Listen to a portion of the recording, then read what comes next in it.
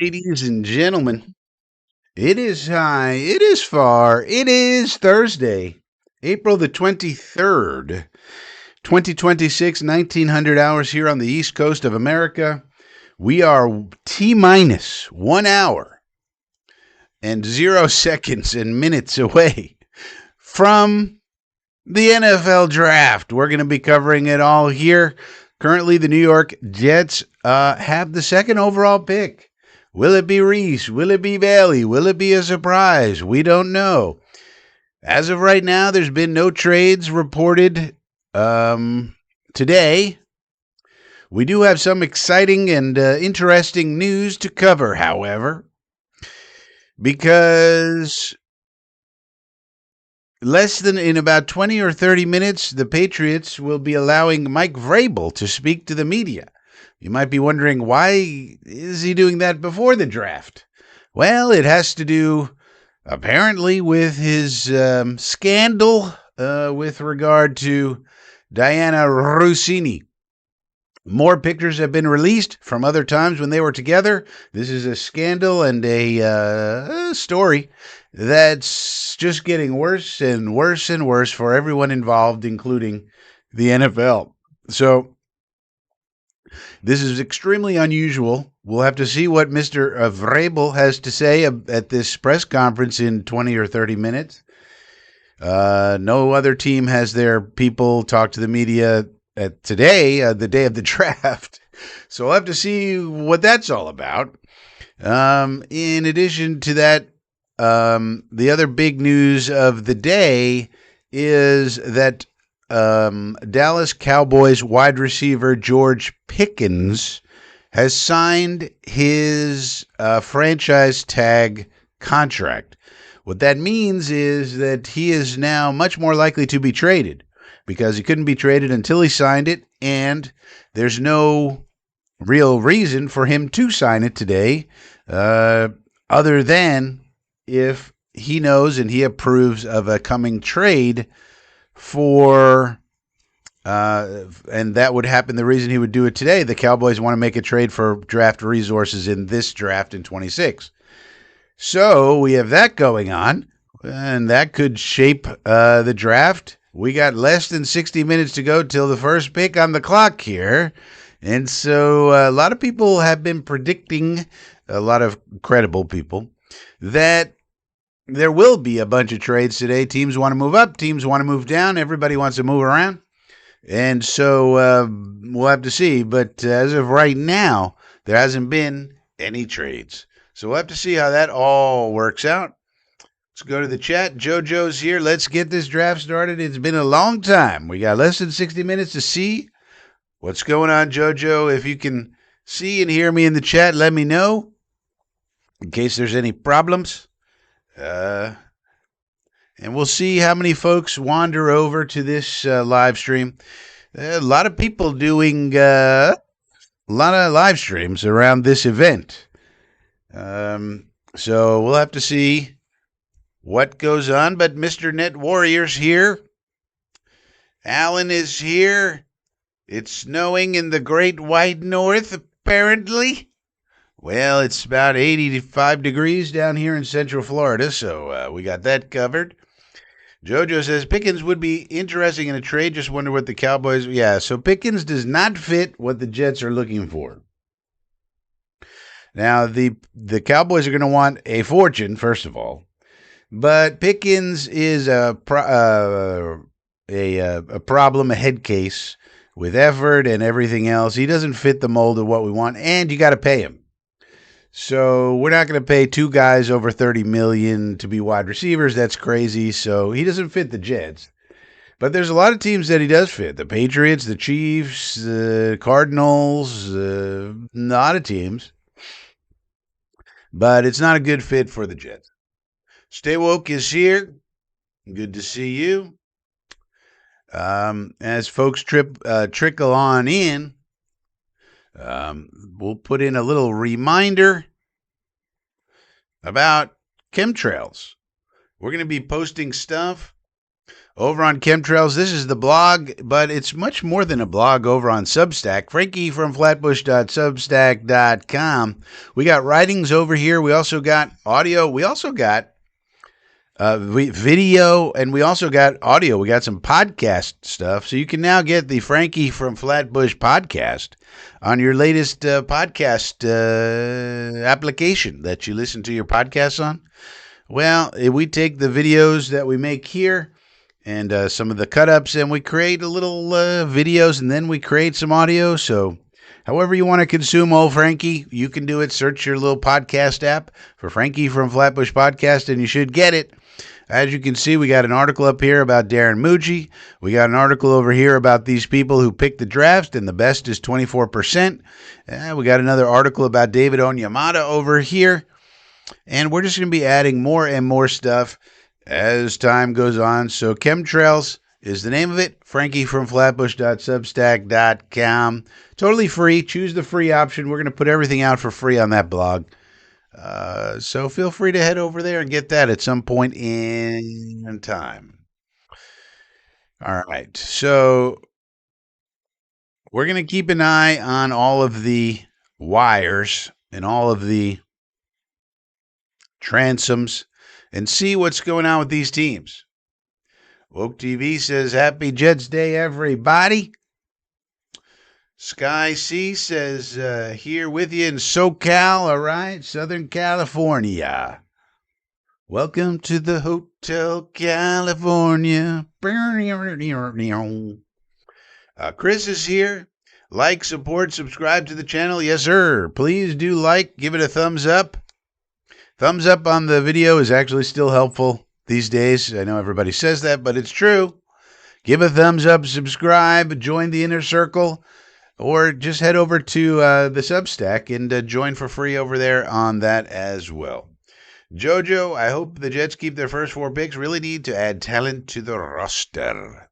Yeah, I think there's a lot of different spots we could trade back. I could see us trading back from 2. I could see us trading back from 16.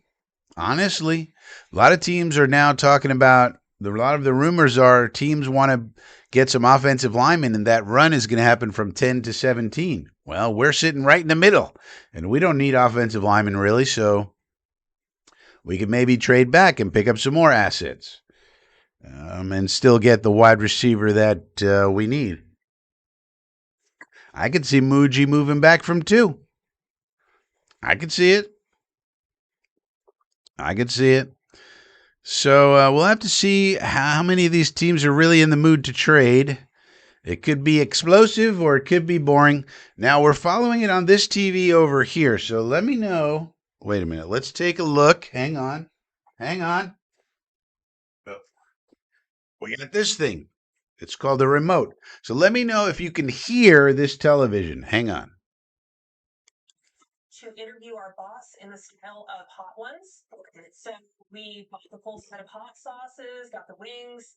I sourced questions from the team, and since it was my idea, I agreed to vote. So let me know if you heard that lady talking about whatever she's talking about. Let me know if you could hear that. Let me know in the chat, because otherwise, if you can, I'm going to have to keep this muted. But if you can't, then I could listen. Yep. Oh, that's bad. Okay. Shoot. I was hoping. All right, so what I'm going to do then, I'm going to take the volume way down. Because what I was hoping is that I could have the volume on here, listen to it, when they're picking. This is Jeopardy's on right now on my local station here. But like when they're picking, I was hoping that the mic wouldn't pick up the volume, but I guess it did. I'm going to turn all right, so what I'll do is I'll turn the volume way down, and hopefully that'll keep you from hearing it, but then hopefully I can hear it with my ears, and then, so we're trying to do that, because normally we're streaming it from the NFL Plus website. So, and now we brought this TV in here. Alan says it was low.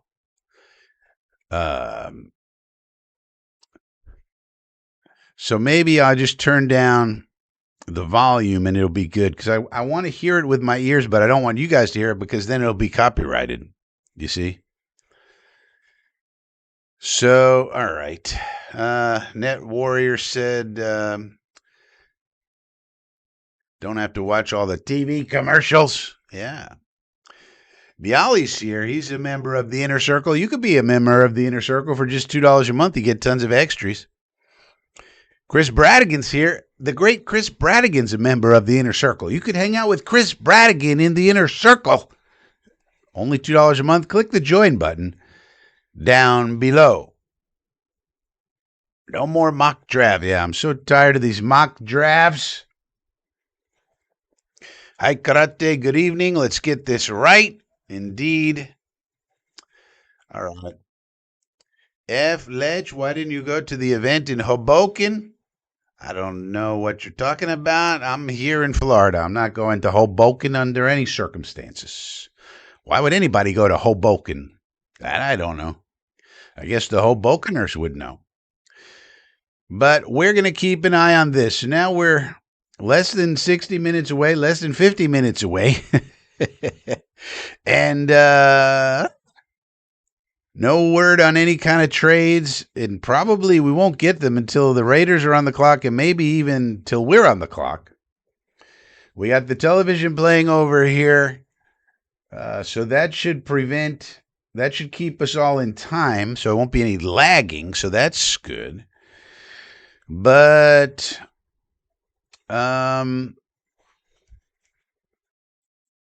that's what's going on. Now, as the picks come in, we got the Beast opened up here. And so we'll check on the scouting reports and things, depending on who it is that we take. And JDS says, we're going to draft 9 different busts tonight. Yeah. The Talking Jets guys are throwing an event in Hoboken. Okay. I'm not going. Why would I go there? Why would anybody go to Hoboken, New Jersey? If they didn't have to? I don't know. But, I'm not big on New Jersey, so you guys know. So, yeah. JoJo started watching Concepcion and Cooper. Both are not bad. Yeah, I like Concepcion and Cooper. Both a little different. I like them both a lot. If we got one of those guys, I'm happy. But again, let's go through this because we keep having to do it. But it's all about the buckets. Here's the buckets. If we get any one of Lemon, Concepcion, Tyson, I'm worried about with the injury. For me, Tyson's a no. But only because of injuries. Very talented guy. Tate, Boston, Cooper, I would take Branch out of here. If you remember, I had Branch in bucket 2 before. Then I moved him. I think he's back to bucket 2. So if we can just get one of these guys over here. 1, 2, 3, 4, 5, 6. We got 6. We should be able to get one. I think. Even if we trade back a little. If there's a big run on offensive linemen going, or anything like that, we should definitely be able to get one of these guys. Cooper, Concepcion. I really like Concepcion. I probably like Concepcion a little bit more than Coop, but I like them all the same pretty much. That's why they're in the bucket. Whichever one we get, we get. As long as we get one. That's the way I look at it. As long as we get, a really good defensive player with the first pick, and then one of these guys today, that's good. That's a good first round. I think that works.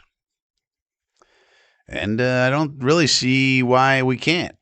Harry W. is here. I mean, look at this guy. He's in the Inner Circle. He's an OG chatting legend.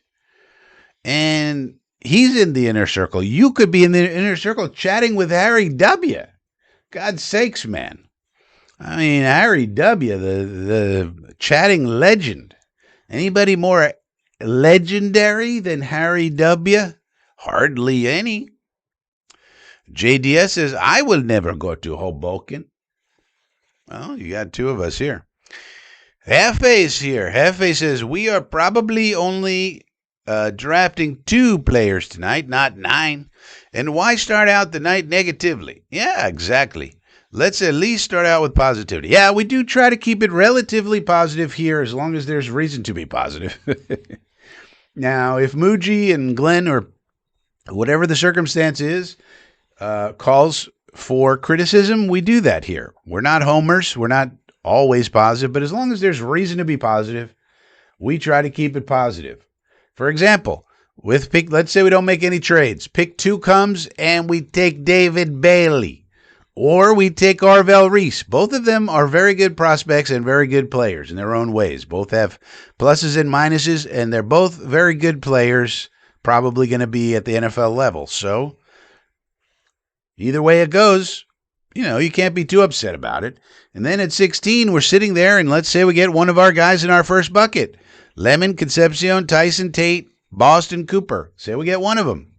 Okay, we got it. I mean, you never know what's going to happen with these guys, but, you would have to be happy with that kind of an outcome, and that's a very likely outcome. So, I don't know. We try to keep it positive as long as there's reason to be positive. Well, if they do something stupid, in my opinion, I will tell you. You know me. Just like I told you, Muji was making mistakes last year in the free agency period, and turned out, yep, he sure was. But after that, he did okay. Although the second half of the draft last year was a disaster also. But all right, so Ian Rappaport is reporting that a trade, at least tonight, is not expected for George Pickens. I don't know any other reason why he would sign his franchise tag contract then. Why would he do that? David Mulugheta is his agent. David Mulugheta is one of the most powerful people on earth and certainly agents in NFL football. So why would David Mulugheta make his client sign the contract if not because he knows he's going to get traded to a place he likes and agrees to go to? That would make no sense. So, but maybe it'll be tomorrow. I don't know. That's what Ian Rappaport is reporting as of right now. JDS says, you couldn't drag my dead body to Hoboken. Well, I could drag your dead body there, yeah, because if you were dead, you'd have no say about it. If I really wanted to do that, but not that I would want to, but I mean, once you perish, you kind of give up your optionality. You know what I mean? Whoever wants to drag your body wherever they want to, they can do so. Mr. Net Warrior, Tate at 2 and beat the wide receiver run. I'm kind of thinking maybe they could do that if they really love taters. It depends on your grades on them. If they like taters the most by a lot, maybe they do that. Maybe they do. And then you take your defensive guy at 16. They could flip the whole draft that way. But it depends on what is the difference in grade from taters to Cooper or Boston. Is it a big difference or a small difference? If it's a small difference, you don't do that. If it's a big difference in the grade, then you maybe think about doing that because you can get the one you really want, and then you get another defender and you just have to take, obviously you can't dictate it. It's going to be whoever falls to you at 16. So you're not going to get a great, maybe Bain falls or Thieneman's there or something like that. So, but all the reporting this whole time, interestingly, has been Reese and Bailey. Reese and Bailey. Is it Bailey, Reese, Bailey, Reese? That's all anybody's saying. Nobody is saying Carnell Tate. So that would be quite a different thing for Muji to do to the draft and considering expectations. So that would be interesting. Daniel's here, says, let's go. Phil Adams is here from across the pond. Good morning. Jolly old England. Well, of course, Phil Adams is 5 hours ahead, so he's going to be staying up late this evening. Glad to see old Phil Adams with us. Taking DPR Bailey at 2 would be stupid. Well, I was watching more of David Bailey. I'm not so sure he's a DPR. Now, certainly, he's much better as a pass rusher, but he's probably passable as a run stuffer, as against a run, not a run stuffer, but against the run. He's probably passable. He improved this year than what he used to do. Now, is he as good as Reese against the run? No. So they each have, neither one of them is perfect, but they each have pluses and minuses. I think Bailey could probably hold his own against a run to where he can be on the field all 3 downs. And then on 3rd and long or anytime there's a pass play, he's a hellacious pass rusher. So, I don't know. I've come around to the position, whatever they do, they both have pluses and minuses. Neither one is like, Aiden Hutchinson or somebody like that where it's kind of like a sure thing. But they can each do certain things really well. Now, I personally, as I've said, I prefer Arvell Reese. I think he gives you the flexibility that you need in a modern offense. He can do lots of things, and one of the reasons he didn't have all the stats is because of the way that Matt Patricia used him at Ohio State. He was spot dropping a lot. He was used as a spy a lot, to be honest with you. And, when he was used as a spy in some of these games, he forced the quarterbacks into sacks by other people because he's spying and mirroring, right? Mirroring. And that takes away a gap for the quarterback. And then quarterback has to turn and boom, somebody else from Ohio State gets a sack. But it's because Reese was mirroring him and, he knew he couldn't beat him with his legs. So he had to try something else. And by that time, boom, Caden Curry or somebody else gets a sack, And in that case, Reese doesn't get a statistic, but did he help the defense to stop the offense? Yeah. And that's the interesting thing about Arvell Reese. He's going to help you in a lot of ways that don't have statistics attached to them. Whereas with David Bailey, he's going to pile up sacks. I mean, there's no doubt about it. I mean, he's so quick and fast. He's lightning quick. So he's going to pile up the statistics, but he's not going to help as much against a run. But I don't think he's really a DPR. I think he's strong enough now to hang in there against the run and be okay. So that's the good news with him. So that's why I say whichever way they go, they're going to get a good defensive player, and we just, rock on with that. Amjet's ready.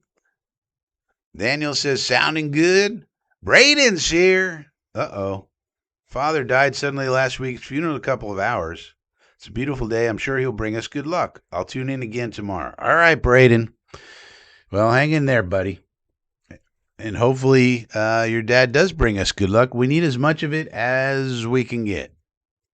Braden, of course, is a member of the Inner Circle as well, and highly recommend you hang out with old Braden. He's from New Zealand. Hell yeah, ready to go in 4 hours beauty sleep.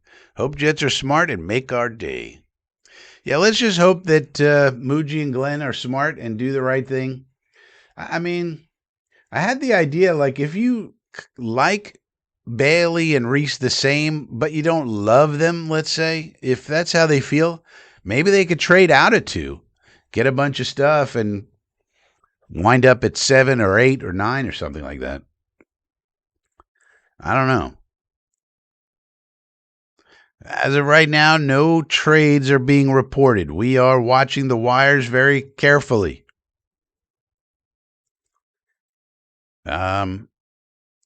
Mike Vrabel will be speaking to the media here shortly, which is very odd and strange. This is about the Diana Rossini thing, and we'll see how this comes out. We're obviously not going to carry it live. So we'll just have to see what the reporting is on it after he gives his remarks. We'll see what people are saying, what he says. Not entirely sure why he's addressing the media before the draft. That's unusual. He did say that he's going to have to go into rehab on Saturday. Apparently, he needs to go into penis rehab. So Brian Costello is reporting a little more than an hour to go, and no one seems to be sure who the Jets are picking at 2. One front office exec I talked to said there is no way the Jets draft Bailey after not having him in for a 30 visit. An an exec from another team said the canceled visit is meaningless. Just tells you that a lot of these execs are dum-dums. So, I don't know. Bailey, Reese, Bailey, Taters. I don't know. Nobody seems to know nothing, which is good, actually. So one thing I like the way that Muji and Glenn are moving this year. Nobody seems to know nothing about what we're doing. And that's the way it should be. We might do this, we might do that. You don't know what the fuck we're doing over here. That's the way it should be. Now, it makes fans a little uneasy maybe, but really that's the way you want your general manager moving. Mike Vrabel arrives. He delivered an opening statement that said, "My actions didn't meet my standard." Well, then why did you take the action? They're your actions. "My family needs me this weekend." Okay.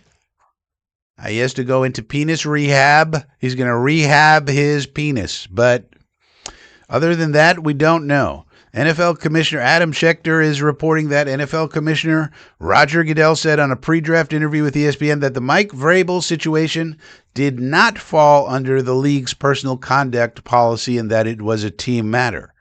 Yeah, but what about tampering?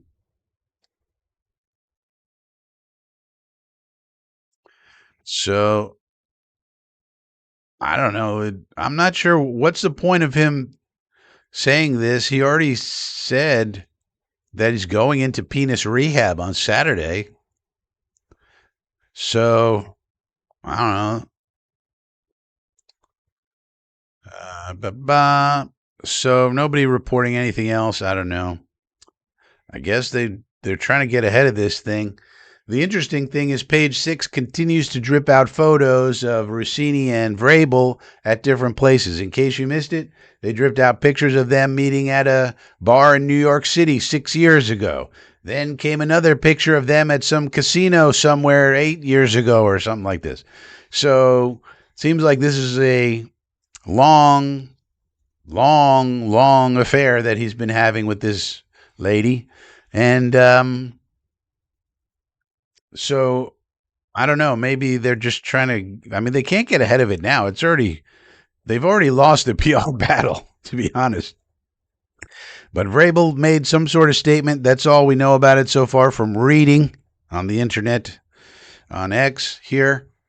But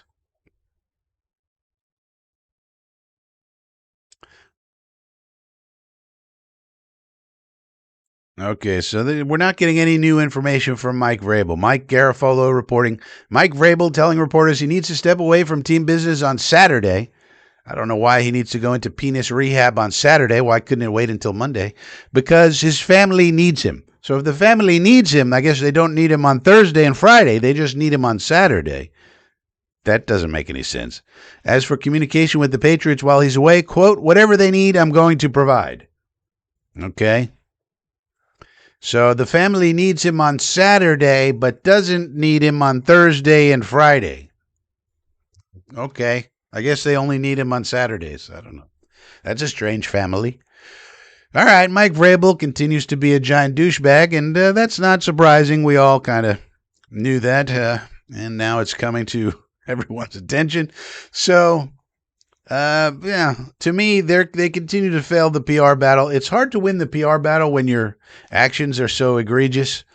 So, and everybody can see pictures, videos, all this stuff that came out with Diana Rossini's comments she's made about her husband and everything else, and all the questions it brings about in terms of her reporting and her insider access and all this kind of thing. So, this is just really bad. I don't think this press conference makes it any better. As for Garafolo reports, as for whether he'll miss more Patriot team activities in the near future, Vrabel can't answer that at the moment.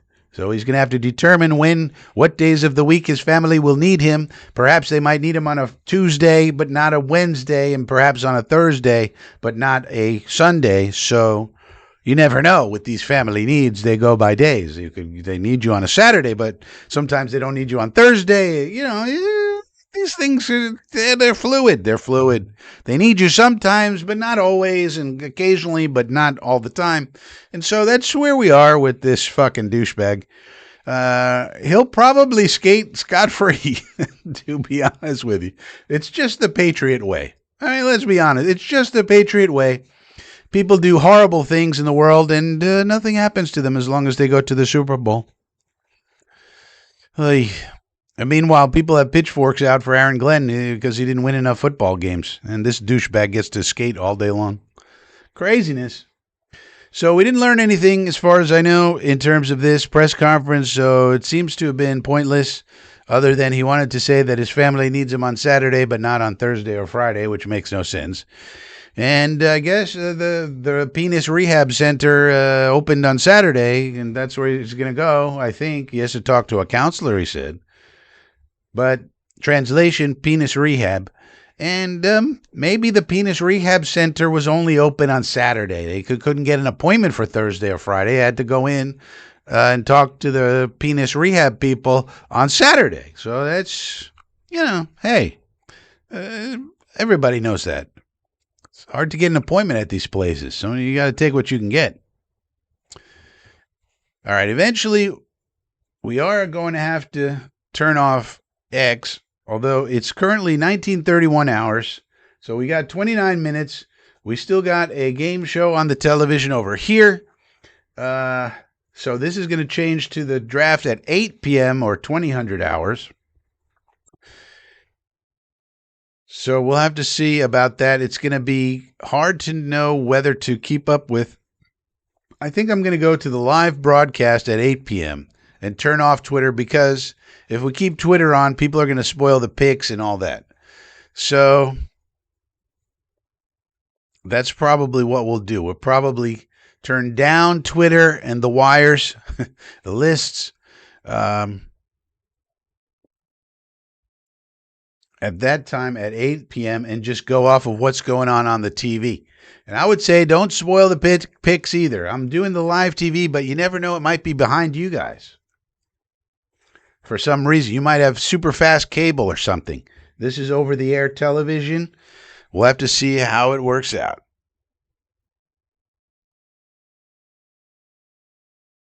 Jets and Giants fan is here.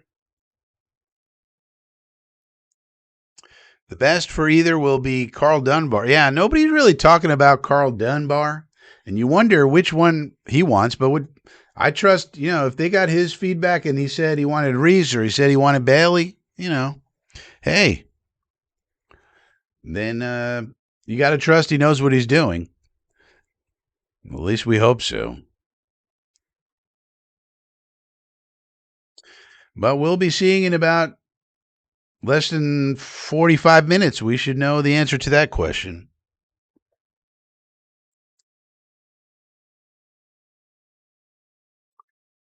Well, trading back, I think if Bailey's their guy, because we did hear that, yeah, right. We did hear that if we take Bailey, lots of teams want to trade then with the Cardinals for Reese. If that's the case, A, maybe we should take Reese, or B, maybe we should trade the second pick. But we don't know what's real and what's not real in terms of these offers. Teams are calling around and they're feeling each other out.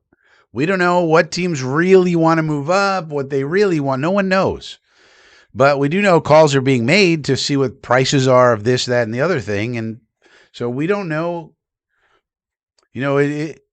It's always a situation where a team might want to come up, but they might not want to meet the price to come up.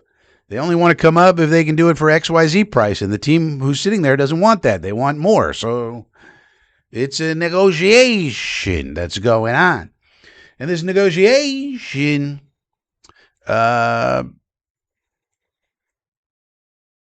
is what's happening. And the reporters are getting wind of the negotiation going on, and they're trying to piece it together, but they don't know the complete picture. So we don't know what's going on. But yeah, that's what got me thinking maybe we could just trade back, get a bunch of stuff, and then get who they want, depending on how far back they go. You still get somebody good, depending on how far back they go.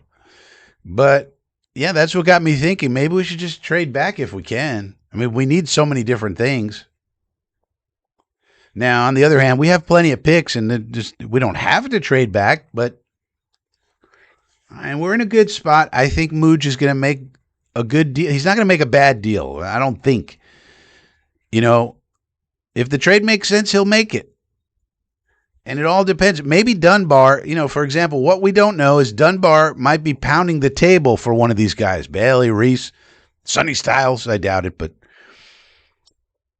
maybe he's pounding the table for whoever we take it to. And we're not going to trade unless it's just some kind of crazy offer.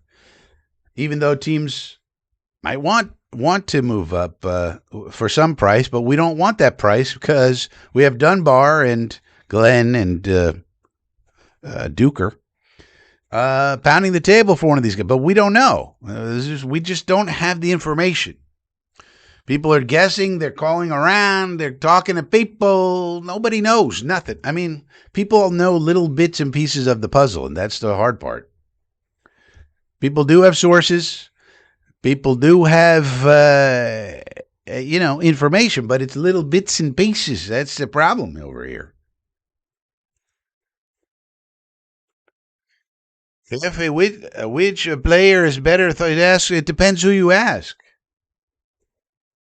There's about, on my blog, one of the reasons you should subscribe to the blog, I got more information on that blog for things that make sense from a writing perspective. One of the things I wrote about is there's about 21 experts who have Reese above Bailey. But in almost all of them, they're close. Like if someone has Reese at third overall, usually Bailey's fourth or fifth or sixth. It's not far off. So if you take Bailey, it's not that you're getting a bad player. You're getting a good player. And if you take Reese, you're, again, same thing. You're not getting you're not getting a total project. You're getting a good player who can project into something great. So it depends who you, but some people do have Bailey over Reese, like Daniel Jeremiah, for example. So, of course, it depends. But one of the reasons I put together that list is you need a consensus. Sometimes you got to have a consensus list. And the consensus, if you look at all the experts, one of the things you get if you join the inner circle, there's all these resources I put out there. You got to join the inner circle or subscribe to the podcast, subscribe to the blog, which is free. But like one of the things the people in the inner circle have is a consensus big board that puts together, 30 experts across on a spreadsheet and says where they have everybody ranked and does a consensus and does an average of all 30 and then where do they end up. And Bailey and Reese is slightly ahead of Bailey on the consensus. So, but the thing is, it's not a huge difference. If you went Bailey because you thought he's going to fit your scheme better, or you could get more production out of him earlier, sooner, then nobody can really fault you. It's not like you're taking some bum. It's not like you're taking Vernon Gholston or something. So, I don't know. But I like the idea of a trade back. I think everybody likes the idea of a trade back, but you got to have a partner for that. So, I don't know, man.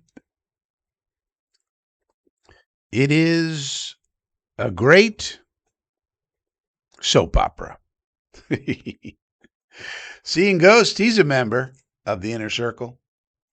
First Inner Circle draft, let's go, trade out and get Bane. Yeah, like one of the things you could do if we traded out and wound up at somewhere 8, 7, 9, 7, 8, 9, you get Bane right there. That's fine. Be fine by me. So I don't mind a trade back at all, but we're 20 minutes out and there's been no news of any trades whatsoever.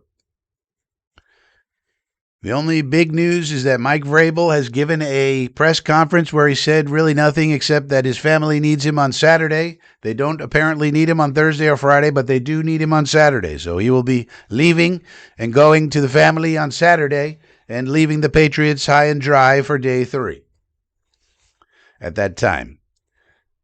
Pretty weird statement. The family needs me on Saturday, but not Thursday, not Friday, but Saturday, yes.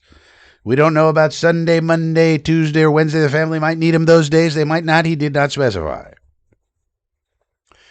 Have they again? Took my kids to see Stinkstein? Jeez.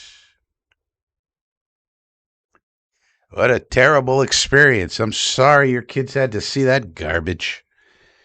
Hey, little girl, is your daddy home?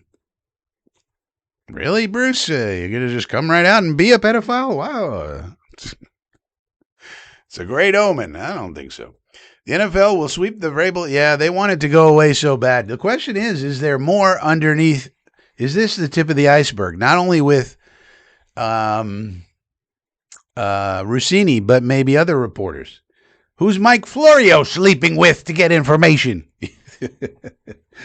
Is there more to this sleeping with sources scandal? What's Chris Sims doing in his spare time? That's a beard scratcher. That's a beard scratcher. You know? What are these people doing? Is there more to this? I'm sure the NFL wants this to go away toot sweet. That means very quickly.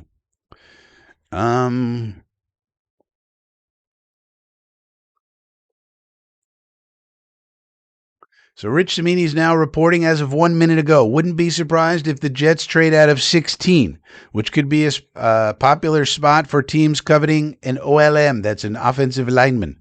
There figures to be a run on OLM in the teens. Would be quite a move if the Jets could trade back a few spots, still get a wide receiver, and pick up extra capital. Yeah. What if we did 2 trade backs? Whoo. Oh, baby.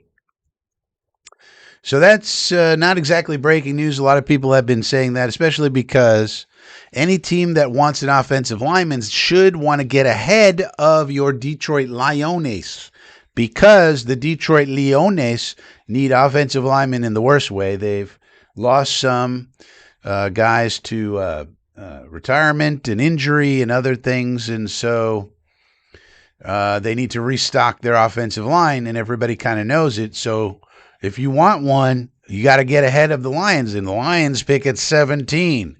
So we pick at 16. So the idea is there might be a lot of teams that want to move right ahead of the Leones, and old Aaron Glenn will be screwing Dan Campbell. But hey, all is fair in love in the draft. And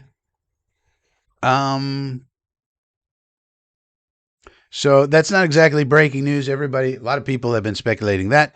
That'd be nice. I mean, trade back, get capital, still get the receiver you want. That'd be nice, GMing. That'd be nice. So,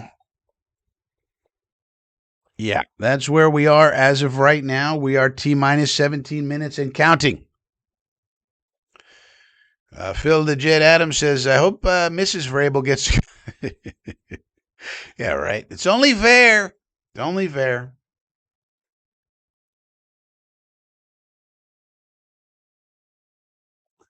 Yeah, Bialy says Belichick, Vrabel, cheaters. If you look at the list of Patriot scandals throughout the years, which some people are publishing now, from Aaron Hernandez to Robert Kraft and what he did, and he almost got thrown in jail, and Tom Brady leaving his pregnant wife so he could go and hang out with Gisele Bundchen, and all these people getting popped for steroids, Edelman and Harrison and all these people with the steroids. And I mean, how many ways do the Patriots have of being shitty?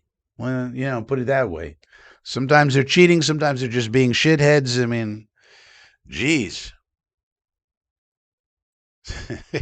Hefe says, since when is being a narcissistic horn dog something you got to rehab for? Apparently it's a new thing. Welcome to Penis Rehab, where we teach you how not to get sexually transmitted diseases on your wiener. We need to trade down. Yeah, let's hope we can do it. Mega Vegan says, any chance Bane falls? There's always a chance, my friend. There's always a chance. You're saying there's a chance. There's always a chance for everything to happen, but it's not likely. A lot of teams are said to like Ruben Bain in the top 10 area, so I would doubt he gets past the Cowboys at 12, for example. But lots of teams seem to like him. But you never know. It could happen. People slide all the time. That's why if we took Taters at 2 and then Bain slid to 16, that'd be nice, and we'd get two good players there without moving around. So we'll see. But there's been no trades as of right now. 15 minutes to go. 15 minutes to draft time. And nothing. A lot of people are saying this draft lacks some sizzle at the top. The Jets are posting weird stuff on X, but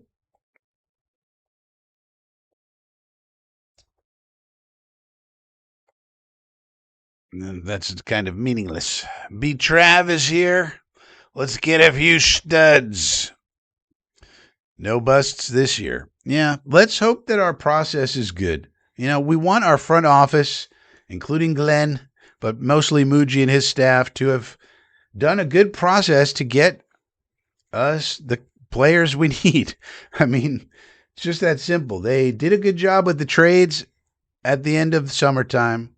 They did a good job with trades during the season. They did a good job this year with the free agent class. They much better than last year. There's still some things I wish they did, but overall very good. Now's the next stop, and this is the most important one. It starts tonight and goes Friday and Saturday. We will be covering live Friday and Saturday. So it's going to be a long 3 days as we see what players come into this team. But the draft is the most important because this is the foundation of your team. And so we have to hope that our process and our people are good and we know what the fuck we're doing. Instead of some of these picks we made last year toward the end of the draft. So we'll see. One of the things that came out, Omar Cooper Jr. did an interview with with Josina Anderson, and he spoke very highly of the New York Jets. So that's encouraging. Now, you would think he would because he's trying to get drafted as high as possible. But still, he had very nice things to say about Garrett Wilson and A.D. Mitchell and Aaron Glenn and all the conversations they had, et cetera, et cetera. So that's a positive. But it just goes to show the kid has a good head on his shoulders because what else should he say? But still, nice to hear. Nice to hear. B-Trap, Patriots are a filthy, dirty, cheating, shady, sleazy organization. I would agree. But they have 6 rings. 6 rings! So nobody cares. If they didn't have 6 rings, everybody would be sending people to jail. But they have 6 rings, and apparently in American life, well, that's all that matters is football wins.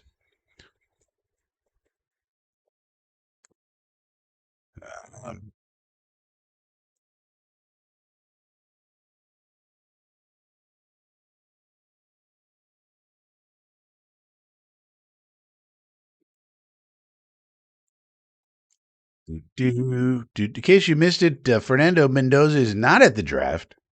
He's at home with his parents. His mother, in case you didn't know, has multiple sclerosis.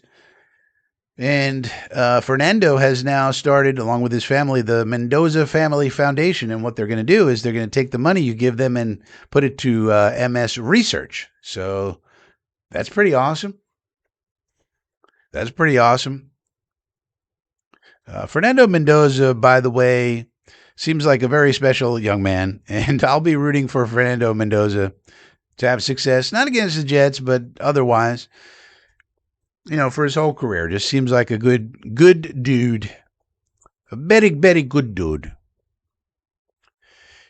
Alan says spying and the deflated balls. Yeah, deflating football, Spygate, Deflategate, steroids, Aaron Hernandez killing people, the owner getting caught soliciting prostitution in connection with a sex trafficking ring. That usually means they're bringing young girls over from overseas, but that got thrown out of court. He got arrested and charged with 3 felonies, not misdemeanors. And the whole thing got thrown out of court because his white shoe lawyers got the video, which was the evidence that the whole case was built on, got the video thrown out of court for some reason, technicality. and then the case had to be dropped because they didn't have any more evidence. But what that means is that somewhere somebody has video of Robert Kraft with these young ladies of the night, shall we say. Somebody somewhere has that. Be a shame if that came to light.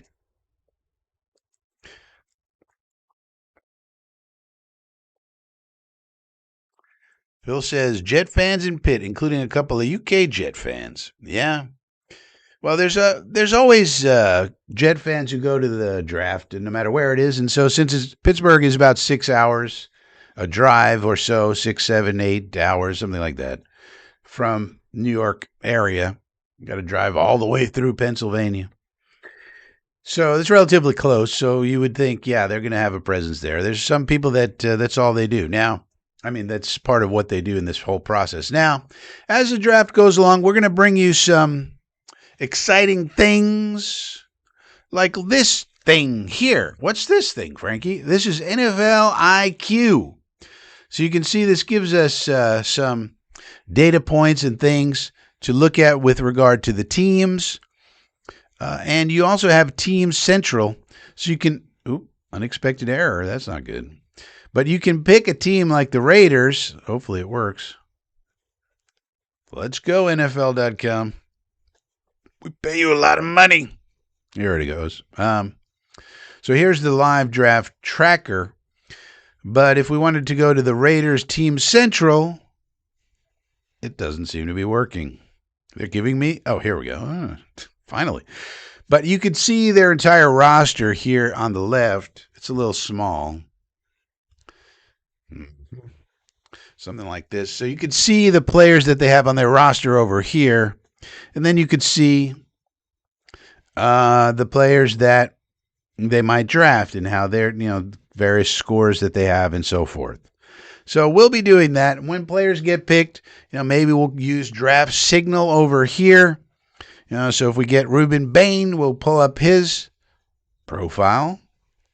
And then we'll get all of the information about Mr. Bain and go into here and see these player evaluations that they do have. And we won't be doing any film study. We know that because we'll get stricken by YouTube. So we won't do that. But we'll also keep track of the draft on our own board here. Why not? We already have Mendoza pegged in for the Oakland Raiders, and the New Jersey Jets, and the New Jersey Giants, and so forth and so on. So we got lots of things that we're going to do as the night moves along. We also have the ticker up here, so we'll update that as well. And we also have the docket also to keep track of who we picked in day one. So we got all that going on. As we move along, we're now 7 minutes out, T-minus 7 minutes and counting. Now, these draft picks are going to be moving quicker than normal. They went from 10 minutes to 8 minutes, so they only have 8 minutes on the clock this year. So, soon as the Jets are on the clock, you wonder how quick the Raiders are going to be to get that card up. I don't think they're going to trade out. There's been basically zero reporting that they're going to trade. They want Mendoza. So you wonder if they're just going to immediately throw in put the card in, or if they're going to wait and see if somebody gives them a Godfather offer or something. But if not, then that could be relatively quickly that we're supposed to be on the clock, and that'll be the time when we find out if the Jets are able or willing to move out of number 2. As of right now, does not seem to be any reporting about that. Mad Mertz is here. Race, if you would please. He's a part of the inner circle. You could hang out with Mad Mertz. He's not even really that mad if you think about it. It's just a little bit mad. But there's lots of people, cool people, hanging out at the inner circle, getting extra extras. They're getting extra emojis. They're getting extra draft reports. They're getting profiles. They're getting opinions, consensus boards, you name it. They're getting it at the inner circle. $2 a month. Very simple.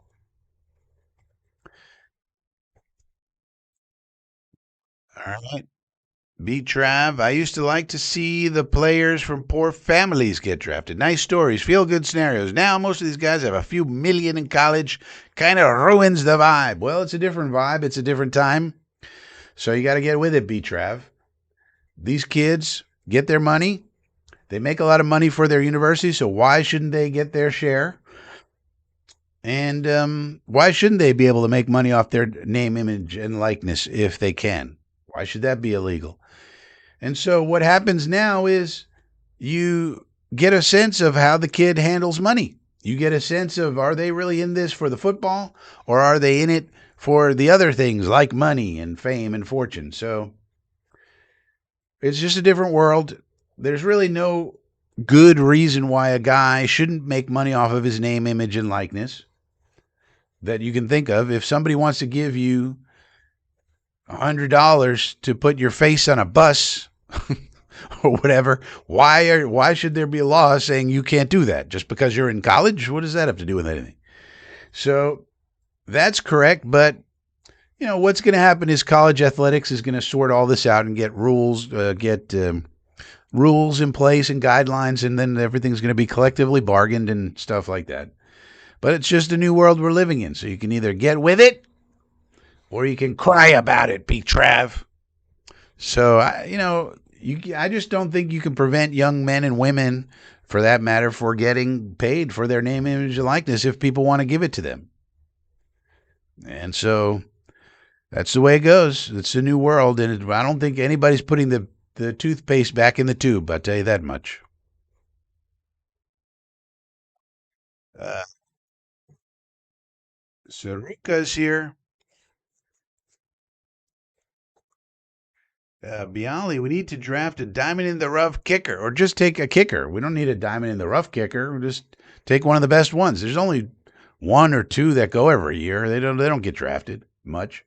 Sometimes they do, but just take the best one. There's a good one from Michigan. There's another good one from Iowa.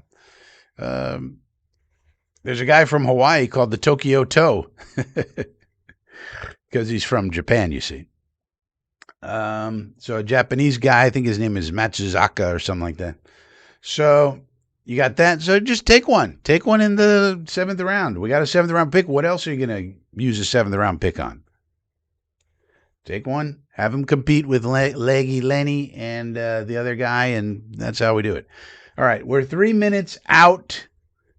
Now, we got the TV going. Let me know if you can hear the TV now. Wait, let's do this again. Let's do this again. Tell me if you can hear the television.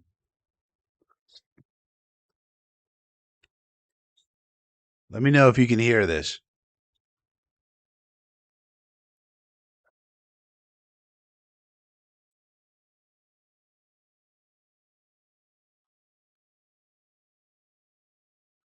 Let me know. Let me know. Are you hearing the television? It's a commercial. Phil says nope. No. Okay. Well, if that's the case, then I found the right volume level. Because, all right, so I can keep this on a low volume, then you guys won't hear it, and then I won't have to worry about copyright strikes. So that's good.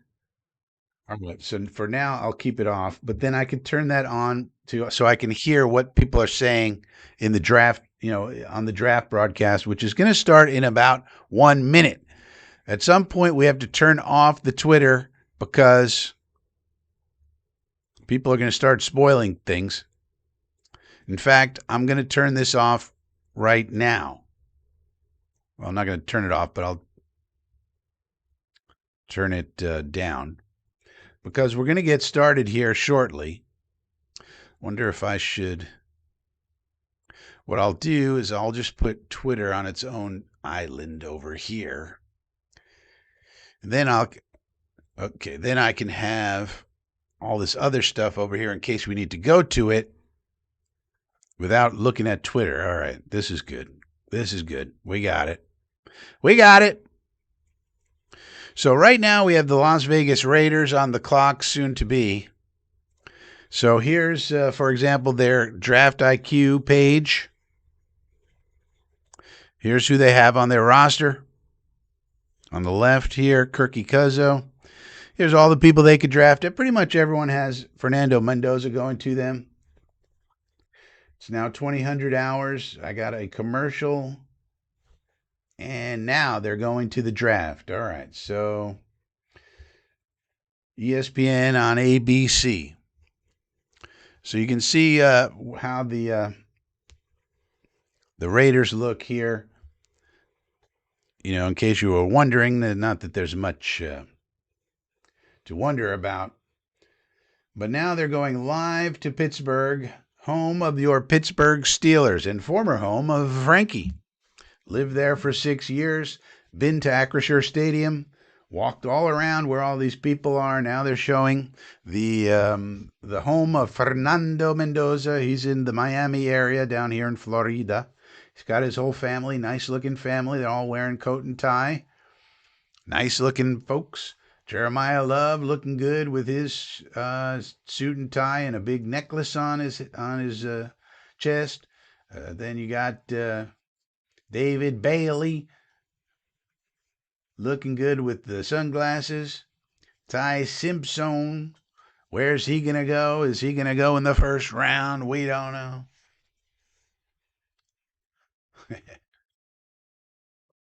Does this come up? Yeah. Jojo says, I keep laughing at people acting like 30 players will be picked before 16. Yeah. Hopefully, Mooj is going to play this right.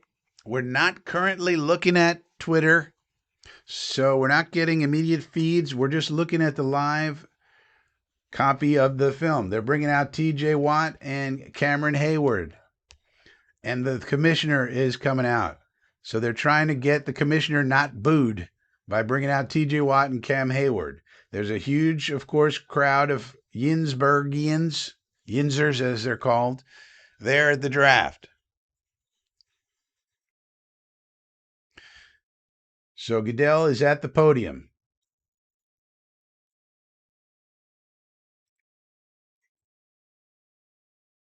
He's trying to get a response from the crowd as Hayward and Watt have their quarter zips on.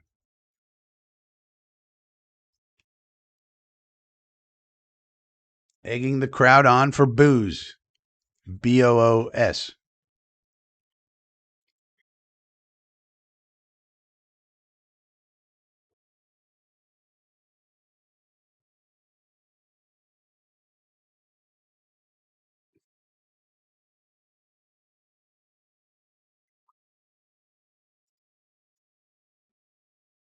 Six-time Super Bowl champs. So they're the other team with 6 Super Bowls. 6. 6.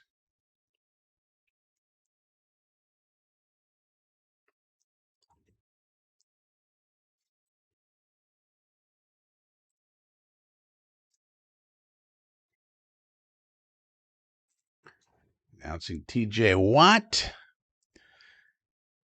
Getting the Yinzers all excited.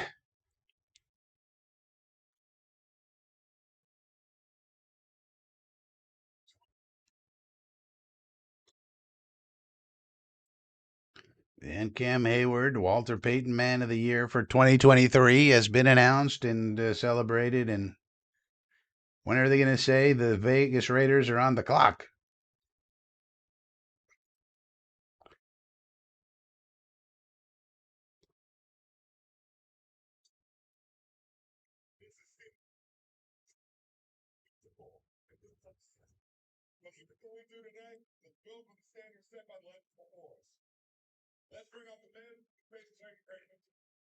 No, they're doing.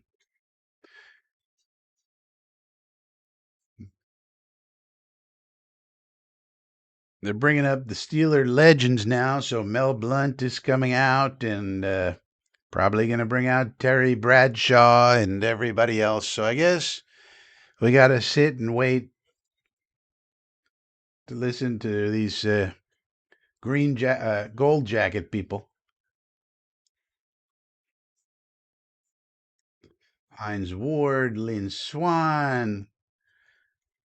I guess we got to celebrate Pittsburgh and draw it out. So I guess we won't know the second pick until maybe 8:30-ish because this is going to go on forever.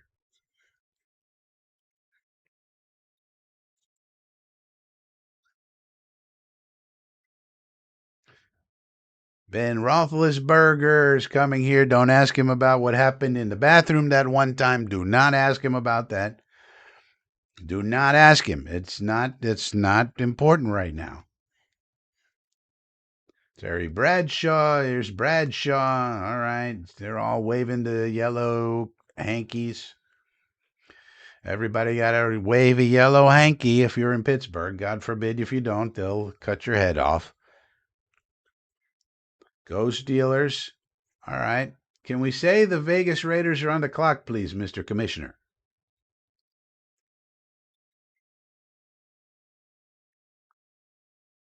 Nope.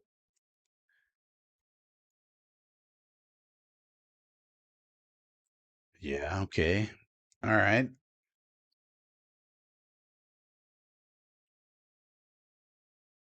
Yin's ready.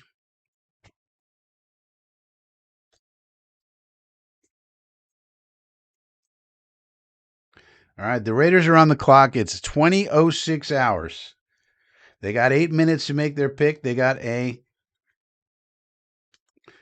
countdown clock going.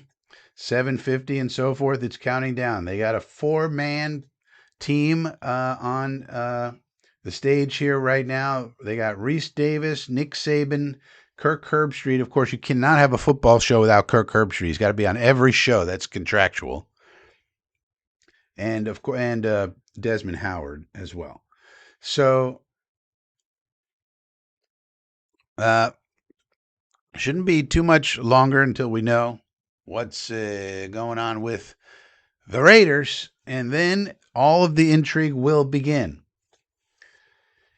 Right now, they're also showing the Jets with still the second pick, so assuming that there's no trade here, I'm not going to listen to the analysis of Herbstreit and these bums. There's no real need for that, but I will turn up the volume in case it looks like there's any kind of move. They're going over what Mendoza does well, back shoulder accuracy, and this and that. He certainly has that.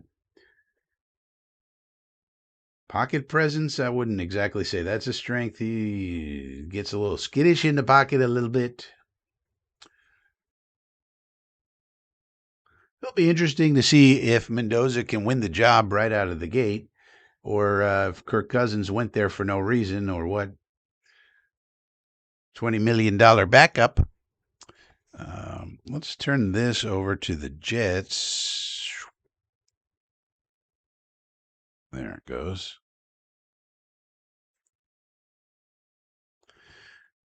So interestingly, if you turn this up to the Jets, GTM means grind the mocks. Mocks basically, it looks like David Bailey has surpassed Arvell Reese going to the Jets. So the reports have been all over the place, of course. Reese, Bailey, Reese, and been changing around. So that's kind of interesting, though. As you can see, DJ rank means Daniel Jeremiah. Maybe this is still too small. But if you make it, I can't make it that much bigger, unfortunately. But this says DJ rank, so he's got Bailey 4th and Arvell 5th. So, either way, you're getting a good player if that's the way you go.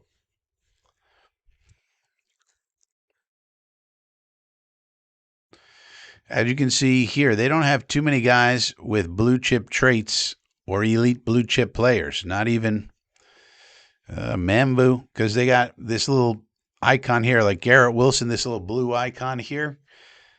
That means he's got blue traits, meaning elite traits. So the Raiders are taking this down. So I guess they're seeing if they could get any offers. But the rest of the team, according to this, doesn't have any blue chippers at all, which is kind of weird. Demario Davis isn't a blue chip player. Membu, Brees Hall's not. I mean, kind of strange. Shady Brady's not going to show up for this thing. He's going to let the general manager do his thing. He's had his input behind the scenes. As the owner, he's going to let the GM do his thing. Anybody else nervous as hell right now? Well, as of right now, 3:51 and counting. The Vegas Raiders have not made their selection. So they're taking it down to the wire. The guys up here, Saban, Herb Street, are talking.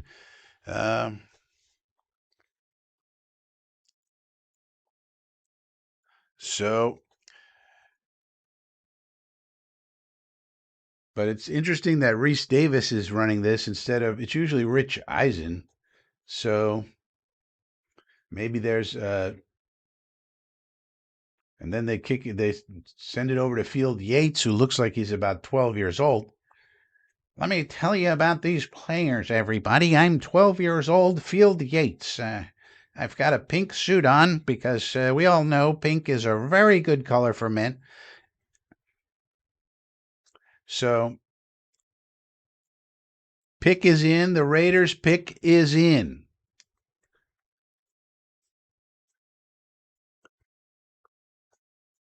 JoJo says, I'll be nervous to lead up to pick 16 to see who's available. Pick is in. The pick is in. Well, if the pick is in, can we please know who it is? They're showing Ty Simpson for some reason. He's not going to be the pick. We don't think.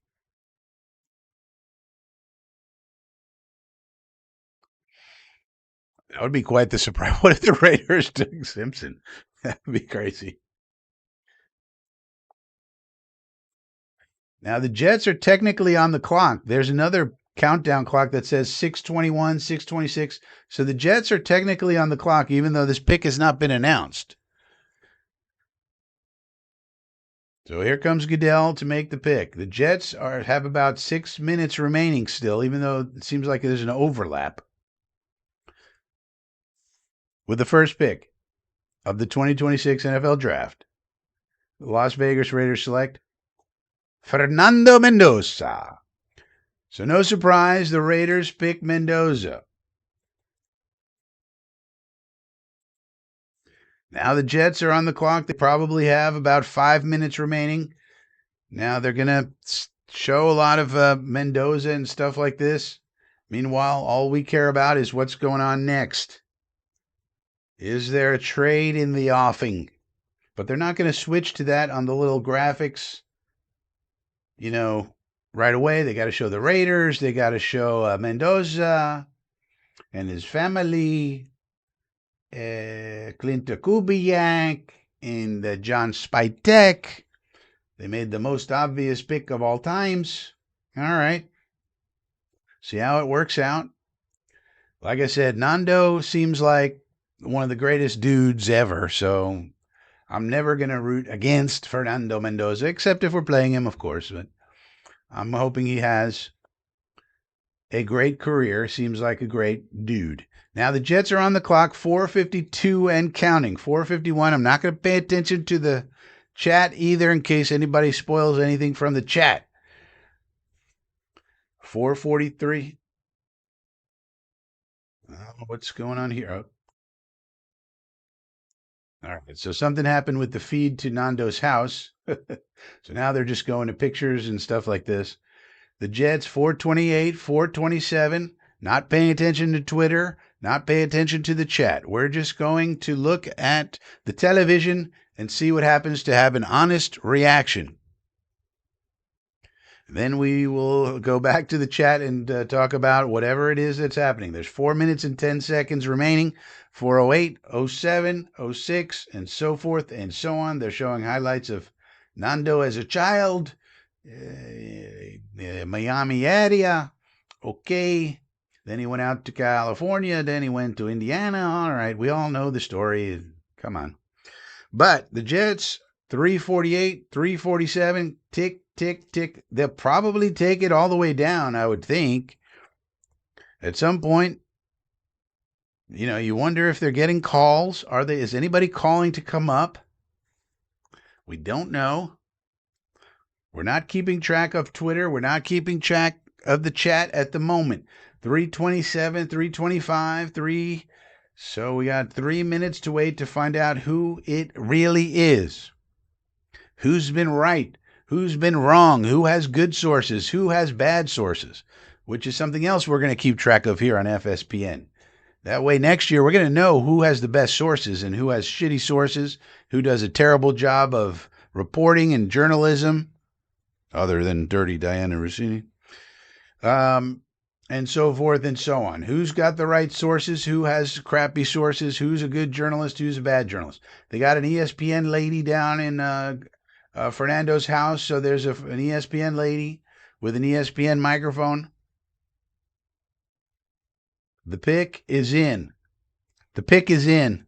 So we did not trade out, apparently. The pick is in. The pick is in. The New York Jet pick is in. The moment we've all been waiting for as they continue to interview Nando with this ESPN lady. And now she's sending it back to the College Game Day crew over here. The pick is in for your New York Jets. Apparently, we did not trade it.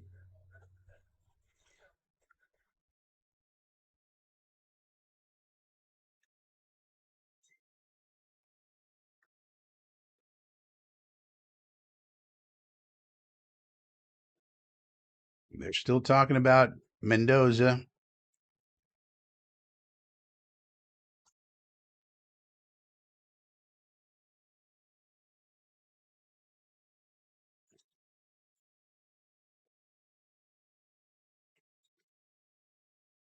So Nick Saban is talking about, college players becoming NFL players and so forth and so on and da da da. Kirk Herbstreit telling you the obvious things about Kirk Cousins and blah blah blah. Okay, thank you, Kirk Herbstreit. Can we get the pick, please?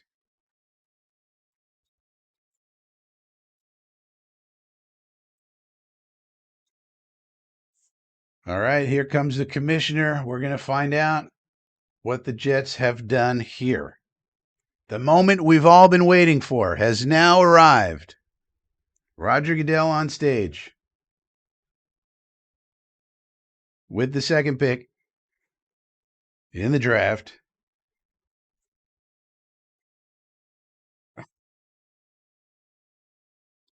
David Bailey.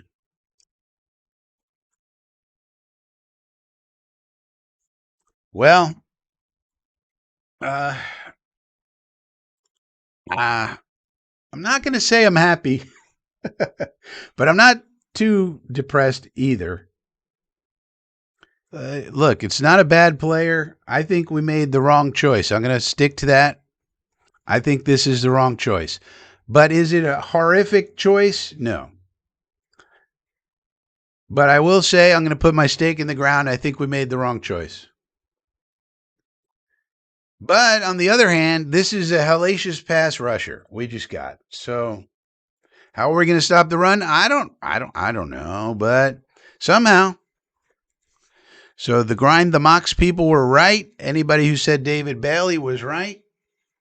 Some of the pundits were right. JoJo says the pundits were right. Yeah, I'm not going to get so I'm kind of okay with it. I do think they've made a mistake, however, but it's not a terrible mistake. So we'll just update the ticker.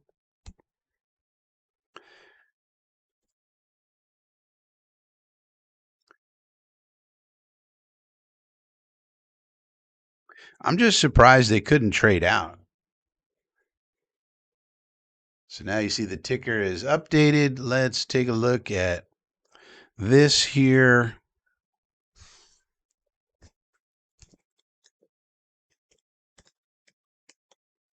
So Schrager was right. That's one guy who was correct. Let's put the docket on here. So we were able to obtain David Bailey, pass rush guy, with the second overall pick. Well,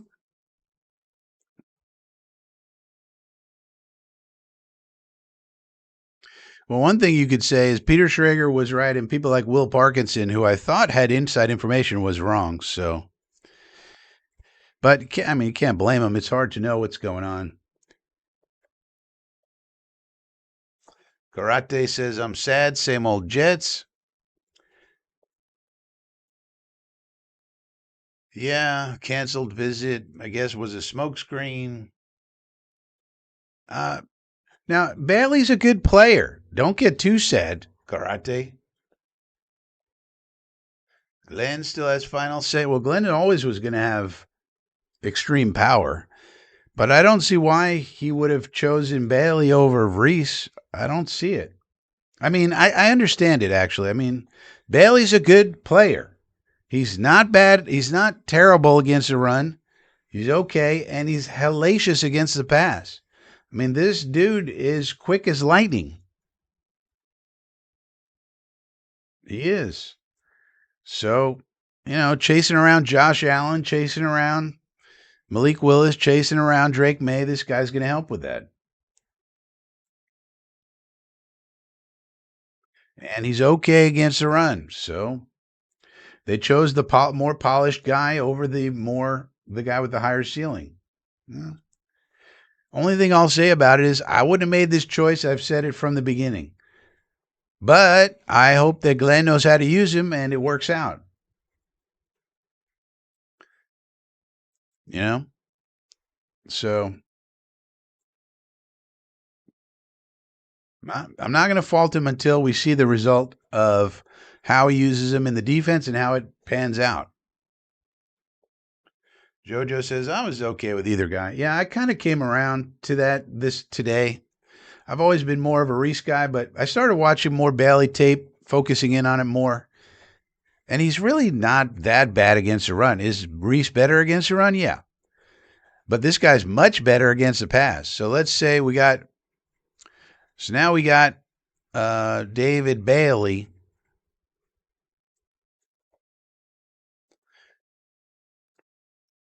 Here he is, 6'4", 251. And Jerry says, a little down. Hopefully I'm wrong. Boxes. So here he is. Top strength, alien athleticism, this says. Alien, so we got an alien. Alien athleticism as a pass rush talent that threatens with tackles upfield off the snap. Produced a pressure rate 24% versus expected of 12, the biggest differential for an edge in his draft class. Player comparisons, Abdul Carter, Jalen Phillips. Those are both very good players. Bailey presents as a high-level speed rusher on day one, possessing top-of-the-food chain get-off and burst, as well as spin moves to counter offensive tackles, setting up to the outside. His instinctive hand reactions as a pass rusher supplement the athleticism, which shows up on run plays away from him. At 250 pounds, Bailey's work on run concepts directly at him will be tested in the NFL. His electric pass rush potential should land him in the top 4 to 6 picks. We got him at 2, so maybe a little bit of a reach, perhaps. Although Bailey's blazing 2025 run occurred in the Big 12, which was my big problem with it, he showed the top 10 potential in the Orange Bowl, lost to Oregon. Yeah, but I rewatched that game, and Oregon's tackles were terrible.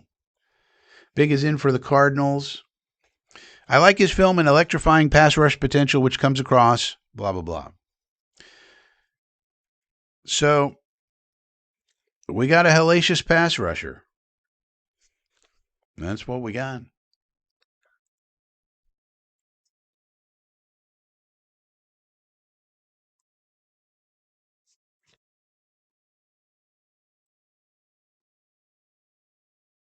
Wow, the Cardinals took Jeremiah Love.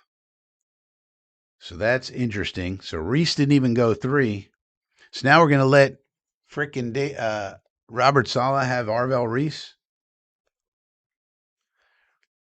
So we should keep up with this. This was David Bailey, defensive end, Texas Tech. Cardinals take Jeremiah Love, running back. So no trades just yet. Titans are now on the clock. That's Sala. Jojo, now we can draft Rodriguez at 44. Well, they're different players. That has nothing to do with anything. Rodriguez is an inside linebacker. These two dudes are edge players. Bailey has always been productive, even at Stanford. Well, he was much less productive at Stanford. He didn't play as much.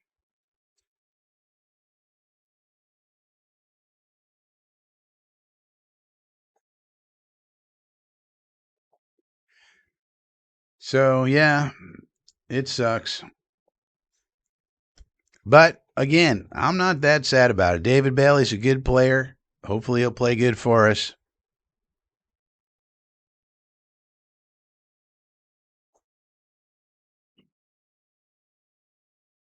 You know,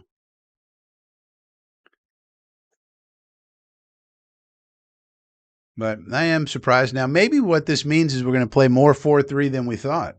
That's something. So David Bailey played in a 4-3 scheme at Texas Tech. They were almost exclusively a 4-3, but maybe this means we're going to be in a 4-3 more than we thought. We're all making assumptions that we're going to play, base 3-4, but maybe we're going to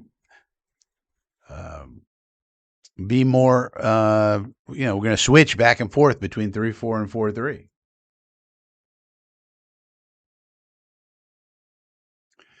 Salad taking Reese. Yeah, I would think that he is. I mean, we basically handed it to him. The other thing all these experts said was whichever one of the guys we take, the other one will be taken by the Cardinals. That didn't happen. They took the running back, Love. So it's kind of interesting. Titans. You wonder if Robert Saleh would take Sonny Styles here, though.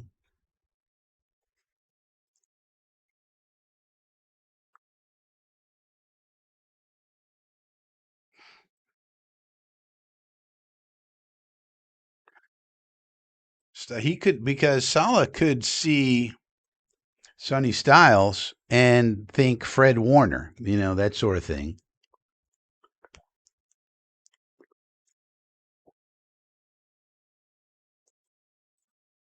Well, I'll certainly be rooting for David Bailey. It'll be interesting to see who has better careers. Pick is in for the Titans.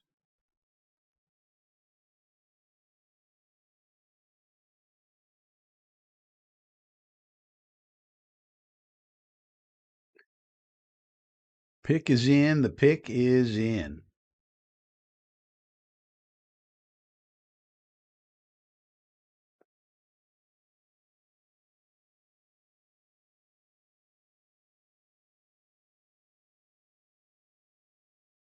One of the guys to really watch this year is going to be C.J. Carr, the quarterback of Notre Dame.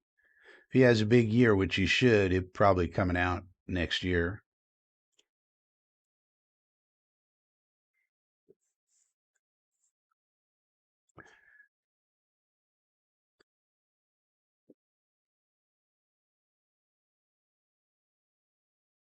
Pick is in. Pick is in. Pick is in. So now you got to wonder, where does the wide receiver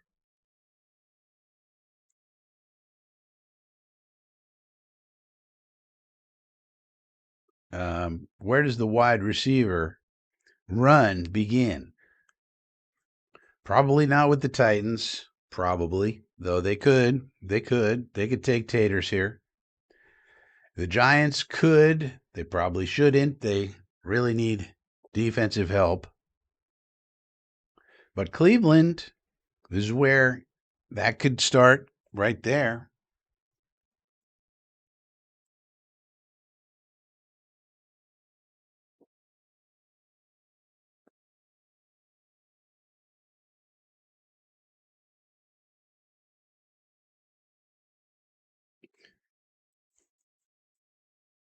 So let's see what these guys are saying.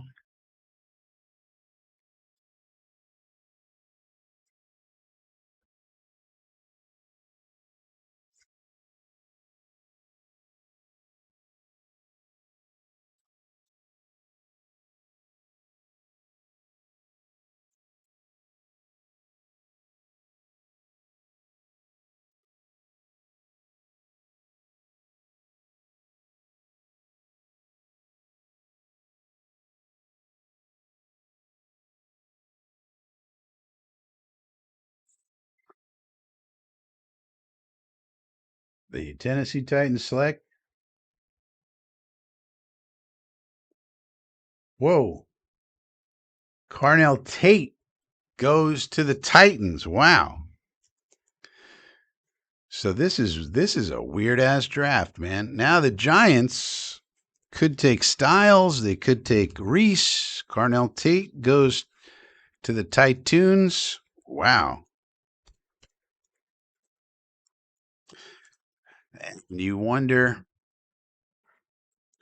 maybe the Browns then go offensive line. The Giants here. Now we're not seeing any trades either.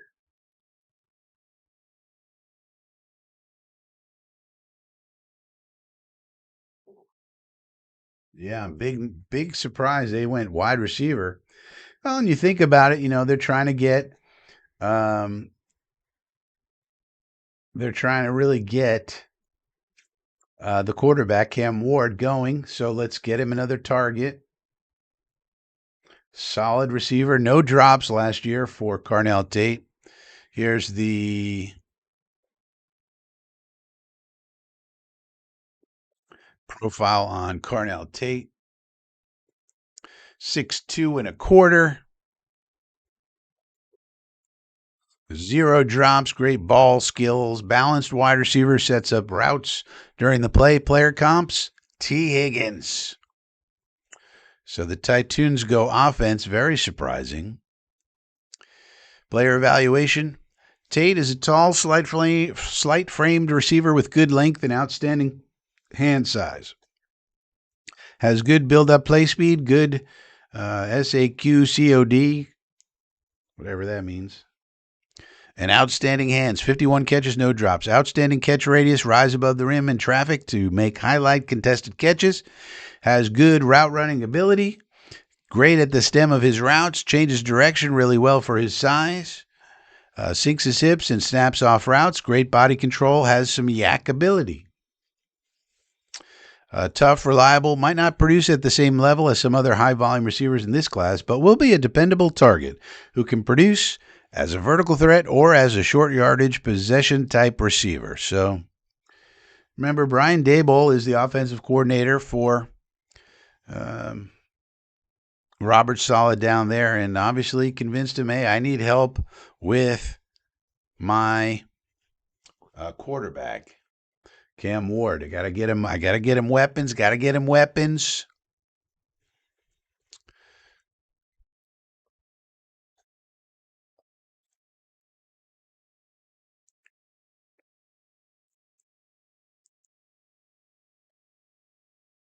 So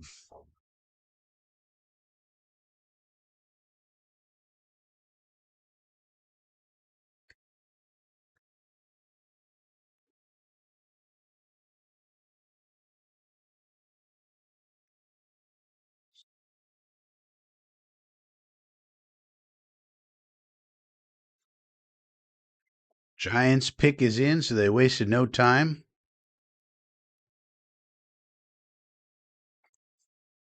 Probably Sonny Styles, maybe Reese. Although they really don't need Reese. They already have Abdul Carter. What do they need Reese for? Reese and Styles, yeah, but Reese, I mean, they already have Brian Burns and Abdul Carter and someone else. They don't need Reese at all. So it's right now, Arvell Reese is the one sliding. We'll see what the Giants do. If I had to guess, I would think they're going to pick Styles or maybe even Downs with this pick. I don't think they're going Reese. And then the Browns, they really don't need Reese either. Maybe the Redskins. I mean, the Commanders. Styles, yeah, that's what I think, JoJo. Styles or Downs, probably. I think Styles would be the pick here.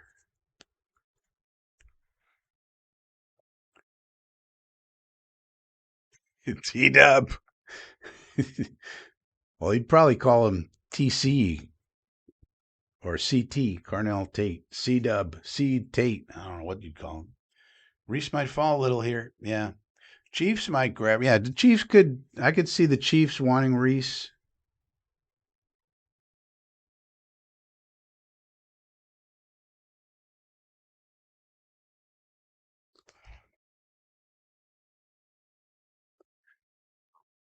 But I think, and no offensive linemen have been taken so far. The Browns really have two needs, which is a wide receiver and offensive line, essentially.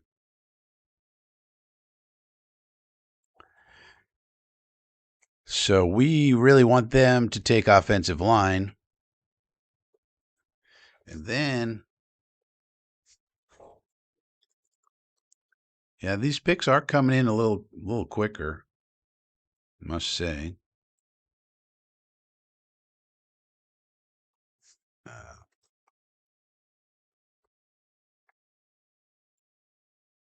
Dolphins, and then who knows what the Dolphins are going to do? The Dallas Cowboys.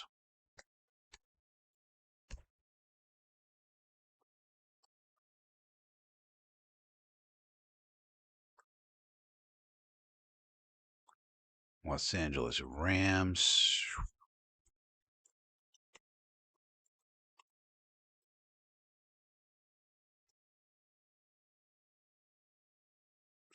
Baltimore Ravens.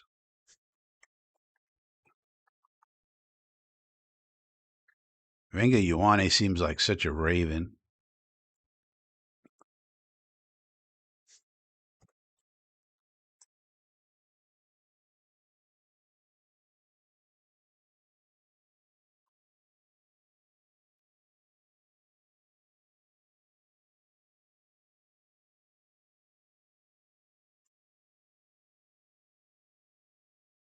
All right, so now we got these 16 picks locked in here.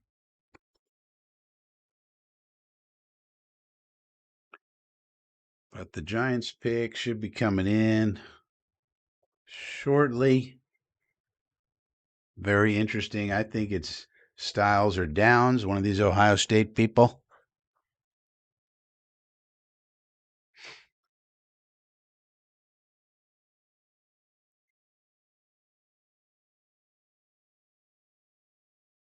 What? There's a trade?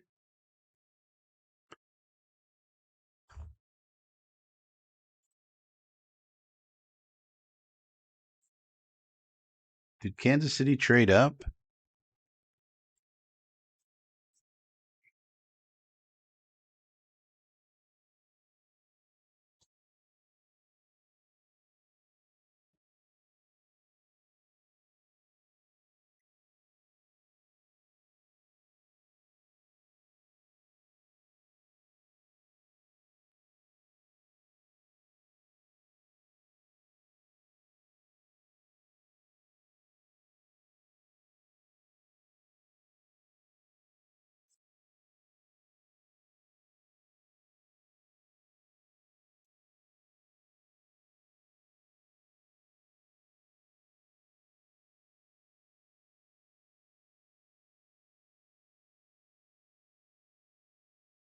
So they're going to let some folks make this pick.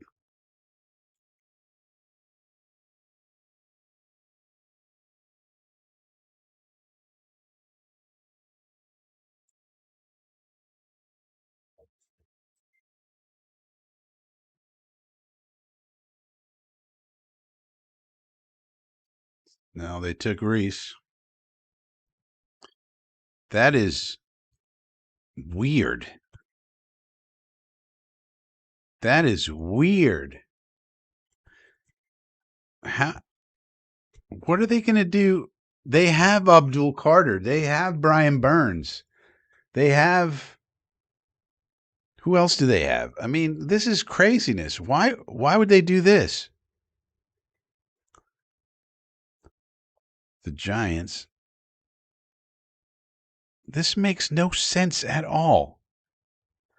They have Brian Burns, Abdul Carter. What's the other guy that they have?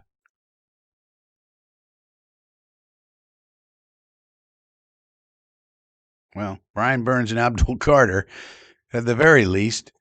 And I'm looking at their roster. I thought they had a third one. All right. So now I guess they got three edge rushers. Or maybe they're just going to play him So there is a trade. Cleveland trades the pick to Kansas City. So what is Kansas City coming up for? So Cleveland does trade down. That's been rumored.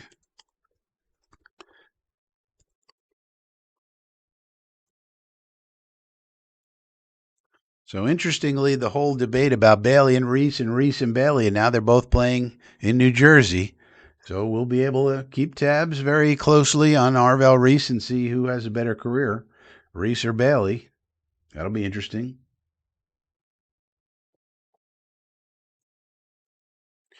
But the Kansas City Chiefs felt compelled to trade all the way up to 6. They have the pick in, so you wonder who they're coming up for. Sonny Styles? Caleb Downs?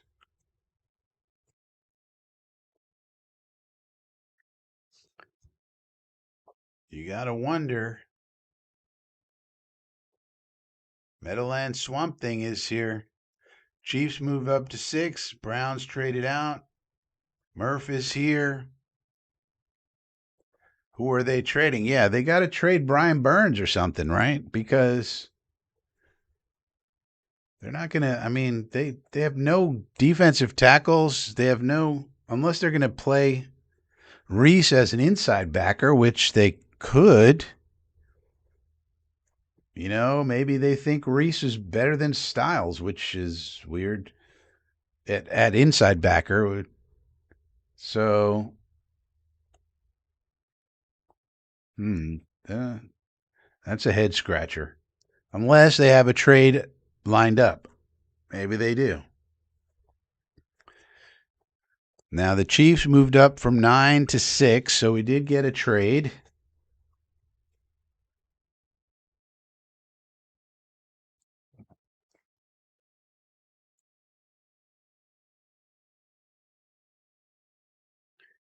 So we'll have to see who Kansas City. Oh, Thibodeau, right.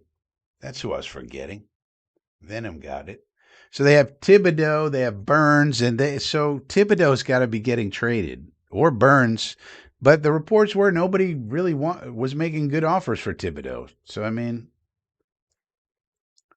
but maybe they got one. I mean, they can't have this many people the same. All right, Kayvon Thibodeau, and I don't know why he's not showing on my IQ thing. Maybe they traded him already. Like, he's not on here. That's ridiculous. If you're going to have a roster, unless they traded him already, this does not list Kayvon Thibodeau on the roster of the Giants. That's very strange. Unless they've already traded him. Who knows? But yeah, they got all these people, these quick edge people, all together. I mean, they didn't really. Now maybe they got to trade. I don't know. You got to wait and see. It's a little strange, I must say. So I'm curious to see who the Chiefs felt compelled to come up and get. The pick is in. Here comes the commissioner. We shall find out. The Kansas Swifty Chiefs.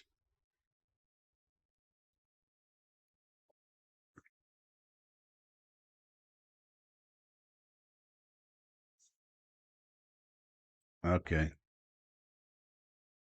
They came up for Mansour Delane, so they felt they had to trade and get what they feel is the best corner. Now, they needed corners, so Delane going this early is good for us because they traded McDuffie, and so now they're just replacing McDuffie with Delane, basically. So now the Commanders are on the clock, and then the Saints, and then the Browns, and then the Giants again.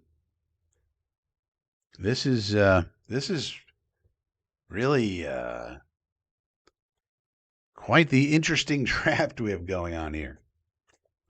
Big payroll for those four edge rushers is a bit much. They got to make a trade, right?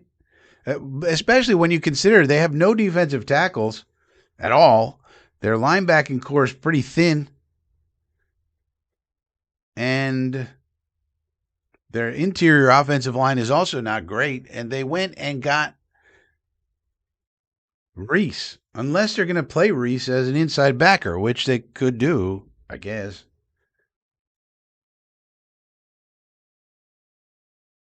So that I don't know. We'll just have to see how that plays out. Radigan says weird. Meadowland Swamp Thing says a run on cornerback would be good. Yeah. Although I don't know really who else. I mean, the Dolphins could take anything. The Cowboys almost certainly are going to take defense. However, they might have a Pickens what's his name? Pickens trade in mind, since they signed him today to his franchise tag, which makes no sense unless you're going to trade him. And so they might go wide receiver if they're going to trade George Pickens.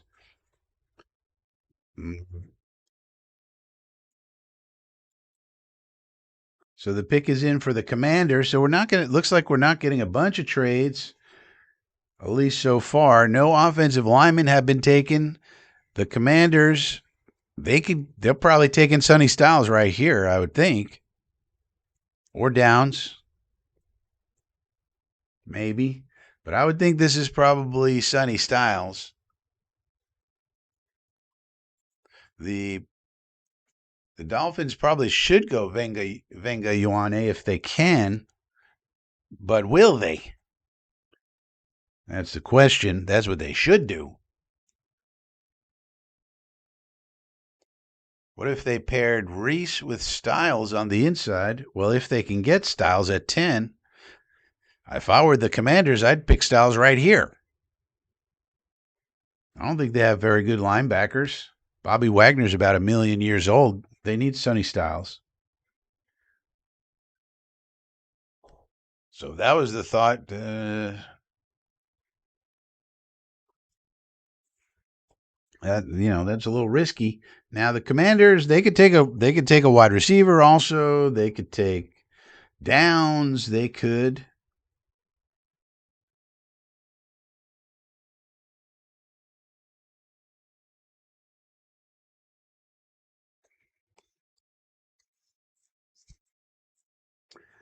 Pick is in for the Commanders. Now I think this first round is moving at a nice pace, though. As far as the production is concerned. Here comes the commish with the pick. Oh, we got another special guest. There are two of the Pittsburgh legends. We have Jerome Bettis, the bus, and Lynn Swan, it looks like.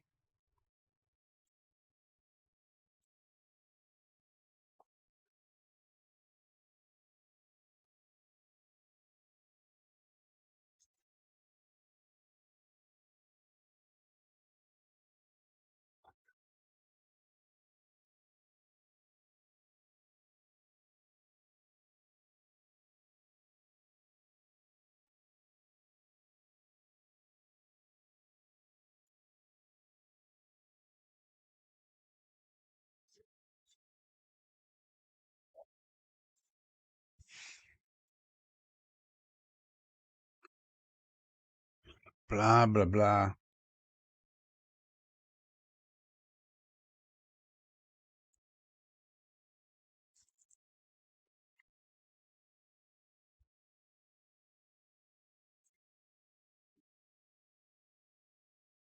The Commander select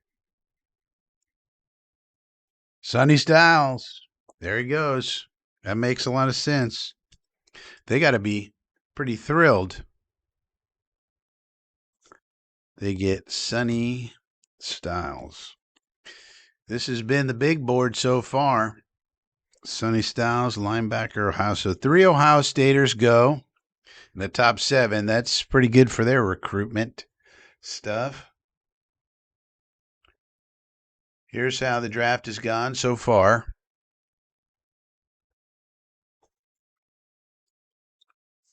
And some surprises in here. Love going to the Cardinals. Not a lot of people had that. Tate going to the Titans. Not a lot of people had that. Reese to the Giants, that's a surprise based on their roster construction, but you figure they got to probably have a trade in mind. Thibodeau, Burns, somebody's got to go out of there. It's just poor roster construction.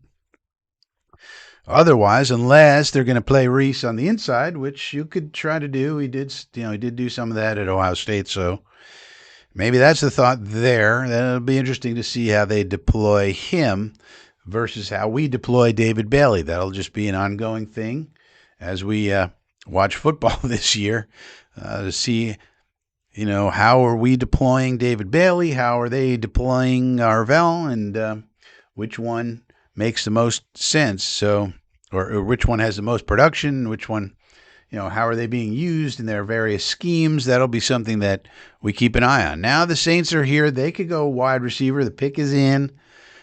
They could go wide receiver. They could go a number of different ways. They could go Caleb Downs. They could go cornerback. They could go. They got a lot of places they can go, but certainly, a wide receiver is one way they could go. Could Giants take a win at 10 and kick him inside? Take a win? Oh, take Bain. They could take Bain at 10. Yeah, that would make sense for them. But I still don't know why you would need Reese. I mean, again, but maybe they see him as an inside backer. I don't know. And then you got two good players there. Ohio State roster's loaded. Yep. What team well, lots of them could take a wide receiver, Murph. The Saints could take one. The Browns could take one. The Browns need one desperately. The question is, do you take them now or later? They have 2 picks in the first round. So they need offensive line and wide receiver. So the question is, which order do you take them? Those are certainly going to be the positions they take. You would think the Giants could take a wide receiver next if they want to. The Dolphins could. The Cowboys even could now because they might be trading George Pickens. The Rams could. I mean, so you just never know. They all kind of do need one. But so far, just one has gone off the board. So that's been good news. We'll see what the Saints are up to here shortly. They could go any number of ways. Caleb Downs still on the board. I think the Commanders are probably thrilled that Sonny Styles made it to 7. So far, they have to be thrilled about that. The Cardinals taking a running back so high, that's going to be questioned, especially when they have so many holes on the roster, including offensive line. A lot of people had Maui Noah going to them there. Maui Noah has not gone off. In fact, there's no offensive linemen gone off the board so far, as you can see right here on our list. Phil Adams says, good luck to Sonny Style. I like that kid. Yeah, seems like a good kid. I think everybody would like him. Good thing there's 6 to 7. Yep.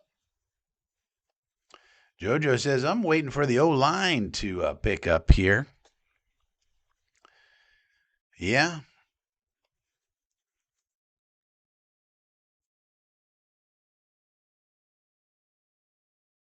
Yeah. So we're keeping track. We're keeping track of this draft. The Saints pick is in. Then you got the Browns at 9. Then the Giants at 10. So, man. One trade has happened so far. The Chiefs felt the need to go up and get Mansour Delane, the cornerback from LSU. Probably the best cornerback in the draft, according to everyone, especially considering that Jermod McCoy has that knee injury, and people are kind of worried about that. So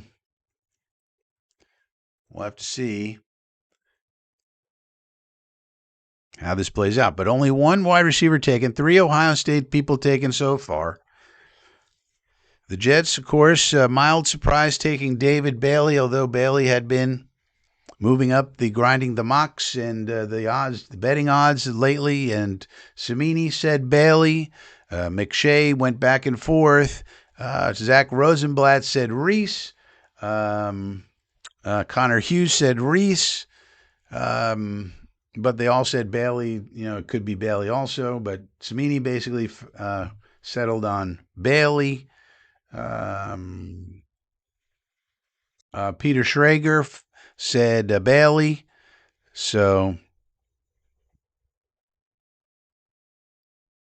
I kind of wanted to all those people to be wrong, to be honest with you. Would have been more fun for me. Because we're going to keep track of how right and wrong they all were, though I think Jeremiah Love going third is going to screw up people's drafts, and not too many people had Carnell Tate going to the Titans at 4. So there's not going to be a lot of people who got this draft with a lot of high percentage correct, I don't think.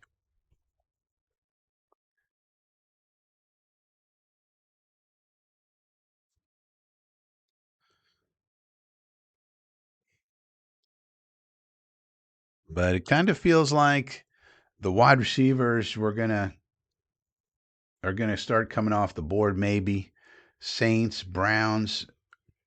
We'll see how these teams feel about these offensive linemen. There's been no offensive linemen taken so far in the first 7 picks, and that's a little bit strange. They have Field Yates doing a stand up for some reason here. Let's see what he's talking about.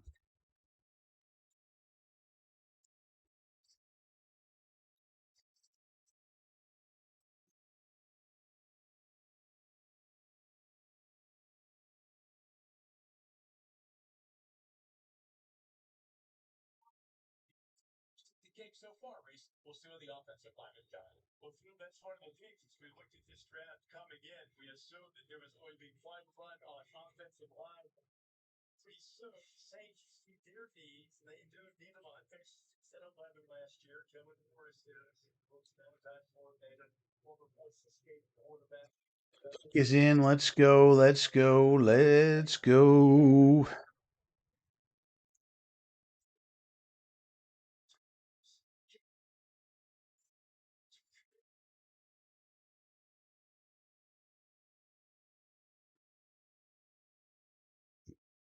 Goodell is here, messing with the band. All right. All right. Let's go. Let's get the pick in, please. Roger Goodell with the 8th pick in the 2026 NFL Draft. Jordan Tyson. Interesting. All right. So that's interesting for the Jets. So Jordan Tyson goes off the board, so we don't have to face that dilemma of very talented young man, but very injured young man. So Jordan Tyson will not be a Jet. Now, this is a guy who can. Now, here's a guy. This is a guy who can become maybe the best wide receiver in the class if he stays healthy. So, very interesting pick, but it takes him off the board for the Jets. Now, with those two gone, Tate and Tyson, a lot of people thought they were the top 2 on, wide receivers. Does that mean the Browns now turn to offensive line? Could be. And then we'll have to see. The Browns are now on the clock, it says. 5:56, counting down. The pick is in. So whatever pick they wanted went relatively quickly. So no, apparently not waiting for trade. So whoever it is, now maybe the Browns want Maui Noah. Maybe they want, they'll just take Makai Lemon or, yeah. But they could go Maui Noah. They could go one of the other offensive linemen, maybe Fano.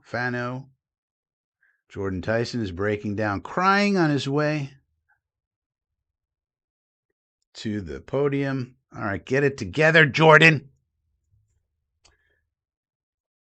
Venom says, I'm not unhappy, but I'm excited about Bailey. Yeah, Bailey, he's going to do some things, and you know what you're getting out of him. He's a hellacious pass rusher. Hellacious. Ghost moves all day, spins. Matt Miller says he's confused. Hey, that's what I said.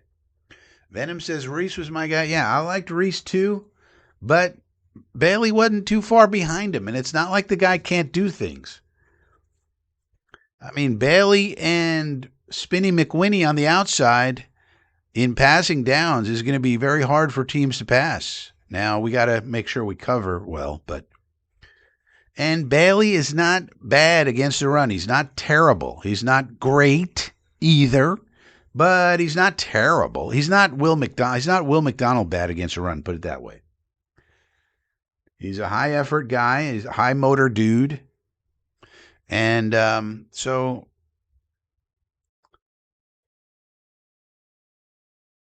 you wonder if Carl Dunbar really saw, maybe TJ Watt light in David Bailey. That sort of thing. Radigan says, I think we dodged the bullet. Yeah, I mean, Tyson, he would have been a high risk pick. Could have been great, could be great, but he's got that injury history. So now we're not going to be able to be faced with that situation. Yeah, like this.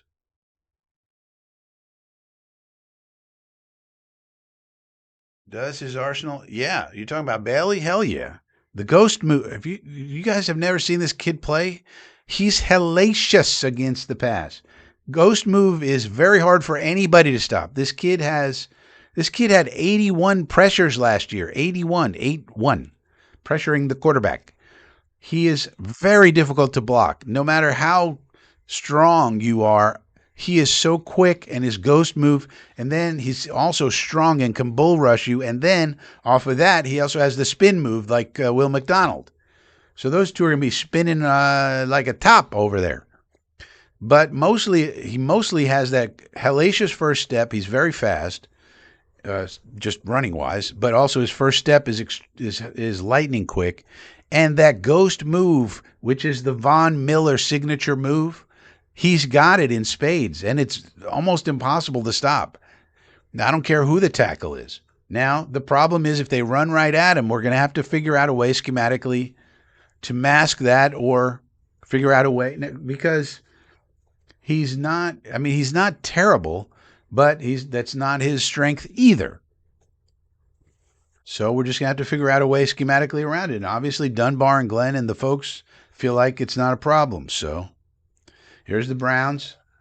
They should go offensive line or wide receiver. If I had to guess, I think they're going O-line here. Maybe Maui Noah. The Browns select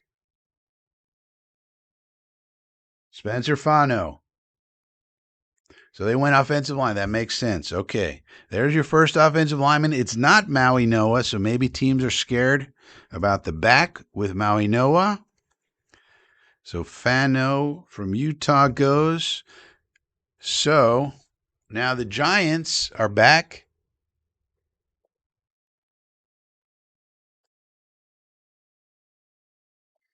Yeah, I don't really believe. I think they just thought Bailey was better, you know.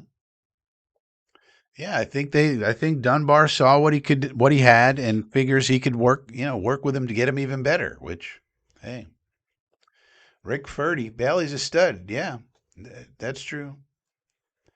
I've been saying that, Rick Furdy. There's no doubt about it. You can't go wrong with drafting a Samoan lineman. But yeah, Bailey is a stud. I mean, we all kind of liked Reese, but Bailey can play. Don't make any mistake about it. I was just watching him play today. I was watching a game earlier today. The kid is really good. He's going to be hard to block. And he's not going to come off the field for rundown. This kid is going to be our starting. Well, let's say we stay in a 3-4. He's going to be on the other side of Will McDonald with our three fatties in the middle, and they're going to be tough to stop as far as pass rush is concerned. Now the Giants are on the clock. Pick is in. Oh. With the 10th pick, the Giants select Wow. So the Giants take Francis Mauigoa, CC Mauigoa, they call him. So I guess they weren't scared of his back issue, Mauigoa. So the offensive line runs coming a little bit sooner than we thought. So the Giants go Mauigoa and Reese. Wow. No one saw that coming. But I think a solid pick for the Giants. They need to shore up that O-line. I thought they might go Venga, Ioane, but they like Mauigoa. You could play Mauigoa at tackle. You could play him at guard. Some people say he should be a guard. And remember, the Giants' O-line has two decent tackles. They have Andrew Thomas, and they have Jermaine Illuminor, who's average, but they're tackles, so they're going to move Mauigoa to guard, which is probably his best spot. So this is smart. They improved their interior offensive line. So I get. I get that with the 10th pick, I always said they should go offensive line. I thought it would be Venga, Ioane, but they went Francisco Mauigoa. All right, no problem. Dallas Cowboys, the pick is in. Now the Cowboys could take Caleb Downs. That would be smart. Wait, Dallas? How did Dallas get to 11? Wait a minute, there must have been a trade. Must have been a trade because Dolphins should be picking here. But Dallas is picking 11th. It says and 12th. So are the Cowboys picking here? Dolphins traded out. Thought they would go Downs. Dallas has 11 and 12. This is craziness.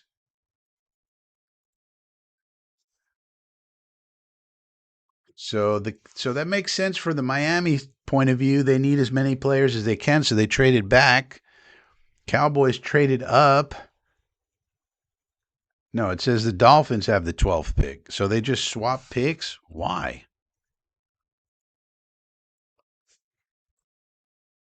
This is strange. All right, let's see what the Cowboys have in mind.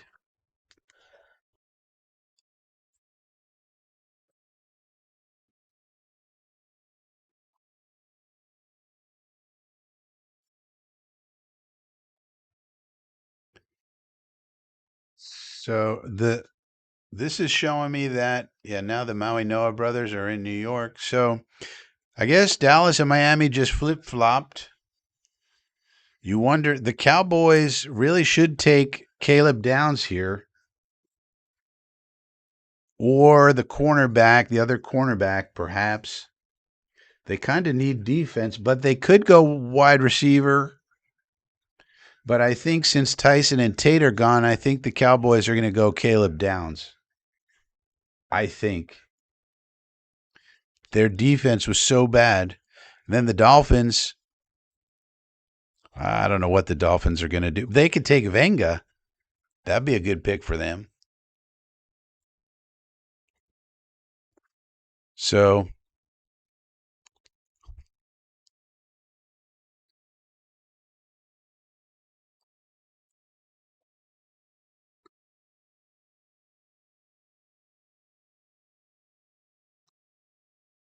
yeah, they're talking about, but the Cowboys. So the Cowboys. How about them Cowboys? I think we need the Cowboys to go Caleb Downs right here. Bain is still available. I don't think the Cowboys are going for Bain. The Dolphins could go for Bain. Shoot, man. What if Bain is still there at 16? Boy, oh boy.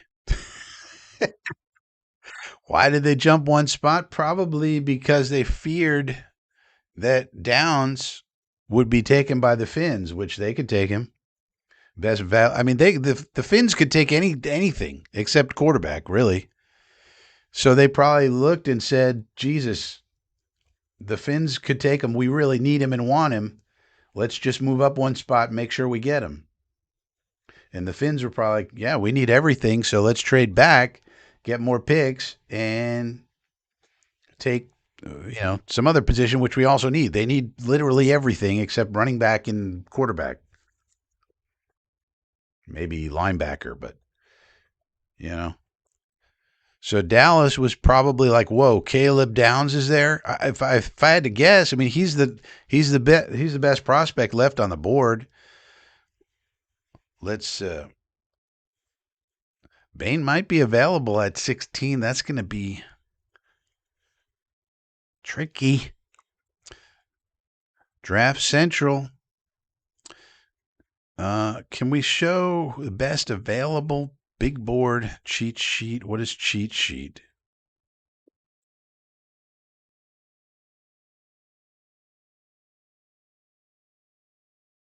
Big board.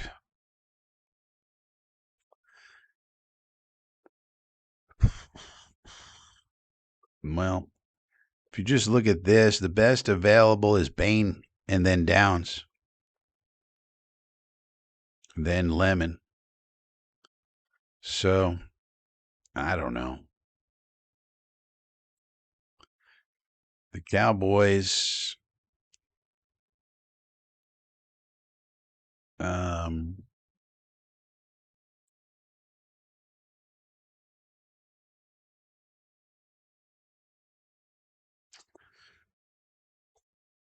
team needs says edge, D line, cornerback, linebacker, O line. They could go Bain. Maybe they wanted Bain.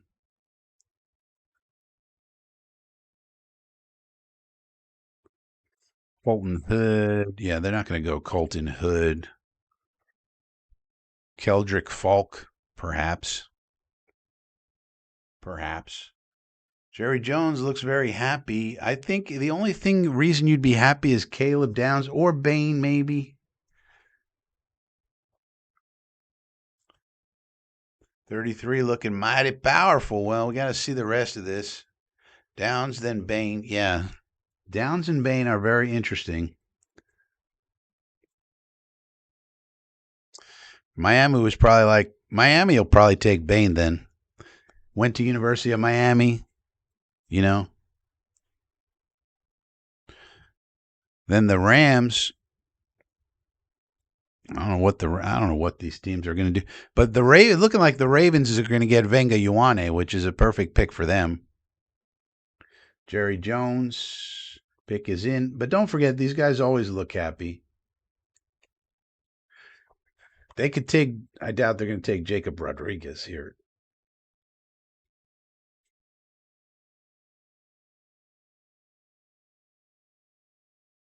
Downs it is. Makes sense. That's why they traded up.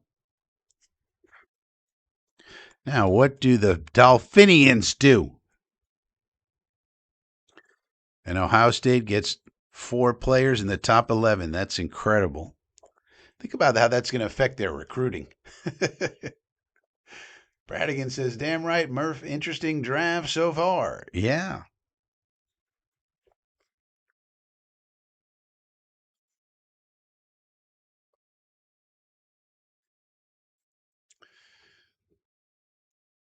So the Rams, what the hell do they say the Rams need? LA Rams. Offensive line. So they could take the next best offensive lineman, then linebacker and defensive back. So, yeah, Lemon is still available. I don't think, I mean, according to this, I mean, it's because they could go wide receiver. If you look at it, who's going to go wide receiver here? The Dolphins could, but they should probably take Bain.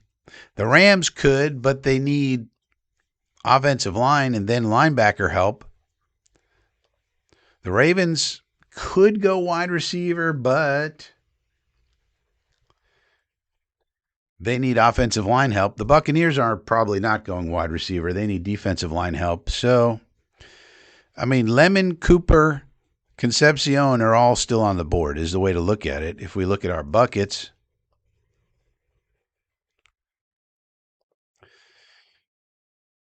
so Taters is gone. Tyson is gone. So 4 of our 6 are still on the board. including our top two, Lemon and Concepcion. So four of our six are still there, and we got 4 picks to go. So we're in pretty good shape. Dolphins pick is in, but let's hope there's not a wide receiver run right here. Let's hope or if there is, then Bain will slip to us or something. Yeah, Kenyon Sadiq is still there. Well, the problem with the Bucks, they need defensive line help, like defensive end, like a Mesidor is a guy that gets mocked to them a lot. So the Dolphins really should pick Bain. Miami, you know. But they could go wide receiver. They could go lemon lime. They could go really anywhere. But the Ravens, it seems to me, should pick Venga. The Rams should probably pick the best next offensive tackle. But we'll just have to see. The pick is in for the Finns. They could really go anywhere. Anywhere. Well, I think they're going to play Bain on the inside. I don't think they're going to play him as a defensive end. I think they're going to play him. They should play him as a defensive tackle. The Cowboys are happy about Caleb Downs going to the Cowboys. They probably didn't think they could get him, but they traded up one spot. They got Caleb Downs. Very happy about Caleb. Some people said the best player in the whole draft. Very smart, very instinctual safety. Kind of a do-it-all type, rock and roll safety.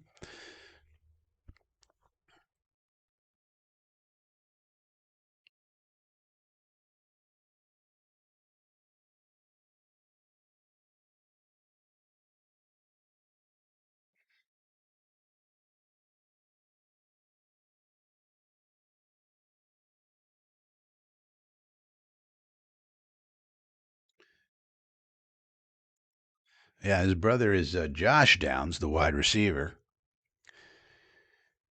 Dolphinians, here they go.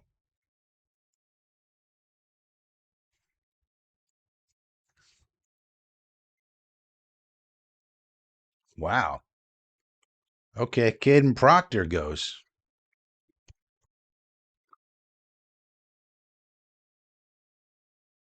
Caden Proctor.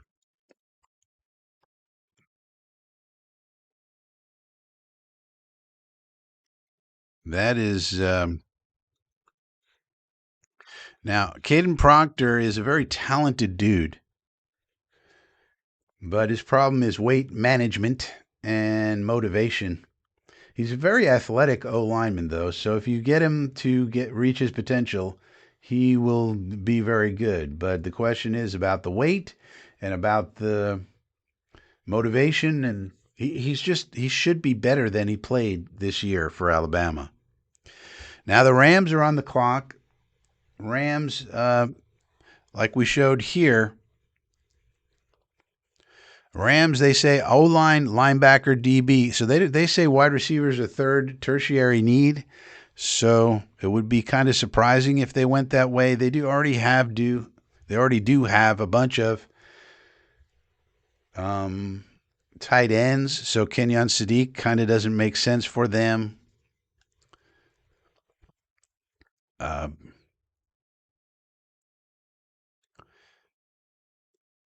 Kind of weird to find a spot for maybe Sadiq goes to the Ravens, or maybe the Bucks, but the Bucks really need defensive help. So 4 more picks until we pick again, or 3 more, and we're in pretty good shape because Lemon, Concepcion, Boston, and Cooper all available as of right now. Rams are on the clock. Pick is in. If I had to guess, I don't think Mooj is going to move back. I don't think he's going to want to chance it. I mean, one or two of these teams or all three. Could take wide receivers. You can always take a wide receiver, even if you don't think you need it or people don't think you need it. They can always go. But you would think one of these picks is Venga Ioane. I mean, and another one should be Bain. Boy, what if Bain is there for us? Bain hasn't. This is crazy. So I guess Bain's short arms are causing people to freak out. I don't think we can take Bain. As much as I love him, we have to get a wide receiver. I mean, we just have to. It's the corner we put ourselves in. Becton 2.0. Well, sort of. I mean, Proctor, in a certain sense, yeah. He should be much better than he is, but Becton was great in college. The weight problems didn't appear until he got injured, and then he put on the weight and all. But yeah, I guess you could say pretty similar. Ferdy says Simpson to the Rams. I don't think so. It could happen. They're talking about Stafford getting extended, meaning more years on the contract. They don't pick for like 50 picks after this, Ferdy. So to blow a pick on a backup quarterback when Stafford's going to get a contract extension and you don't pick for another 50 picks, it's a wasted opportunity. But they could do it. They could do it. It's another option. There was a report that Les Snead was one of the people who told Simpson's people that he'd go in the first round. That's the GM of the Rams, so that's a possible landing spot for him. I'd be surprised, but it could happen. They have other needs. I mean, they really could take Bain.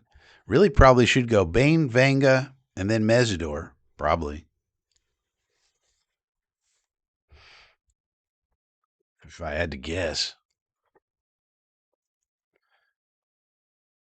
Well, we want Lemon or one of the other guys. That's why we have the buckets.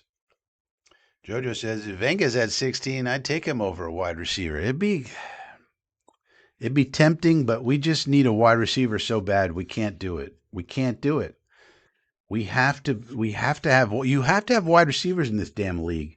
And we don't have any way to get any of them except in the draft. So as much as I love Venga and I would love to have him, I think we can't. I mean, you saw what happened. We're always trying to get wide receivers in the free agency market, and we can't do it. They don't want to come here. We don't want to pay the price. We for the longest time we've had a hard ass time getting wide receivers here, and so I just don't think that we can pass up the opportunity to do so here.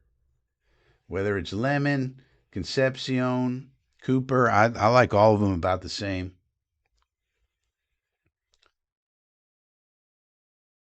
But lemon would be good if he lasts that long. I'd take some refreshing lemon lime flavoring.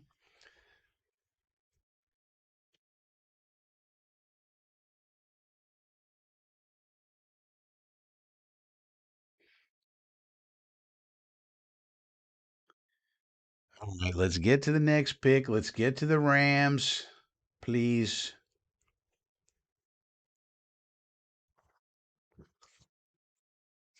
Pick is in.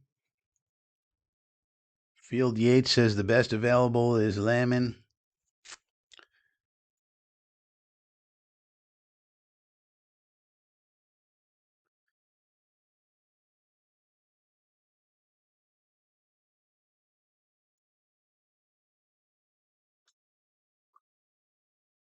The pick is in, but they're not going to the commissioner just yet. What's going to happen with A.J. Brown? It looks like he's going to be traded to the Patriots. I don't understand why other teams don't want A.J. Brown. It seems like a foregone conclusion he's just going to go to the Patriots after June 1st because of the contractual considerations. I don't know why more teams aren't interested in AJ Brown. Why he just has to go to Mike Vrabel? I mean, why? Because he coached him before? I mean, he doesn't want to go anywhere else. There's nowhere else he can go. But it seems like a foregone conclusion that he's going to the Patriots, so we'll have to deal with him probably twice a year. But the Rams are on the clock, and the pick has been in, and they have not announced said pick. So here it comes. We will now find out.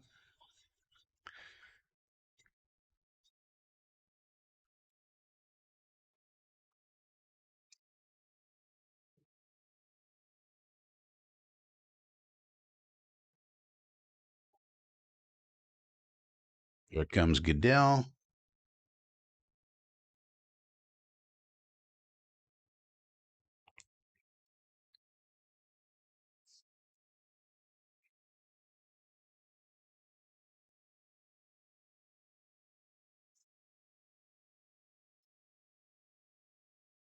Whoa! There he goes. Ty Simpson. You guys were right. Surprising. Wow. Well, I think that's bad general managering. Much as I like Simpson and stuff, I don't know about that pick. But pretty much guarantees we're going to get one of our bucket one receivers, and so that's good. But Ty Simpson's out for us.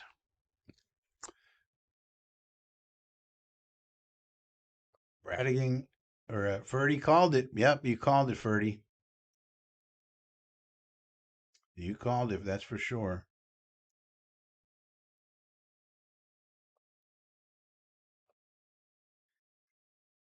So Bain stays on there.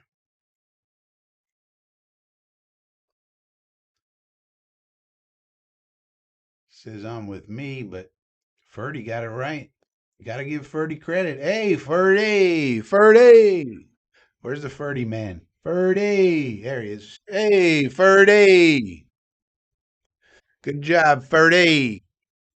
Now, I will say I think it's a mistake, not because Simpson's bad or anything, but I just think it's bad roster management.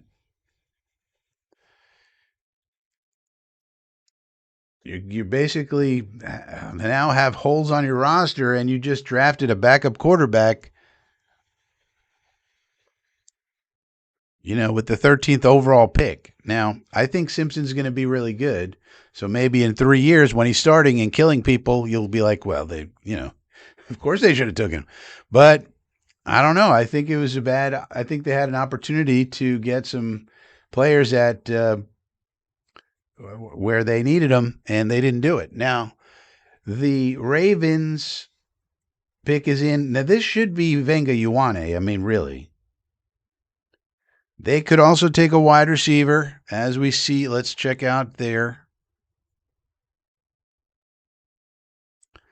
um, the Ravens,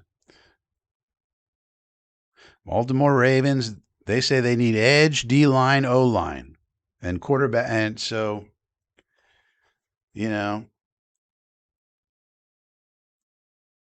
and wide receivers all the way down at fifth. So according to this, they should really take Bain or Venga Ioane is really who they should take.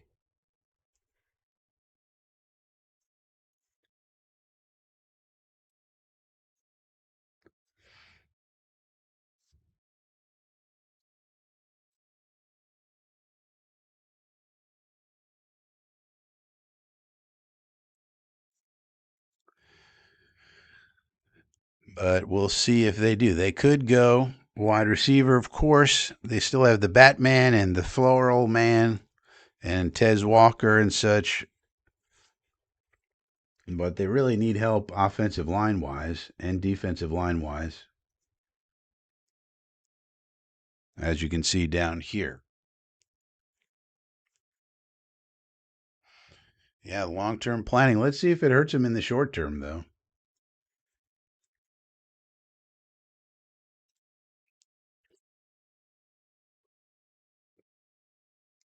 we'll be able to get Bane, Lemon, or Venga. Yep. So let's see what these Ravens do here. Pick is in. Only 2 more picks. So if we want wide receiver, we're definitely going to get one of our bucket guys. That's for sure. As I keep telling you guys, you got to think in buckets, not guys. But basically, we got 4 guys in our bucket 1, and there's only 2 picks ahead of us. So with these 3 offensive linemen gone ahead, I think the Jets are not going to mess around and trade back. They could try it. I don't know. The 17th pick is Detroit. They're known to want an offensive lineman, but probably their top choices were probably taken already. So Ravens flock will get ready to hear who the pick is.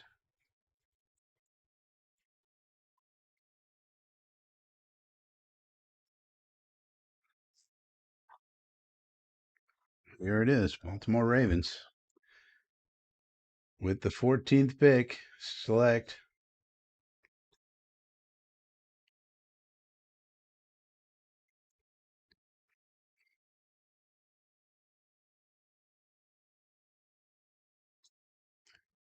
Yeah, so the Ravens do what they always do. Do something smart. All right, so now we got the Buccaneers. Venga's off the board. The Bucks, what do the Bucks need? Ioane is such a raven. What do the Buccaneerios need? Here's the Bucks. Edge, linebacker, corner. So they don't even list wide receiver on the list. So we could basically get our pick of the litter. We could definitely. If you look at Mekhi Lemon, he's at the top of the Trinity score list. And we could either get him, Concepcion, Cooper. Boston's probably out of it. But we're certainly probably getting one of these 2, and they're the top 2 on the Trinity score list. So that's good news. So if I were the Jets, I would not trade out of this pick at all. I would just go ahead and take Mekhi, and that's that. Just get out of here with your defensive player and your wide receiver. Buccaneers pick is in. Again, according to this, the Buccaneers need edge, linebacker, cornerback, O-line, and D-line. So wide receiver not even listed on here. Yeah, I think that really did benefit us. So that's good. Yeah, Lemon's at the top. Ravens always drop on, don't they? I think we're going to take him.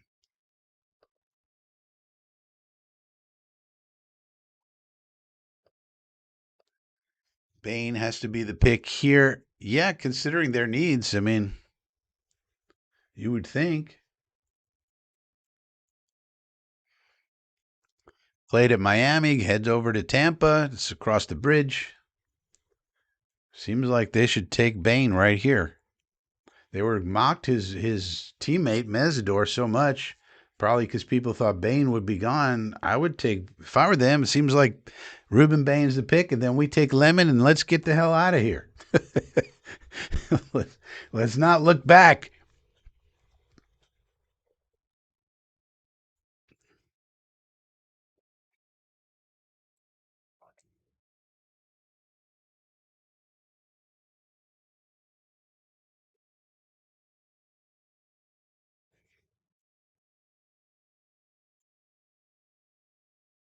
But they're showing a commercial now. Let's get Lemon Ice. Bane, highest rated, still there. Bane here. Yeah, this seems like this has got to be a Bane.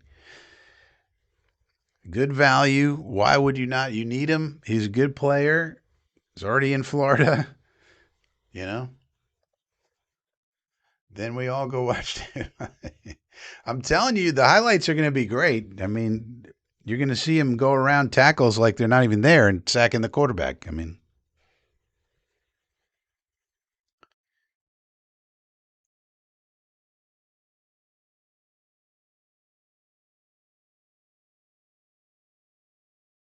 he also has a crazy high vertical, which may not seem impressive until you realize that jumping up and batting down passes is actually a big part of defense, as annoying as it is when you're on offense.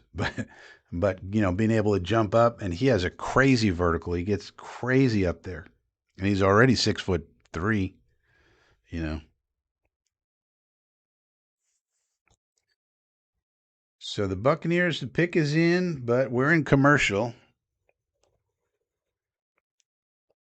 Let's hope he's the next Parsons. Well, he's probably not. No, he's not gonna. He's not gonna be in the same mold as Parsons. He's gonna be, if anything, he's more like, Brian Burns. Really, is the comp. Spider Man. He's Brian Burns. That's what he is. We just got Brian Burns. Put it that way. That's not bad.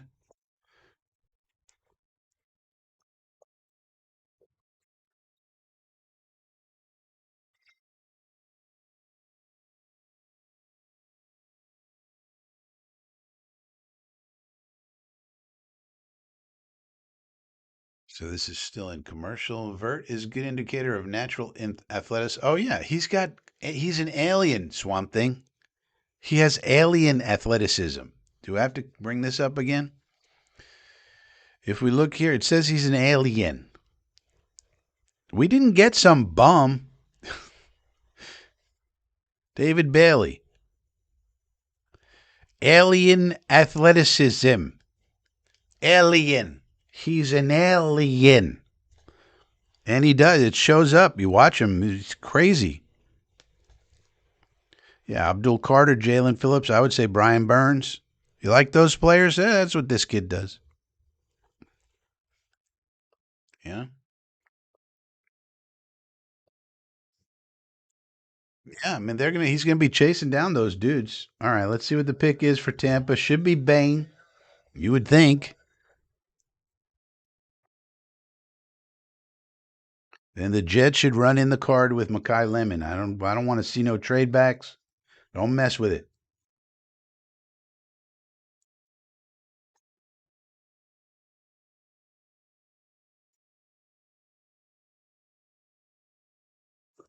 It's the Bane.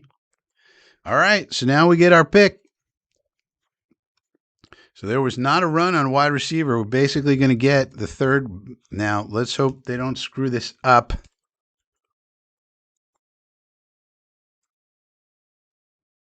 But basically, only Tate and Tyson went. So we get our pick of the litter other than Tate and Tyson, which should be Makai Lemon. Top of the list, top Trinity score. What being on top of the Trinity score means that you're almost assuredly going to hit your targets. Year one, over 525 yards. By year three, you're going to hit over 1,000 yards. And in year three, you're going to have 15 plus points per game as a wide receiver. When you're in dark green, this is what the historical Trinity scores have told us. So, in other words, in terms of production, Lemon could be the best one out of these dudes, which is good because we need production. So, I would be surprised if the pick is not Makai Lemon. There's just no reason not to, as far as I'm concerned, take Lemon.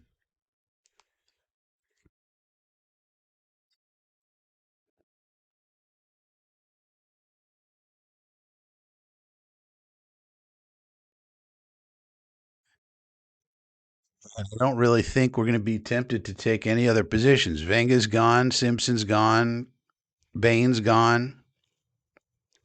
What else could it be? Jets sprinted. Yeah, the pick is in. I think it's got to be Lemon. Pick is in. It has to be lemon. Don't make right. Yeah, we passed on Smith and Jigba and Zay Flowers in that draft. Don't do that again. Just get your guy. Be happy.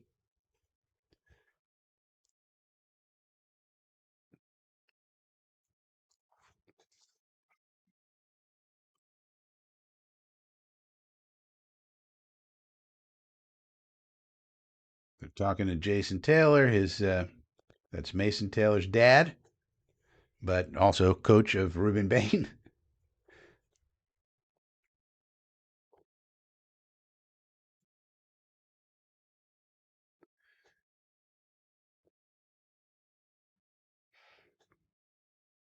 So Miami did well here. They got their two guys in the top 15. That's good.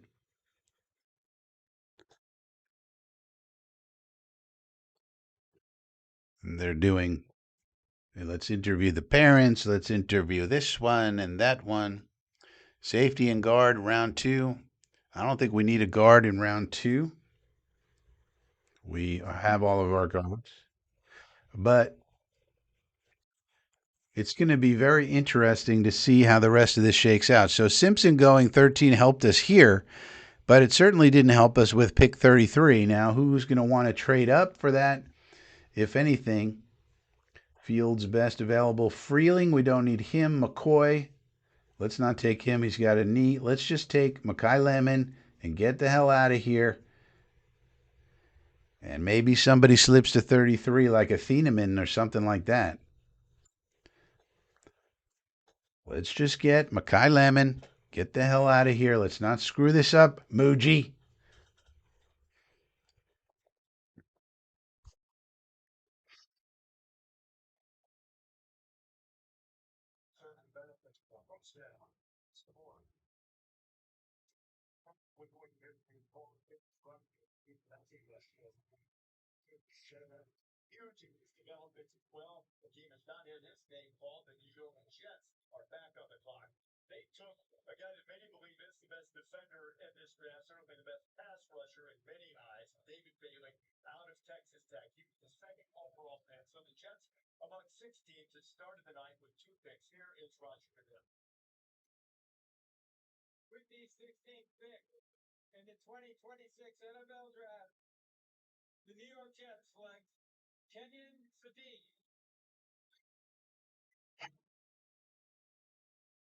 I don't know, guys.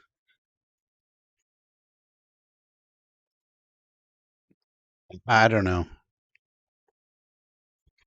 Kenyon Sadiq is the pick. Um, I'm starting to think that we have stupid people running our team.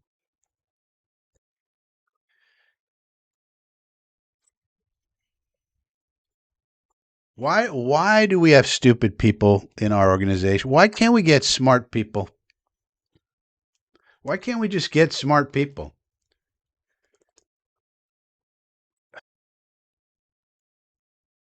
More tight ends. How dumb. Well, it's going to be another season of frustration, ladies and gentlemen. Oh boy, do we have dumb people. I guess people will just want to get fired. I don't know. I don't understand it. Doesn't make sense to me.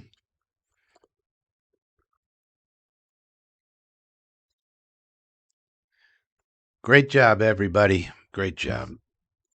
We have stupid people running everything.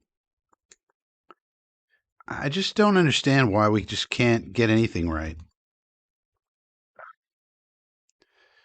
Let's take a guy with a 13% drop rate. Yeah, it's good, right? Nah. Sure. He knows what's going on. Ugh, terrible. Terrible. We suck. We suck. Great. We got another tight end. Excellent. Oh, boy.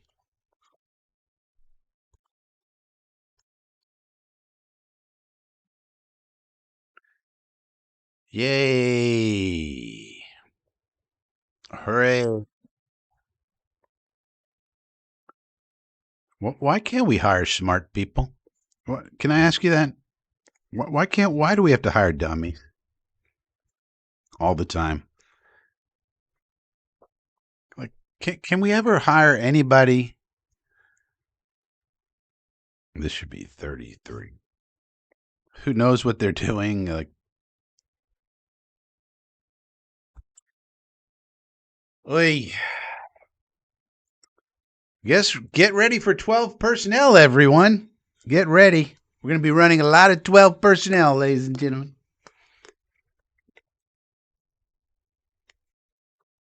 Yeah.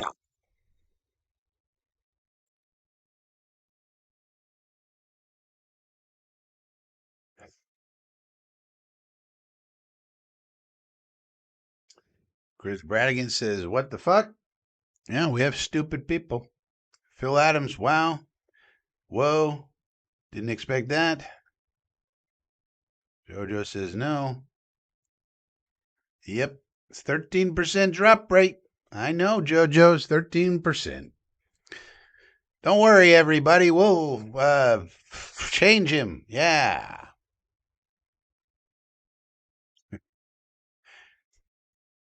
I know, right? Just take the fucking look at the big board. Why do we even have scouts? They're not going to convert him to a wide receiver.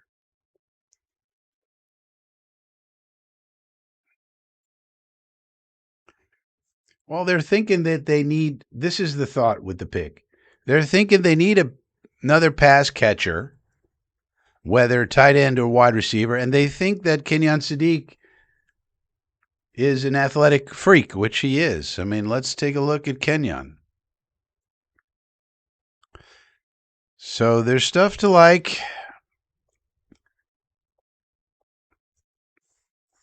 And maybe they think, well, we can't get this kind of dude later, so let's get him now. And then at 33, we take a wide receiver.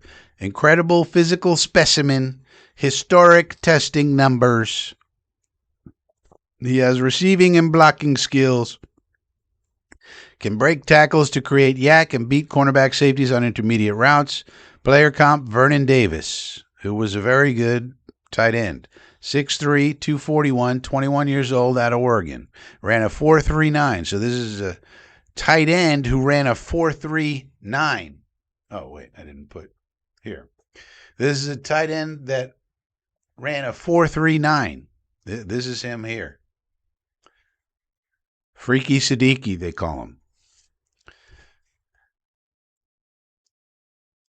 He ran a 4.39 for a tight end. That's crazy.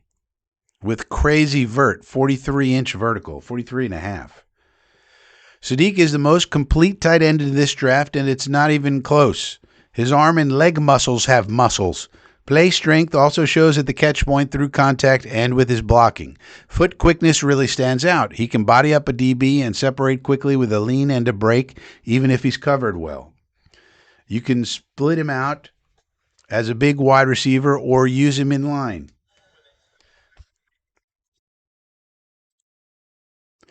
I love him on the wing where he can block at different levels of the defense or run routes. Lions are picking now. Matchup nightmare. Matchup nightmare with the NFL going to more 12 personnel and safeties at nickel. So get ready for 12 personnel. NFL ready as a move blocker. He should be able to handle inline duties versus defensive ends right away, but his technique should improve there. He can also improve his spacing in field for zone. Drops reported on other scouting reports, but I didn't see an issue with his hands in the games I saw. First round tight end all day in this draft. Would be surprised if he made it to 20. The Lions now are picking.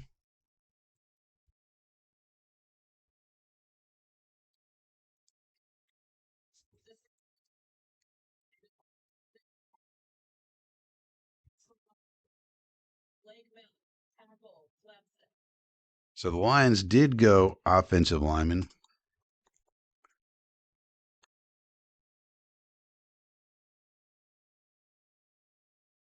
So I don't know.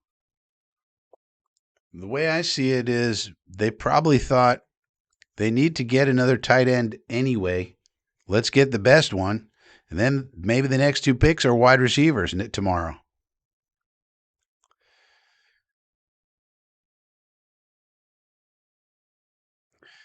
So Will Rock says the primary blemish remains a severe 10.5% drop rate. I think it was more like 13. An alarming metric stemming from a habit of body catching and bracing for contact in traffic. Fortunately, his elite 58.3 a contested catch rate and 43.5-inch vertical prove he possesses the rare gear to override those technical flaws.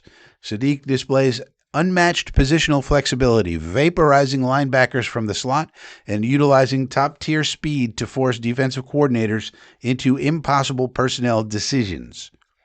Sadiq's film firmly locks his evaluation into the top 15 conversation, vaulting him 6 spots to number 8 on my board, while his 10.5% drop rate and inline blocking limitations demand a creative play caller to maximize his early value as a vertical weapon. The unmatched speed and unteachable football IQ will keep his name at the top of the board.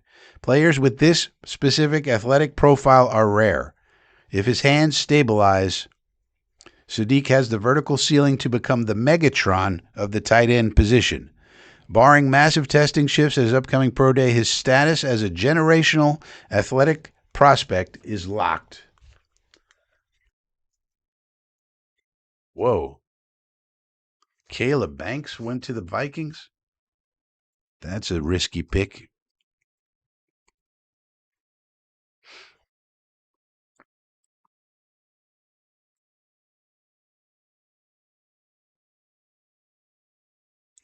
Look, maybe these wide receivers are going to get to us at 33. I don't know. In which case, that would be fine.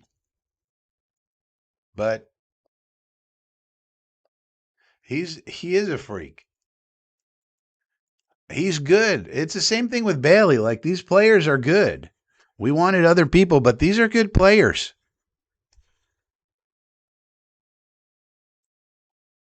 Sadecki.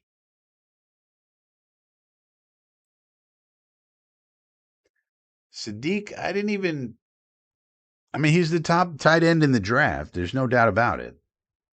So I didn't pay much attention to him. I didn't think we'd take him. I mean, I watched him play a number of times. He's really impressive. He's fast, man. 4.3 speed. 4.39, 4.4 speed. Look at this dude. Look at this. He's got muscles on his muscles. So he's strong as hell. He's fast as can be. He jumps out of the gym. You're going to have 12 personnel with him and Mason. You're going to have problems matching up because he can run as good as wide receivers, and he's strong as hell. He's 241 pounds. This is the same amount of pounds as Arvell Reese is. Arvell Reese weighs the same as this kid, and this kid runs a 4.4. You understand? And jumps 43.5 inches. There's nothing wrong with him as a tight end prospect. I just don't know how much of a difference he makes considering how much we need wide receiver. Now, maybe we get a really good wide receiver from our bucket one at 33, and then now it's looking pretty good because you got this freak over here, then you get a good receiver there, and now the offense is looking pretty good. It's kind of the same thing with Bailey. It seems like they like these athletic freaks. But this guy's definitely a matchup nightmare. He is. There's no doubt about it. I watched him a number of times because we were keeping track of Dante Moore. And Dante Moore loved to throw to this guy. In fact, they threw a lot to tight ends. There's another tight end that could have came out that's going to come out next year who's also very good on the Oregon team. But Dante Moore loved to target this dude. So, I mean, Vernon Davis is a really good tight end. That's what they're comping him to. He's probably Vernon Davis plus.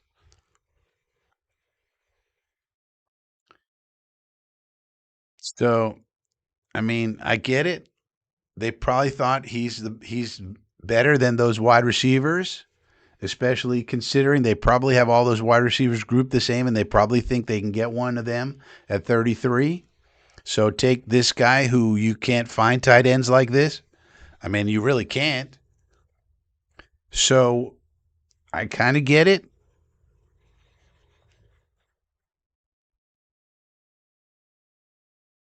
But I mean, how's Woody selling the team going to help? These are the football people who made this decision. You think Woody had anything to do with this? How's his blocking? His blocking is good. Let's bring up, since wasn't anticipating. Well, let's go to the Beast. Yeah, we weren't anticipating this guy, so let's take a look at what. I mean, of course, I was. Come on, what's going on here? Tight ends. Number one, Kenyon Sadiq.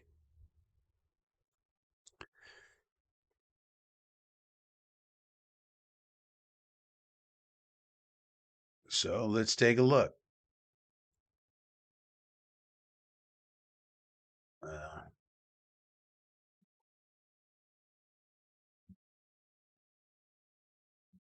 let's take a look. Summary. Overall, Sadiq has mismatch creating potential in the NFL because of his ability to outquick and out-tough defenders. As both a pass catcher and blocker, he projects as a versatile Vernon Davis, there's a comp again, like weapon, and has his best football ahead of him. As a blocker, it says he needs continued technique work, but competes with outstanding physicality to latch, drive, and win his assignment. So the dude's a mismatch nightmare. He is.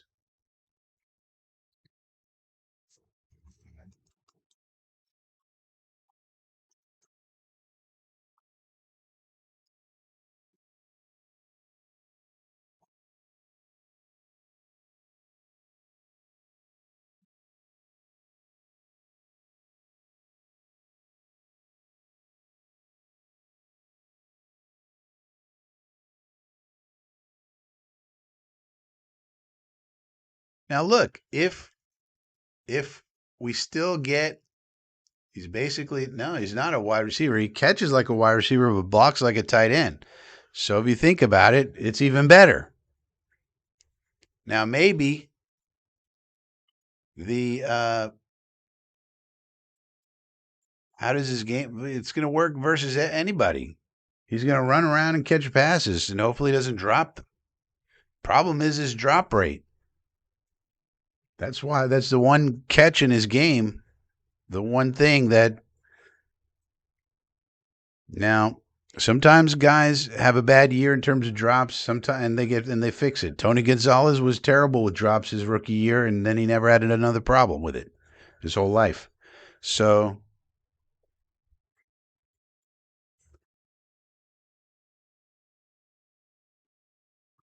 yeah, he's a good player. There's no doubt about it.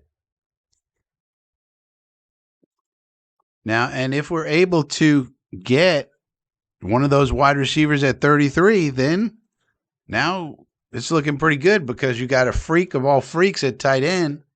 You could do 12. Wait a minute. Philadelphia is picking at 20. Some reason.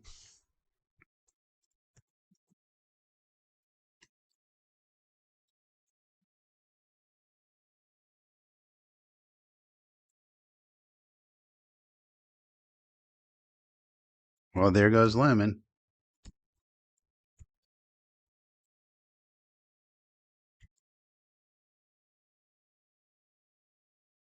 Well, A.J. Brown's definitely getting traded now.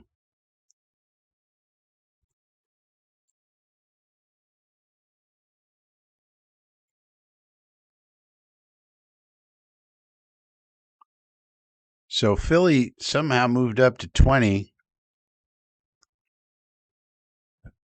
But Philadelphia now got all these receivers, and they're definitely getting rid of A.J. Brown. That's obvious. Matthias, yeah, we're pretty happy. I wanted a wide receiver more than a tight end at 16, but I understand what they did here. And I wanted Reese more than I wanted Bailey, but Bailey's also a good player, so I understand what they did. And you can always run more 12 personnel. So now we're going to be running a lot of 12 personnel. And 12 personnel with Mason Taylor and Kenyon Sadiq is a hard matchup to deal with, and passing wise, and you can run the fuck out of it with that. So if we bring in our 12 and they go big, then we just pass it on their asses. You can't keep up with Sadiq. He's got 4.4 speed. See ya. Who are you going to put on him? Linebacker? Don't think so. Now, hopefully he catches the pass, because, but okay, but then they go small. They bring in a nickel package. All right, then we run it on their asses. So it provides a matchup problem. And I kind of see what they're doing here. Like Kenyon Sadiq, there's not a lot of Kenyon Sadiqs out there who are 6'3", 241 pounds, run a 4.40 and jump 44 inches in the sky. I mean, there's no people like this on Earth. So yeah, you get this athletic freak, and he's a nightmare matchup problem. He has muscles on his muscles, so he's also going to block his ass off, and technique can get better, as always with tight ends. But he can help you in the run game, and he helps you in the pass game. So we decided not to go with Mekhi Lemon. He goes to the Eagles. We'll see what we're able to get. Dallas went down to 23, it looks like. So I get it. In the moment, I wanted a wide receiver because we just can't find wide receivers. But at the same time, he functions like one. So I can't get too mad about it.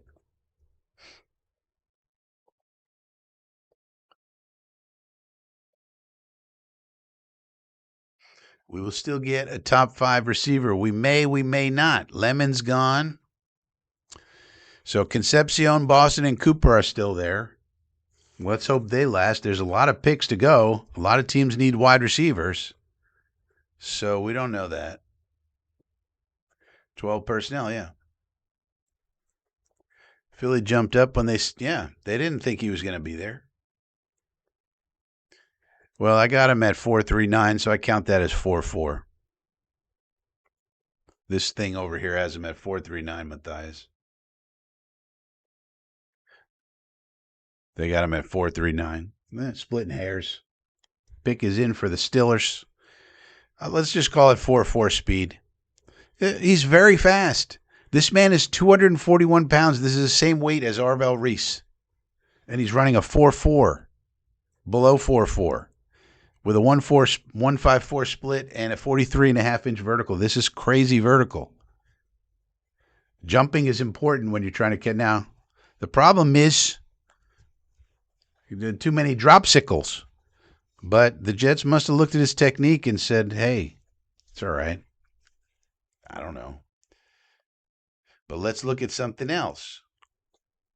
I was going to look at. So we looked at the scouting report from Brugler. Let's look at his. We were not prepared for this, but let's look at his chart, because Reception Perception has done charting for these dudes now. Was not expecting to do Sadiq. Let's see if we got it. Sadiq, we do.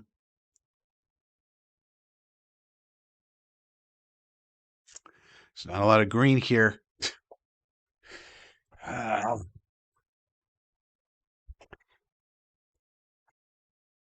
don't know. What do you think of this profile? I mean, you'd like to see more green, but it's a lot of yellow and not a lot of red. So I guess for a tight end, this is pretty good considering they're not wide receivers. And they say this is his use percentage, only comebacks he didn't do very much of.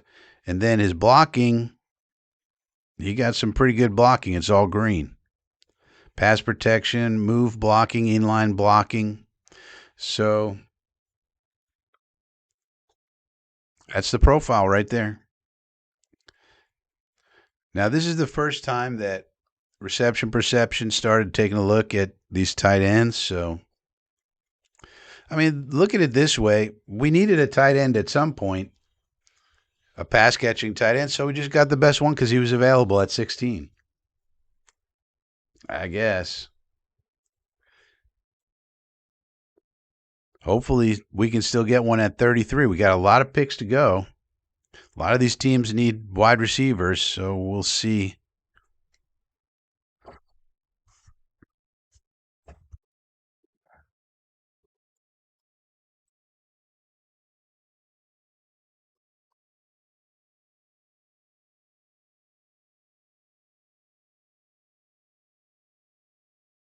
Now they're bringing out different people.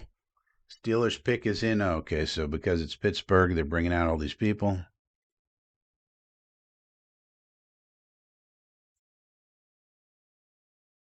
Yeah. That's what we're doing. 12 personnel.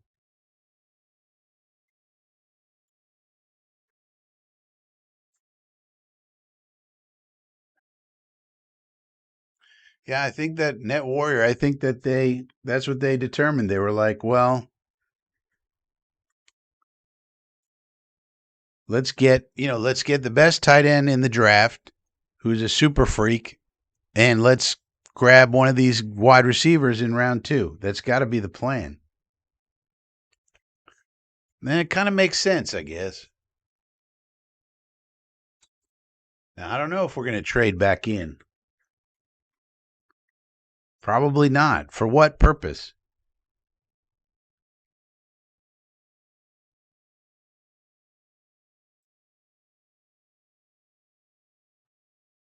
So they go offensive line. Steelers go Max Ihanicher. So they went O line.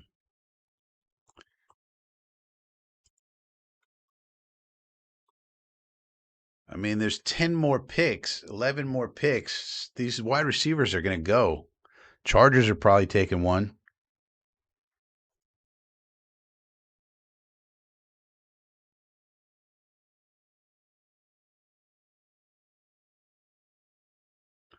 This is a good point. Maybe we got a trade going. Maybe we already knew we had a wide receiver in the bag. So then you get Sadiq, and now you're looking pretty.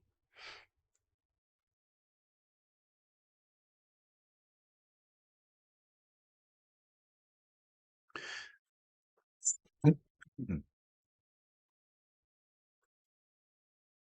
there's got to be a plan, Karate. You may not like the plan. The plan is to play more 12 personnel, Karate. Why is that hard? I mean, it's easy to see that's what they're going to do. You know they love Mason Taylor. So it's going to be a lot of 12 personnel, which in a way is good. It allows you the flexibility. No matter how they respond to your 12 personnel, you just do the opposite. They go small, run it on their ass. They go big, pass it on their ass. Remember, we got Gino now. Gino knows how to work with a freak tight end. He had Brock Bowers last year, threw him tons of touchdowns. So we actually have a quarterback now who can do the basic stuff. Like if a guy's open, throw it to him.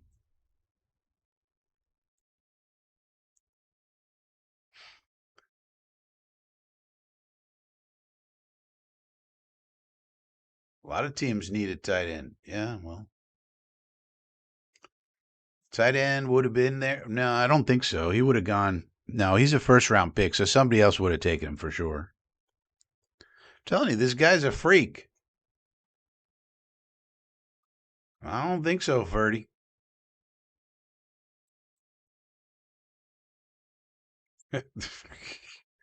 Yeah, right. They liked Boston. Can we be in the? I don't think so. I don't think AJ Brown would want to play for us. You got to think about it that way too. We've added 2 aliens this draft for our division to deal with. Good luck. I think that's the way they looked at it. We got these aliens sitting here. Let's get them. I can't. I mean, I get it. I get it. Easier to get a good wide receiver than a tight end, right? Because the next tight end here, it's not going to be anything like Kenyon Sadiq. The value that he brings is way more than the difference between the wide receiver values. Now, let's see how many go. We're up to 22. Cleveland's definitely taken one, right? Cleveland took Fano, so they're definitely taking one. So you can forget about Concepcion. He's going to Cleveland. You could probably forget about Cooper. Cooper or Concepcion, they're going to Cleveland for sure. Here's the Chargers. Pick is in.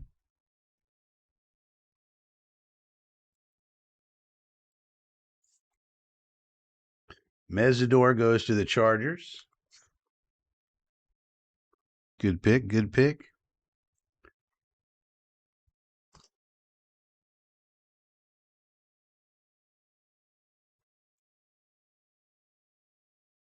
Now the Cowboys, with all their dealings,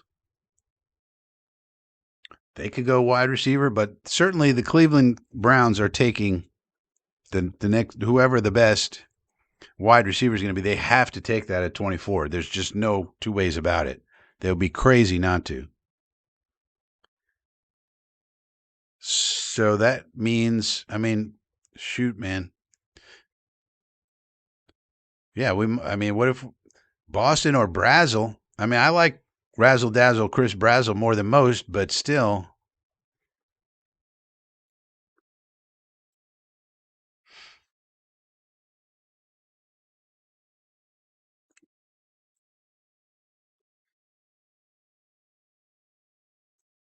Who's at 25? 25 is Chicago. So Miami also has the 30th pick.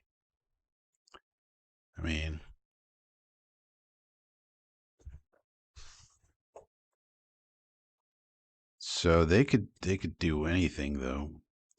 29th is Kansas City now. Kansas City? Oh yeah.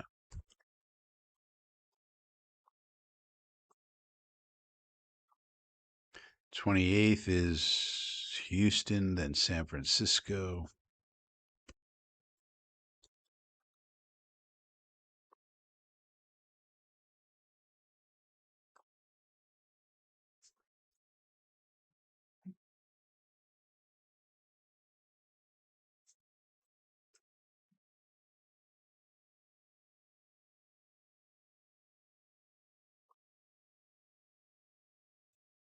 Buffalo, Chicago.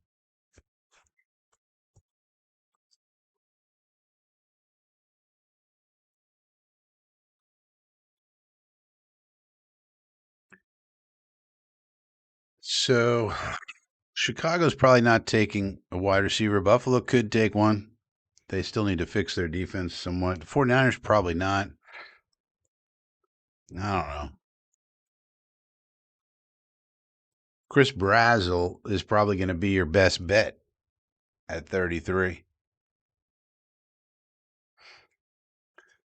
Well, a lot of teams, Matthias, are running 12 now. The Rams started running 13 personnel last year. Good news is we still have 33 and 44. Yeah. But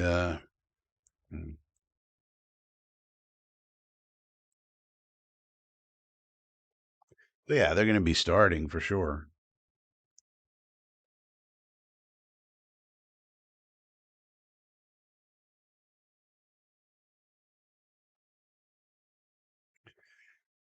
Yeah, this is the way to think about it.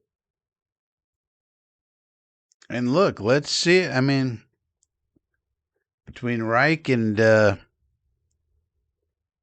Billy Moose Gravy, they must have said, look, out of these dudes, which one do I want? It's Sadiq. So let's see it in action. Anytime you can add freaks, that's good.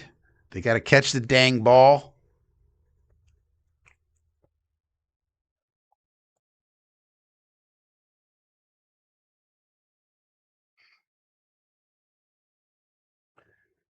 Yeah, I mean, I like the pick, especially if we. I mean, if we as a failsafe get Brazel at 33, that's looking pretty good. There's another freaky dude, but who can actually catch the ball.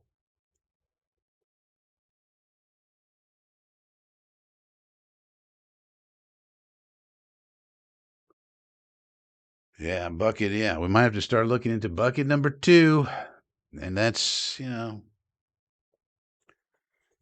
well, we got to. How about them? I mean, 33 now has to be a wide receiver. I mean, are we going to just ignore the wide receiver position the whole time? I mean, what is going on with fucking Darren Muji? Now, maybe he has a damn trade lined up. I don't know. We didn't do anything in the offseason to address wide receiver at all. Not even signing a washed up Tyler Lockett to have somebody on the roster who knows how to run a route from the outside. But I think 33 and 44 might be wide receivers.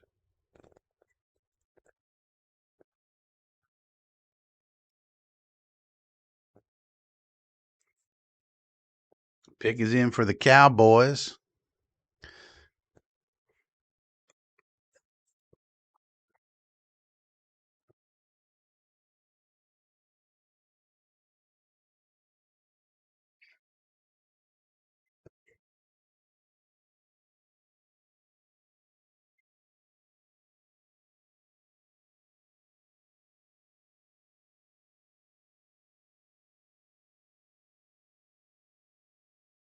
Wow. Hey, that's good for UCF. Malachi Lawrence went in the first round. Yes. UCF rules. That's great for us. Not so sure it's great for the Cowboys, but nonetheless, we got a 23rd pick in the draft. UCF, baby. Woo-hoo-hoo! Yeah.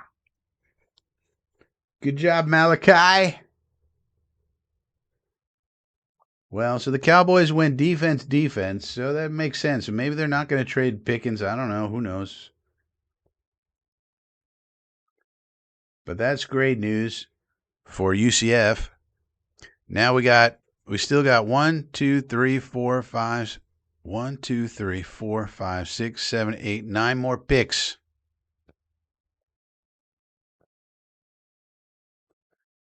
Yeah, please do join the inner circle where you can get all sorts of draft resources. You can figure out these players that we're drafting that no one thought we would draft. And so bucket 1's still in play. Yeah, but it's not going to last. These guys are going to go, I think. Ryson, what kind of offense we planning? Tight end, still wide receiver? Yeah, it's called 12 personnel, Ryson.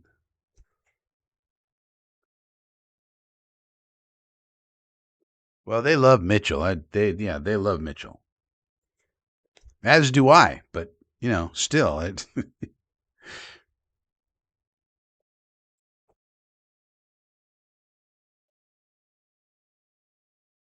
the Megatron. They said the Megatron of tight ends, Matthias. So let's be careful.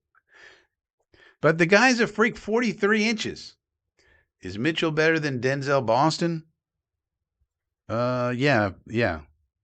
He should be. He's faster. They definitely have a plan for wide receiver. Let's hope so, Edward. I'd like to see it, though. We've gone a whole off season. They haven't acquired one fucking wide receiver. They even let what's his name go for no money. I mean, I hope so. Maybe we learn tomorrow they've made a trade or whatever, but as of right now, I'm not seeing no plans. What plan are you seeing? Gino's the best thing. Oh yeah, he's gonna. Yeah, I have very high hopes for Gino. If you protect Gino, he can put up excellent numbers as he proved with the Seattle Seahawks.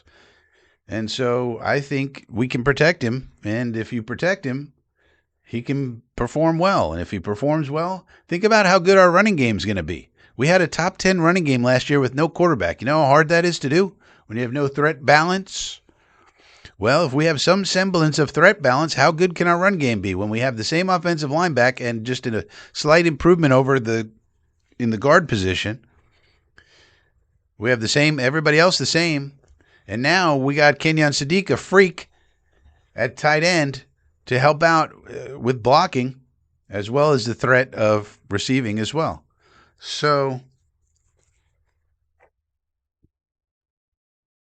but yeah, Gino throws bombs. He absolutely does. Yeah, this is a good point by Amjet. We're just getting aliens. So who's next on the Who's the next alien? Well, I tell you, if you're looking at aliens, look at this. If you're looking for aliens, his name is Chris Brazzell. You know why? He's 6'5" and runs very fast and can sink his hips very well. Maybe that's the plan. Razzle dazzle, Chris Brazzell. But that's the only alien, really. I mean, these other guys are good at certain things, but he's the most closest thing to an alien left as far as wide receivers are concerned.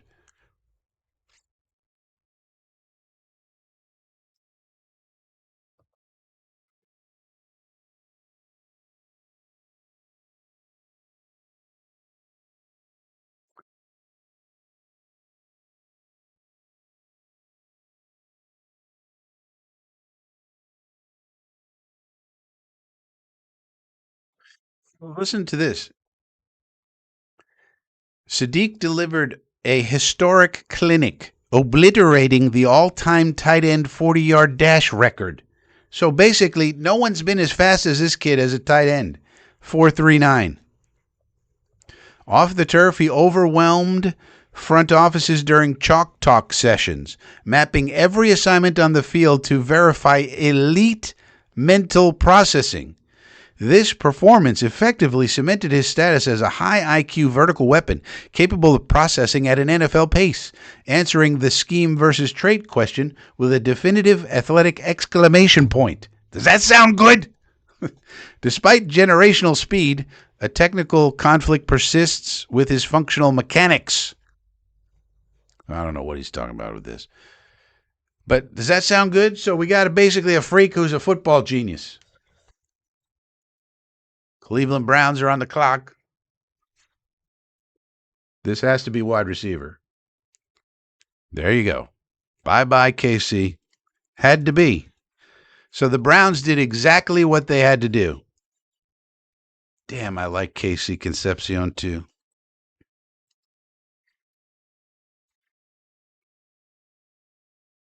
Damn it. Well, the Browns accomplished exactly what they needed to accomplish. So, give it to the Browns. Well, there goes Concepcion. So, only Boston and Cooper left.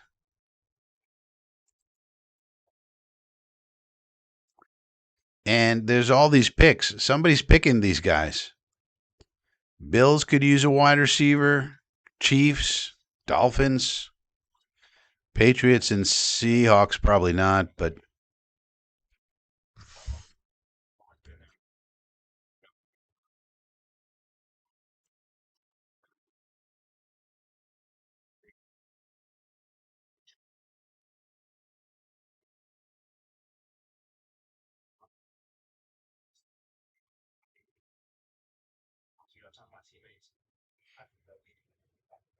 are on the clock now. Simon, would you trade 33 and 44? No. No.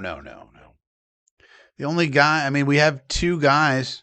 Basically, if you think about Brazzell, I mean, there's three guys that we could get at 33. I don't know. We got the Bears, the Bills, the 49ers, the Texans. Let's see the Bears.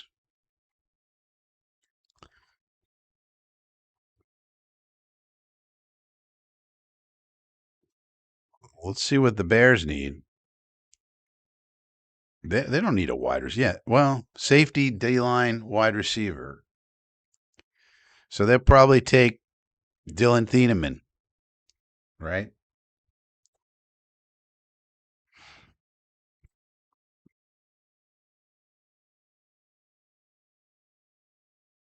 We got to take wide receiver. Thieneman's not going to be there. Don't move up. Yeah, we need a defensive tackle for sure, but we got to get.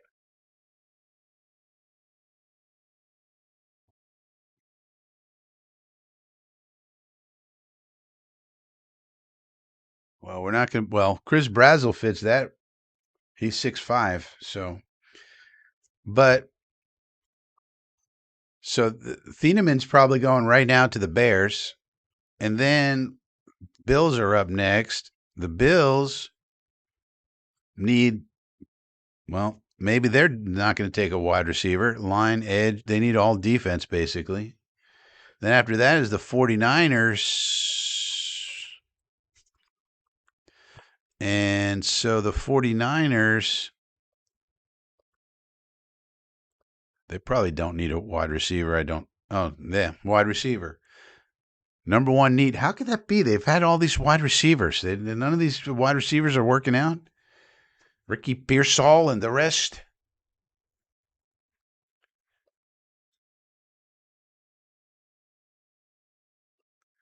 Forrest Gump was fast. So, yeah,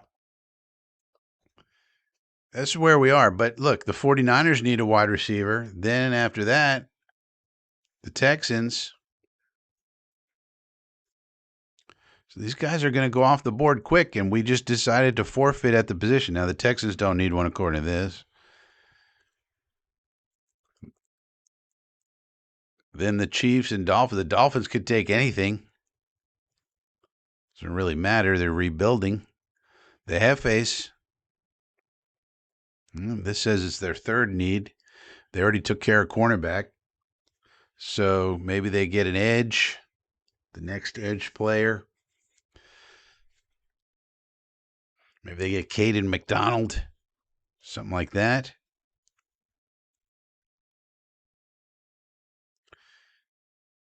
But that's their third need for the Hefes. And then Dolphins, Patriots, and Seahawks don't really need one. So we could probably get Brazel and maybe Boston Cooper slip.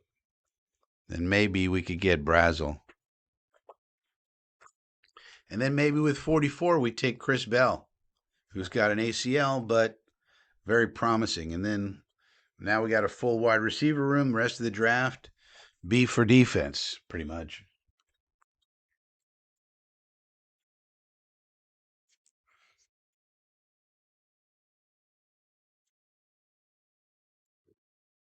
I don't know. Get ready for personnel. Get ready for 12 personnel, everybody.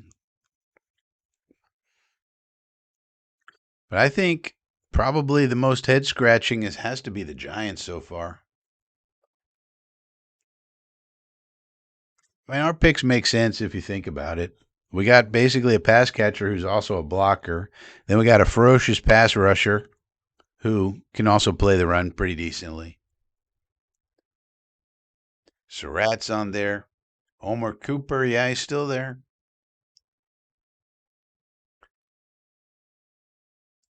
I think they are letting, yeah. I mean, at 16, they obviously liked Sadiq the best out of all their choices. And they said, this kid, we didn't expect him to be here. So they probably thought, hey, we got to get a Sam Roush or somebody like that later in the draft anyway. Let's get this kid who's way, way, way better than that. And then in top of round 2, we got to get that receiver or we pull a trade. If it works out like that, that's okay. Frank Reich loves tight ends. I think everybody loves tight ends that can create mismatches. I think what you want is a guy who can create a mismatch so you can score a lot of points. Here's the Bears.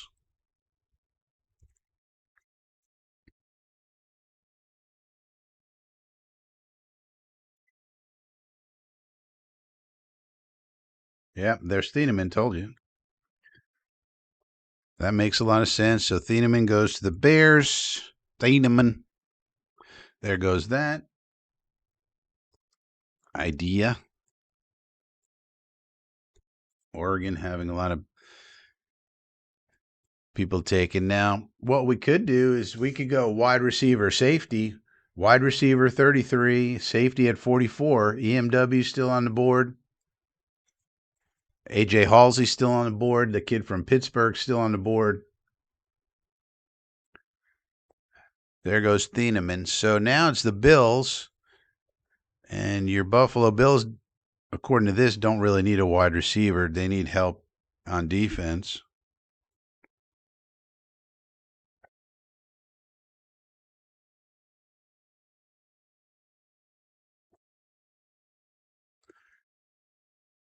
Let's see. Buffalo needs defensive line.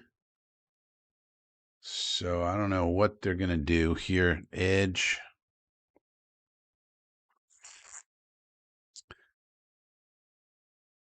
I wonder if they would take a chance on Jermod McCoy.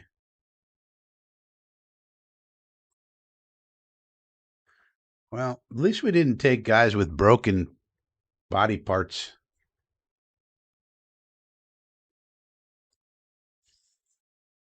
Or maybe Colton Hood. Perhaps.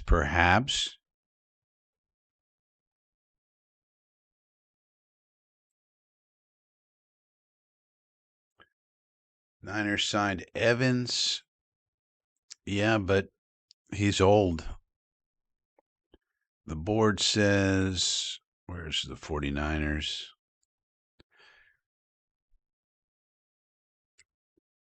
Yeah. It says right here, after 11 years and 10 1,000-yard seasons in Tampa Bay, Mike Evans is set to join the 49ers on a 3-year, $60 million deal. But given his injury issues last season, another ad is still needed. So this thing thinks San Francisco needs wide receiver top. Probably, I would say offensive line is more of a need. They got that second right here. But that's how they have it. They basically say he's old and broken down, so it doesn't help that much. They also have Pearsall. They also signed Christian Kirk. I mean, given that, I don't think the first-round pick wide receiver makes sense when your offensive line is Trent Williams, Brent Toth. No, they got to pick an offense. They're picking Pregnon, right? They're going to get Pregnon. Jake Brendel, who's that? Pooney and McKivitt. They're picking Pregnon. Right? That's what they need. Emmanuel Pregnon. That's what I think. The Bills, they need defensive help. Texans. Wait, what? 26 Texans? There was a trade. Man, too many trades. See, Buffalo probably didn't even like. Well, anyways, the Texans are probably not taking a wide receiver. Probably.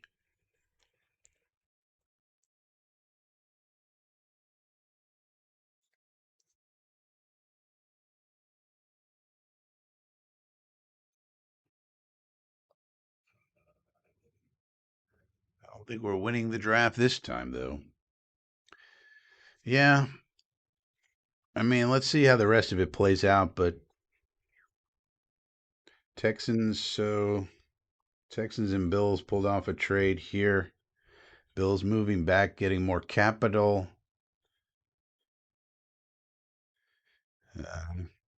Okay. Let's see who the Texans wanted to go up and get. I mean, I don't care about winning the draft. I care about winning football games. And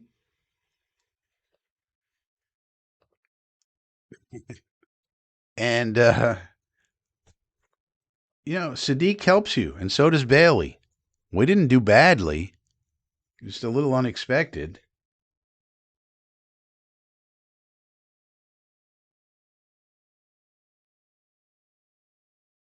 Oh, Keelan Rutledge.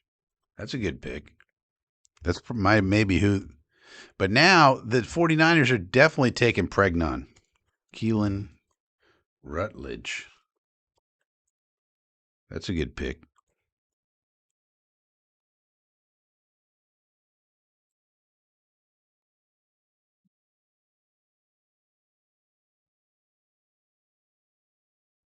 And so the 49ers really need Pregnon, I think. Then Buffalo, Kansas City, Miami. I mean, maybe one of these guys will slip.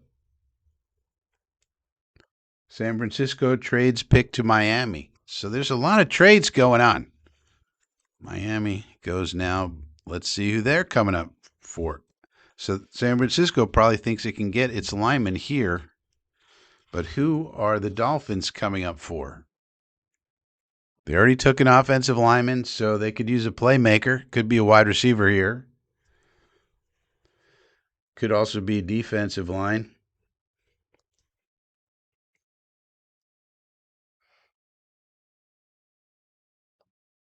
Would you grade this draft an F? No.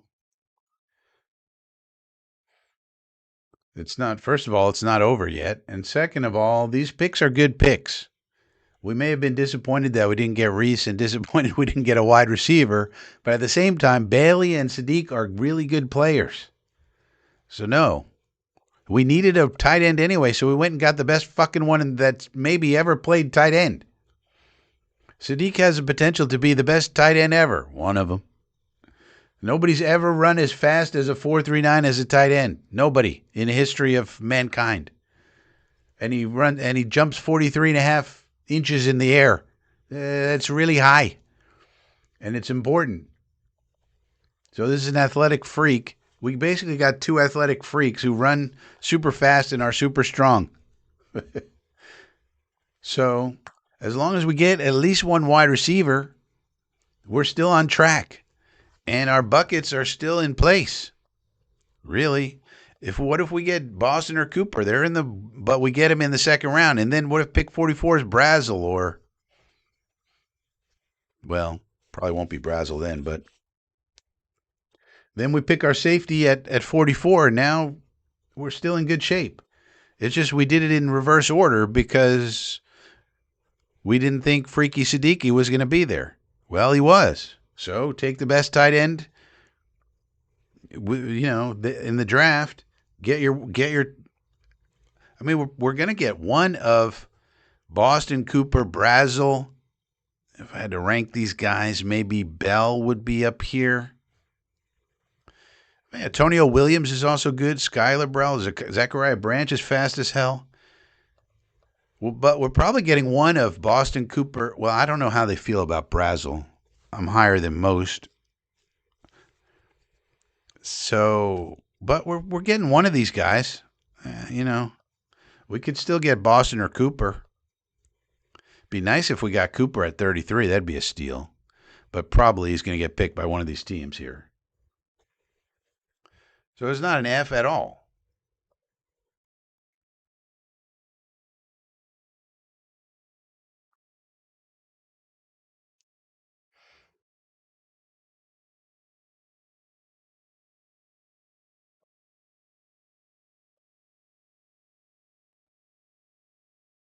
Yeah, I love Chris Brazel. I don't know if the Jets love him, though.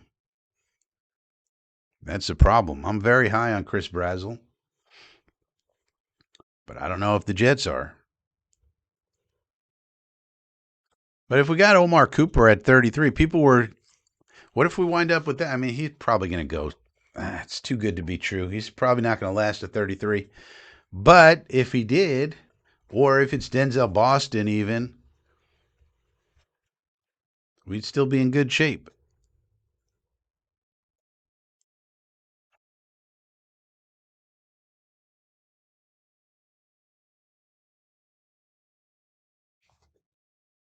So the Dolphins and 49ers did this trade, pick swap.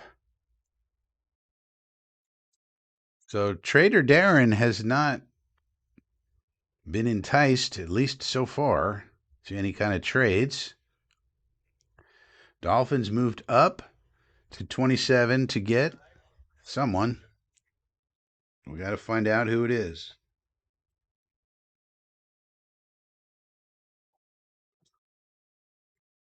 Pick is in. Here comes Goodell. Pick 27, your Miami Dolphins. Already selected a lineman.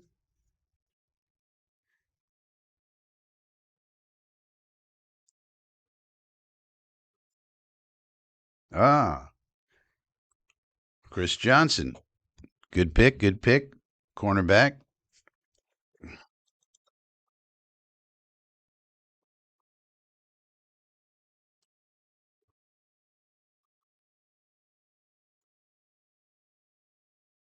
All right. So now the Bills. I mean, the Bills need defense.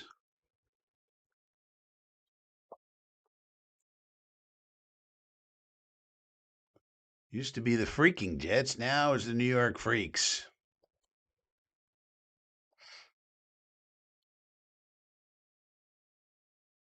Yeah, he definitely made a great catch, Tampa. That was a great game. Freaky Sadiki, yeah.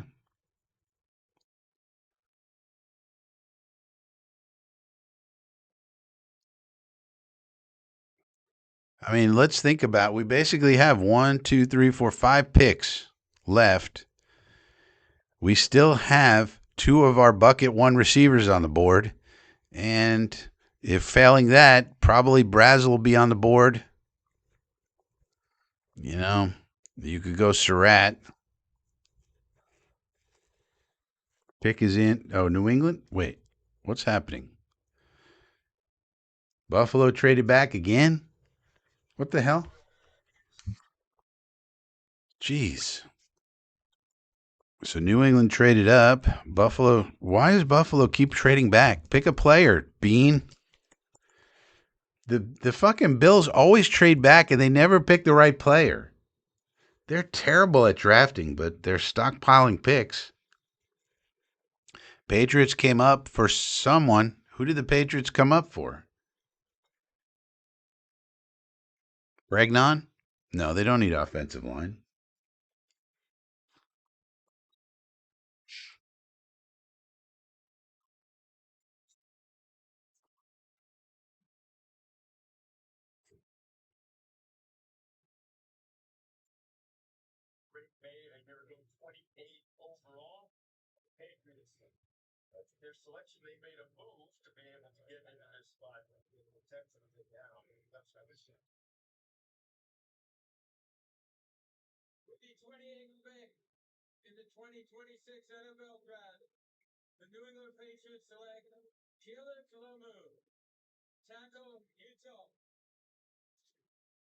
What? Why did they do that? Caleb Lomu?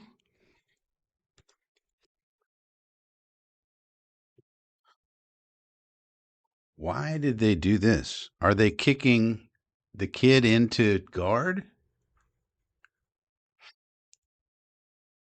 Well, all right. Offensive tackle goes. So we basically got 4 picks left, and two of our guys are sitting there. Chiefs, 49ers, Bills, Seahawks. Seahawks probably don't need any wide receivers, I don't think.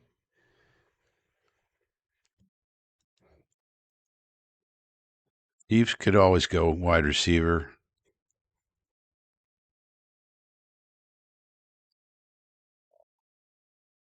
Caleb Lomu. I mean, if we get Cooper at 33, then this draft is looking pretty sweet.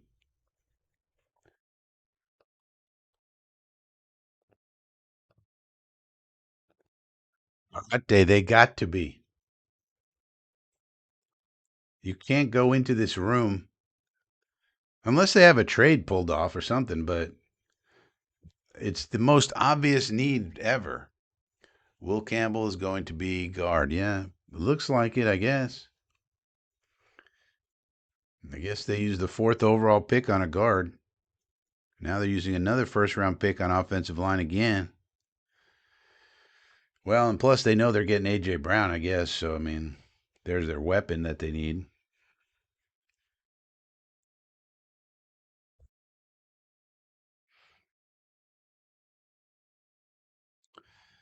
Well, C.J. Allen still on the board.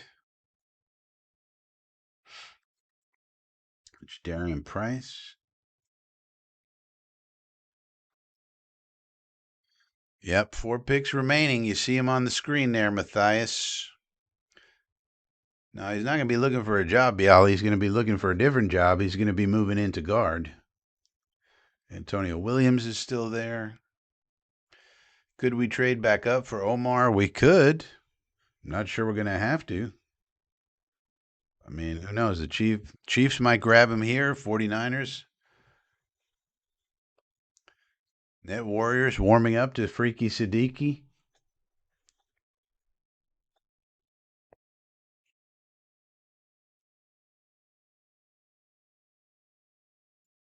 Pick is in.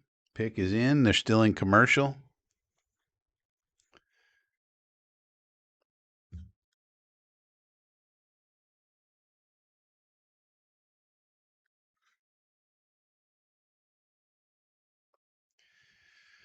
All right, so let's bring it back to over here. It's not the draft we were anticipating. uh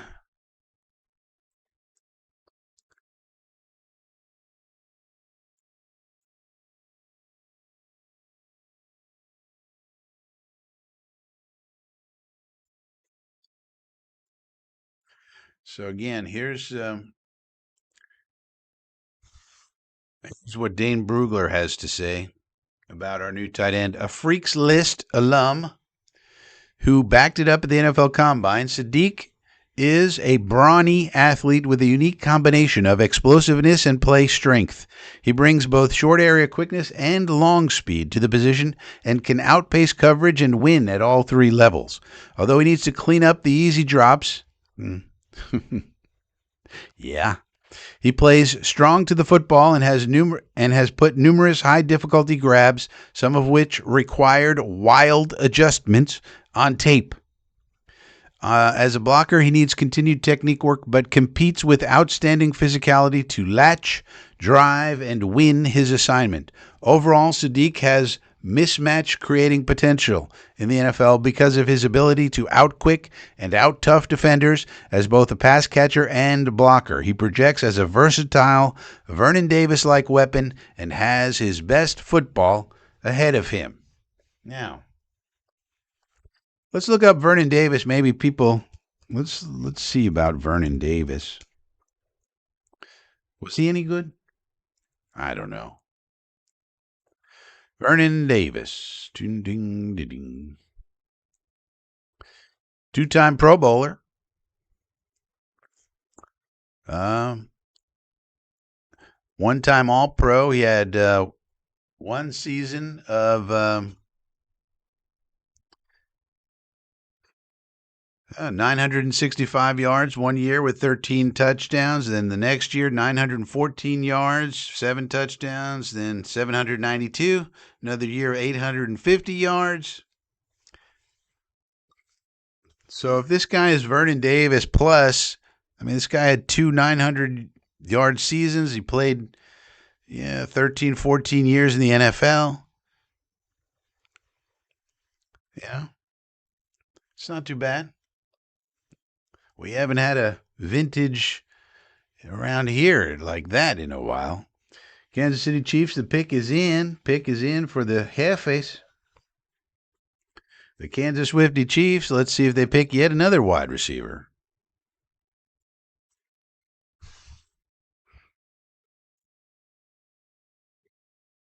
Peter Woods. Wow.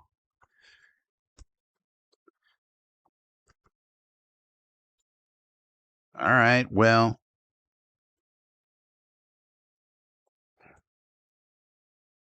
'49ers, Bills, and Seahawks. That's what we got.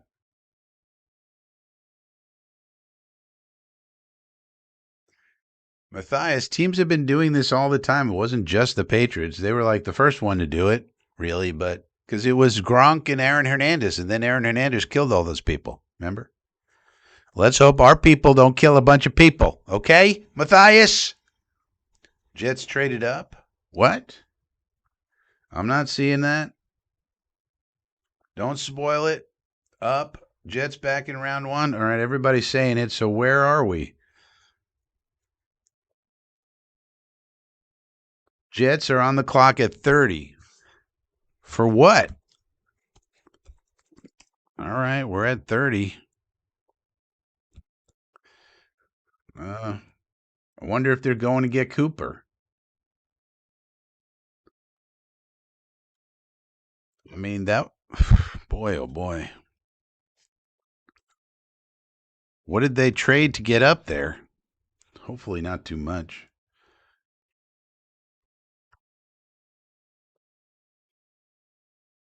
Who's the best available?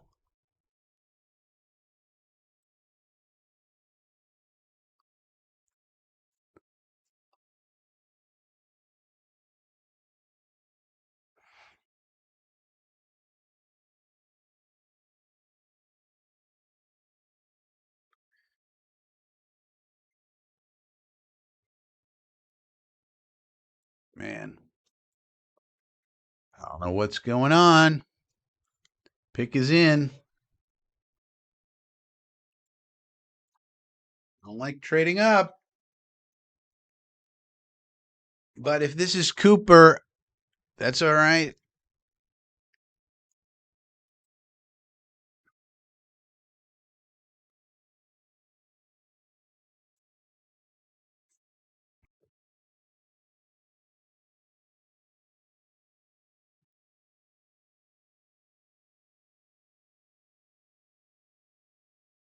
What? This is a terrible trade. We traded away pick 33.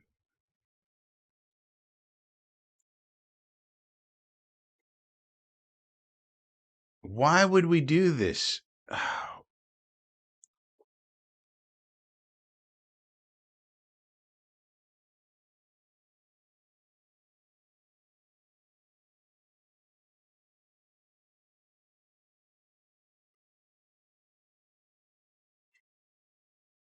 Well, all right. It's Omar Cooper. Look at it this way. We would have picked him at 33 anyway. So we threw a fifth round pick in, and we get the fifth round. We get a fifth year. Yeah, I don't hate it. I don't hate it. I don't hate it. We basically gave up pick 33 and a fifth rounder to move up and get a fifth year option on Omar Cooper. We now got our wide receiver. We got our tight end. We basically got two pass catchers in a little bit of a strange order. And to do all that, we had to give up a fifth round pick, basically. Because we would have taken this kid at 33, but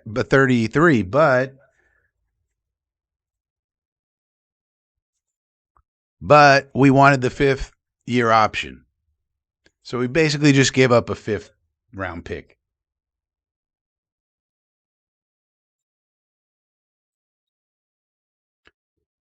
So I'm not. I don't. I don't dislike it actually. And we basically came out of day one with everything we needed. Cooper. We didn't want to chance somebody getting in front of us and getting him. This is the guy we wanted all along at 16. Now we got him at 30. We get the fifth year option on him, and now you got a guy you can play in the slot. He can play the Z. You now have a room of wide receivers. You now have your room of tight ends. And essentially, we're going to have to wait a little longer tomorrow, and we're not going to be able to trade back that 33rd pick. But at the same time, we got what we needed. And now at 44, we could do whatever we want. We could get a safety. We could get a defensive tackle. It makes sense.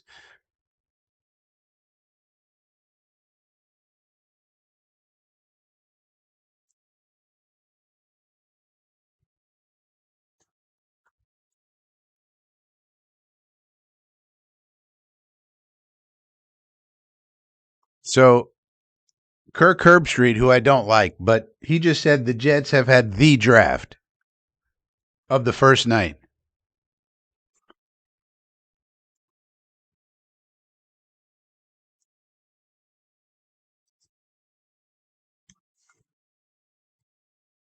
I can't hate it.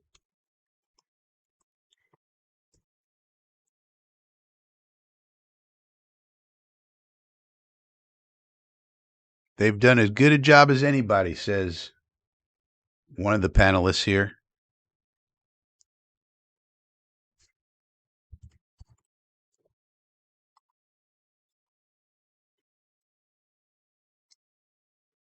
I can't hate it.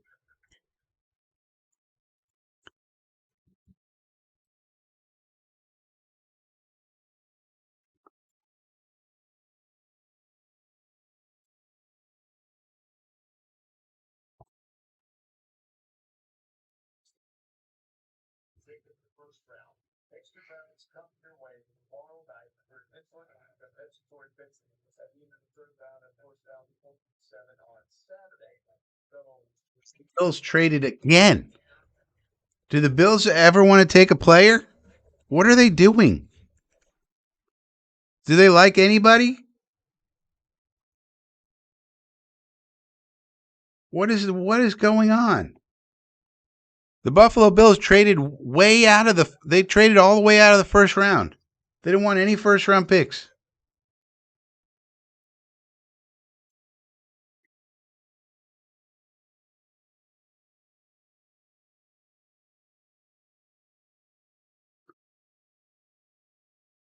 They just announced 320,000 people are there tonight, which means the entire city of Pittsburgh, which is 300,000 plus 20,000 fans from other teams.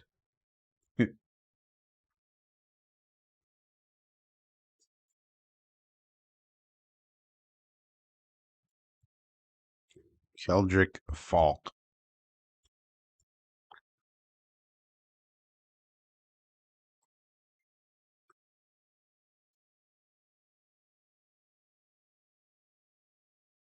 Well, I mean, we basically have done our work. 32, they're going to pick whatever they want. But, I mean, now we don't have to go through tomorrow wondering about trade backs with 33 because we used it to trade up.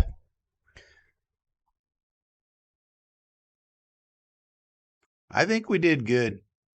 I think we did good.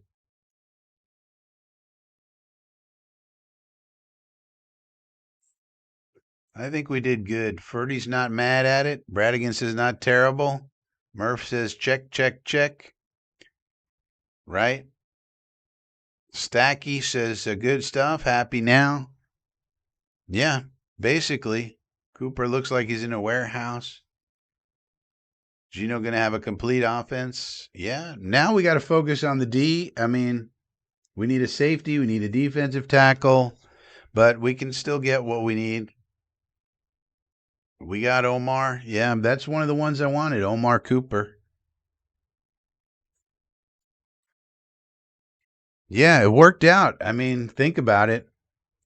We got two freaks at the top of the draft. We got the wide receiver we wanted at 16. We got him at 30. And we got a tight end that we never thought we'd have a chance at getting. And now we can do whatever we want on offense. 12 personnel, 11 personnel. Cooper in the slot. Cooper has the Z. We can put, we can move. We got a lot of options now. Yeah.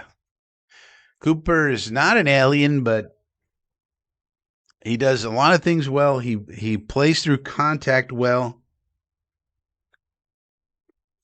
which is important. He can play the slot. He can play outside. Ferdy says, I like our draft. Yeah, it looks a lot different now that we got our wide receiver.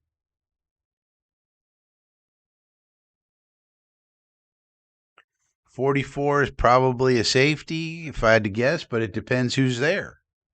Could go defensive tackle. Bradigan says, this is really, really good. My mood has changed.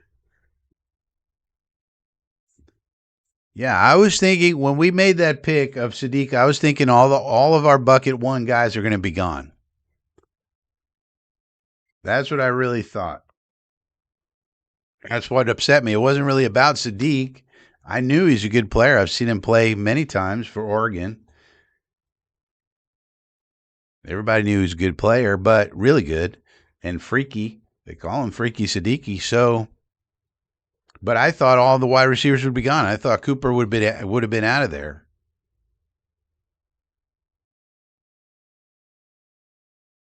So we got Cooper and a freaky tight end. I mean, the offense really should be cooking now. We just need a few more pieces on D. Yeah, I would have preferred Reese too, Karate, but don't sleep on David Bailey.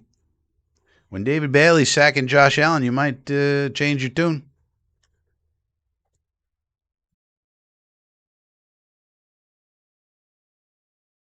Yeah.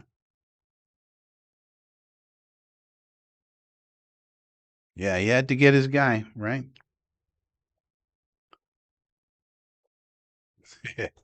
I don't know about the Supper Ball, but we're doing what we had to get done. We needed another tight end anyway, so we saw that the best one was available, and we fucking grabbed him. Then we went and got one of the wide receivers we loved anyway, Omar Cooper. All right, we're getting our stuff done. We probably need another wide receiver at some point, but the next few picks got to be defense, safety, defensive tackle, things like that. And then you see the later rounds, you see what's there. But these are the most important picks, these three players right here. And then whoever we take at 44, those are the important ones. Those guys got to make immediate impact right away. We are much better offensive than we were. Yeah. Maybe the Bills have cap issues. Well, they do have cap issues, but it doesn't prevent you from getting a freaking first round pick. All right, the Seahawks pick is in, and then the night's over as far as these picks. This went by pretty fast. It's 11:03 here on the East Coast of America.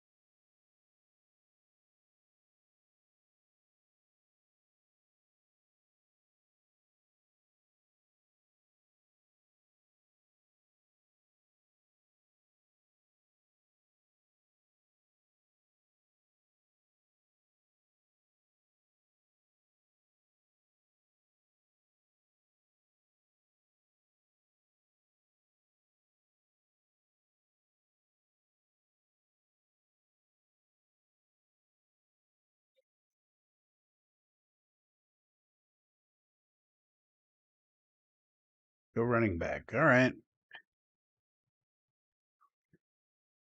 So, really, if you think about it,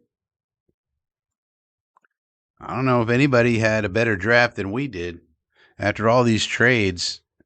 Let's take a look at how this first round played out. I mean, obviously, the Raiders got Fernando. I mean, that was expected. The Cardinals got Jeremiah Love, and that's it. I mean, for all these bad teams, I mean, the Giants went Arvell Reese, which they already have on their roster, and then Maui Noah, who may have a back problem. The Browns did good. The Browns did exactly what they needed to do. They got their offensive lineman here, and then they got Casey Concepcion there. So that's a good haul for Cleveland. But, look, The Jets get Bailey, Sadiq,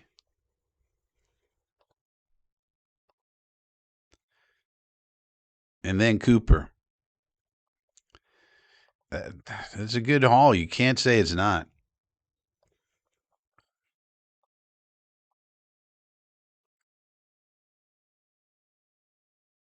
The Chiefs went with the cornerback to replace McDuffie.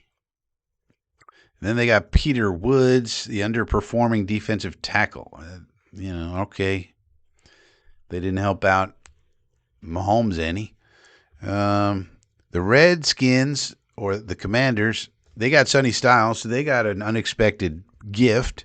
Something fell in their lap, so they got to be thrilled about that. The Saints took the chance on Tyson, who could be great or could continue to have, injury problems. The Dolphins went Caden Proctor at 12. I don't love that pick because, boy, oh boy, it could work, but that could be a complete whiff. I also don't like Ty Simpson at 13 to the Rams. You're going to sit him on the bench for a year or two. They're talking about extending the contract of the quarterback, Stafford. So you're going to have this guy sit for 2 or 3 years and do the Jordan Love plan? All right, I guess. But now you didn't address other needs that you had. The Ravens did the Ravens thing. This made sense. Bain fell to the Bucks. So basically the Bucks made out really good. The Commandos made out really good. We made out really good.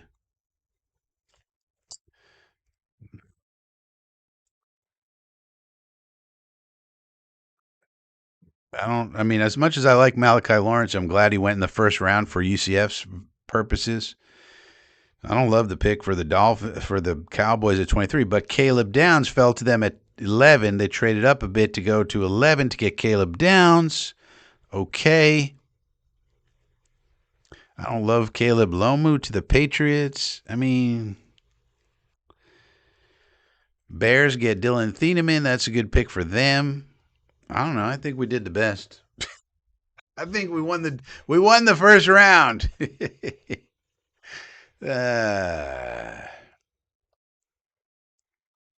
Muji retaliated for last year and jumped the Bills to snatch a wide receiver from their grasp. But now the Bills traded back. Yeah, the Bills just didn't want to take a player in the first round. The offense just got real interesting. Yeah. We got freaks and aliens. This dude right here is a freak among freaks. Incredible physical specimen. Historic testing numbers. I think what we could really do is really dictate things now with these players we got. David Bailey, alien athleticism.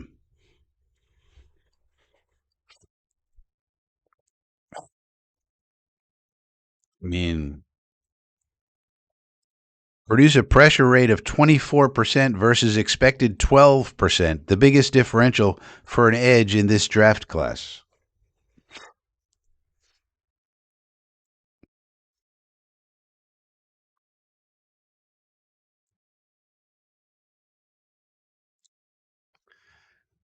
And then we went and got Omar Cooper. They have him here as a second rounder, but we got him late first.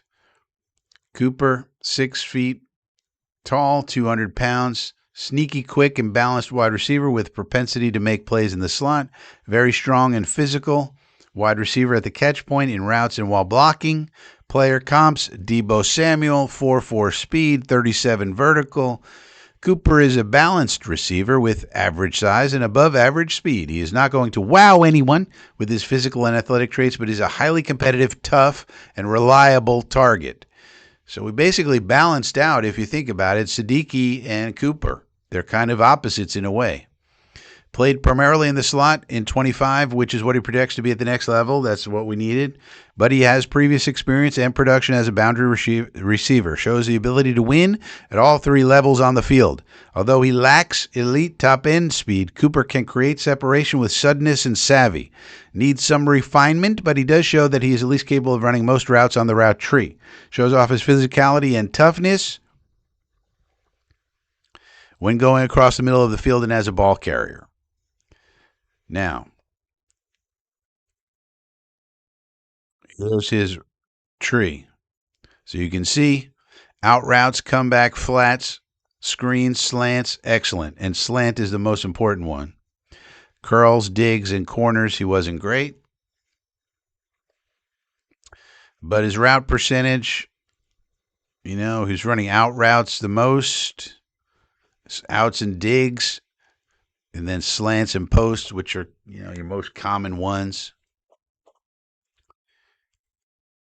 So ultimately, I think we did pretty good. The restarters, mission accomplished. Yeah. I mean, depends how you define starters. If we're in 12 personnel, it's going to be Sadiq. If we're in 11 personnel, it's going to be Coop. But a reliable slot receiver is very valuable. We're setting ourselves up to draft Dante Moore next year. Ferdy says, it's only 8:03 here on the West Coast. Well, it's 11:12 here on the East Coast. And Louis Riddick said the same thing on ESPN. The Jets had a great round one. All right, so I'm going to go ahead and say, even though I preferred Reese, I still give this a B+ for Muji and Glenn. I think they did pretty good. B+. I preferred Reese, but I understand Bailey. I understand what it is. They got Carl Dunbar making the call. They got Carl Dunbar calling David Bailey. Well, we can't show you sound, but you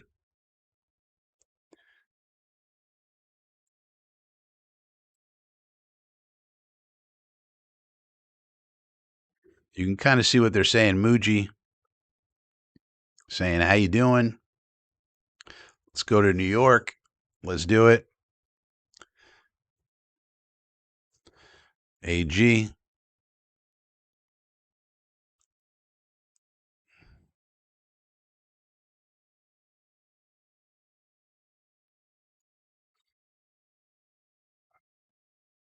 Now it's time to get to work. Looking forward to working with you. Congratulations. Enjoy this with your family. Woody Johnson.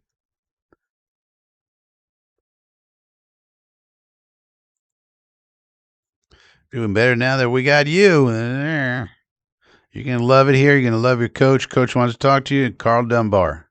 Living large and in charge, big dog. Look how happy he looks. Look how happy Carl Dunbar looks. So look, that look on Carl Dunbar's face told me everything I needed to know. He looked like the happiest man on earth.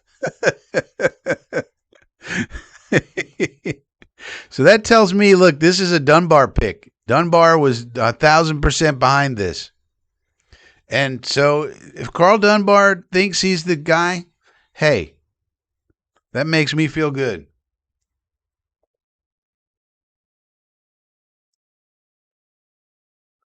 Can't wait for the Frankie analysis. But, yeah.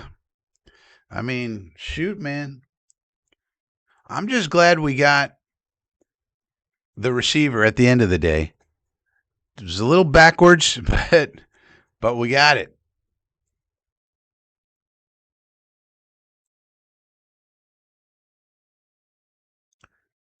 Yeah, we'll be doing round 2 and 3 tomorrow. Yeah, we're coming back tomorrow night, 7 o'clock. Hit the like button, hit the subscribe button, and hit all the buttons. I wonder if the Jets are going to go live. Don't they have to go live after the? Oh yeah, here's the press conference live. So you're not going to be able to hear this, but here they are, the fellas.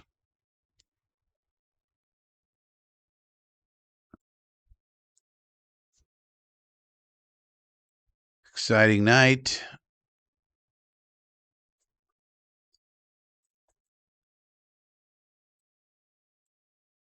Talking about Bailey.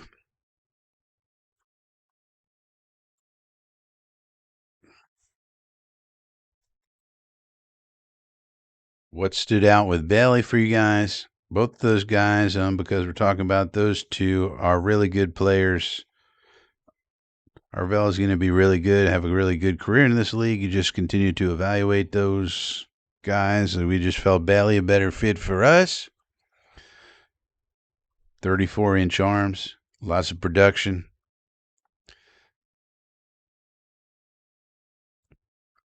Fits us. Value picks, Sadiq. So basically, he was saying we had him so high on our board we couldn't pass him up. Spent a lot of time on and valued as an offensive weapon. And when he was there, it was really a no-brainer for us to just add another weapon to the offense. And Frank's got a great vision for the player. That's Frank Reich. We can use him in different personnels, different things, and just use them as another weapon and make it tough on the defense. How rare is it to have a guy like that who can stretch the field but is also a willing blocker for the line? Yeah, that's one thing. You're surprised. You assume, you look at the tag, right? 240 pounds. He ran a 4.39. Oh, this is going to be an F, but he's split out there, but he's in line and he's a blocker. Not just a service blocker, he's a good blocker and adds value that way. As far as the defense is concerned, you're going to play your base. You're going to be a nickel, and he brings that value to us, man. There's going to be so many positions that he can play for us to make us be able to open up the offense. Frank has a really good vision for this player. Looking forward to going against this player, doing training camp, so it'll be fun.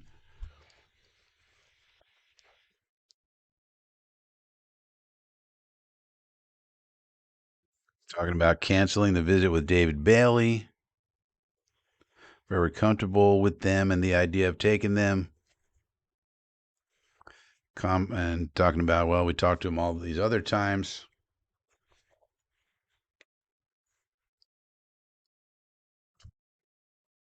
And we had information about who he is, and then we had guys from Stanford, that coach for us, and they know about the guys. So we felt really comfortable with drafting the guy too. Also had a really good Zoom call with the player as well. Multiple touch points. Felt good about it. He'd head off his shoulders, evaluate the trade, how good it is, how does that fit.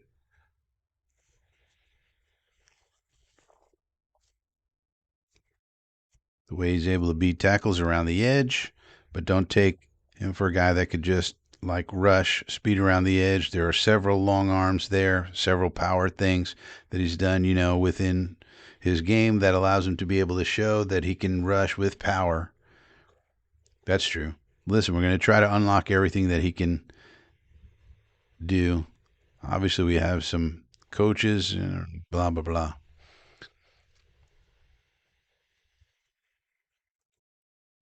It was important that we address the pass catching when, I think everybody made a big deal. Happened in free agency at that spot. How important was that? It was definitely important, but we were still stacking the board with players that we think can help us and their overall value. Talking about Sadiq. I think it was great value to add to the offense. And then Omar Cooper was a guy that we had good grades on. And when we saw him there toward the end and an opportunity to go up at the 5th pick, 179 to get up, just make sure we got our guy. We felt really good about that. Can insert block, has a little versatility outside, so feel really good about those two additions. Insert blocking is inserting into the C gap to block like a tight end. What's critical winning program. So when you get a chance to bring that into your locker room, speaks volume. Omar, and we all seen the game against Penn State, made the great game-winning catch. Saw things that Bailey did as far as the forced fumbles and things like that. You saw Sadiq in his, I don't know what that means. Within their career, they either take the game over, come from winning programs, and that was huge to be able to get guys like that.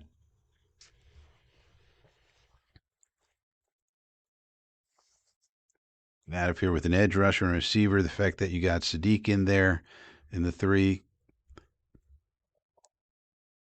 the receivers kind of slid down there a while. Happy with the way it fell. There's no doubt about that. More weapons you have, the better chance we have on offense, and just to do things different, like Coach mentioned, give the defenses problems with the versatility of these guys that we're at.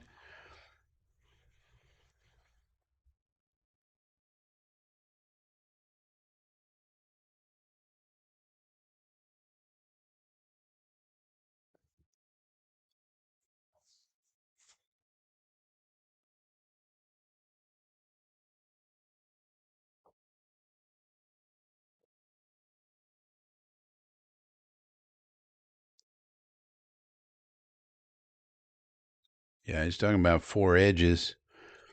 We also have only 4 defensive tackles. We need about 6. But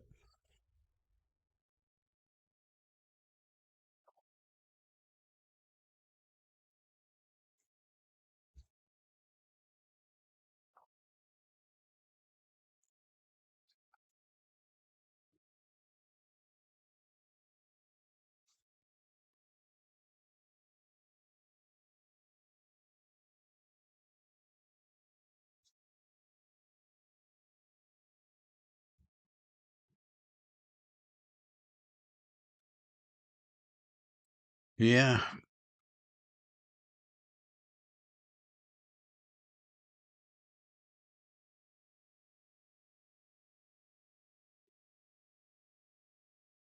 what they're talking about, maybe getting the 3.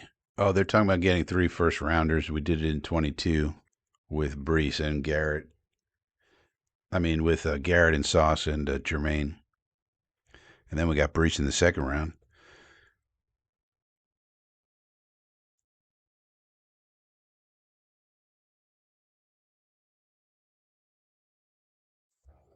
I think the 5th-year option is important for Omar because if he's successful, we have trouble acquiring these wide receivers and keeping them. So having the 5th round for him, 5th-year option for him at a wide receiver position, probably going to be huge for us.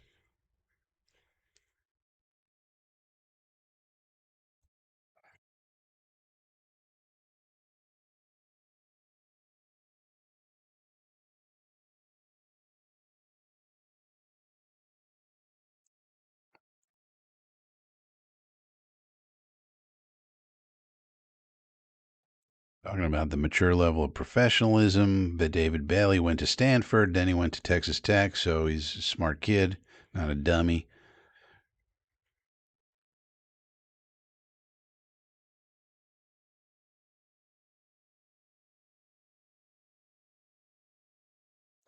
Last few days it started to crystallize for us.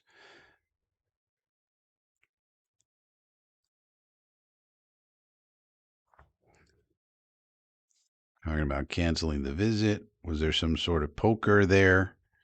No, it wasn't. It was like I said earlier, there was a lot of different reasons we were juggling all the 30s, and we had a good touch points, so didn't feel we needed it. All right, well, there you go. I think they're pretty happy with how it went, and you have to think it's pretty good.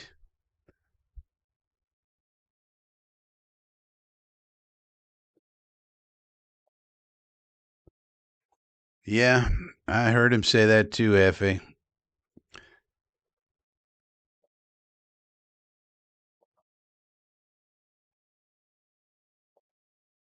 Muji has grown a lot in 12 months. Yeah, so I would say this draft made a lot of sense for what they did. Even though I wanted Reese, they preferred Bailey, and that's fine. David Bailey's an alien. It's totally fine. Um, and then Sadiq was just there. They didn't expect him to be, and they had him ranked high on their board. And they were like, "Well, look, we need pass catchers, and he's a pass catcher."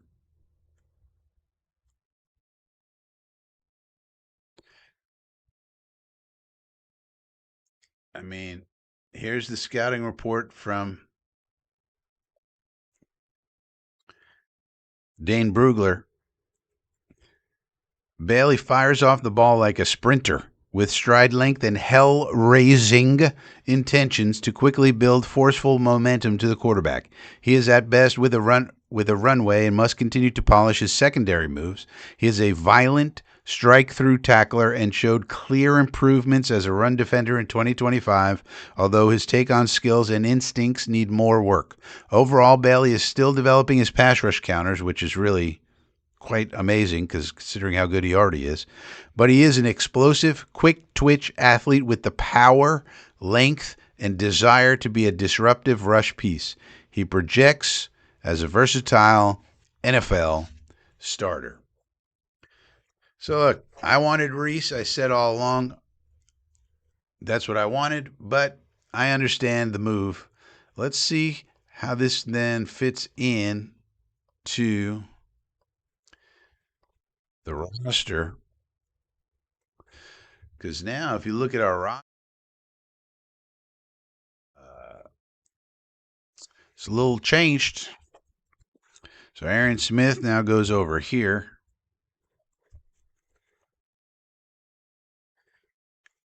And we got Omar Cooper over here.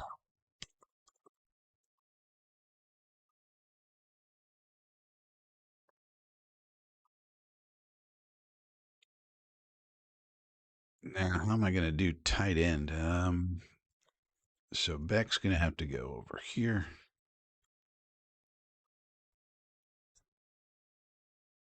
And you'd have to say, I guess, Sadiq is the number one tight end. Right? I mean,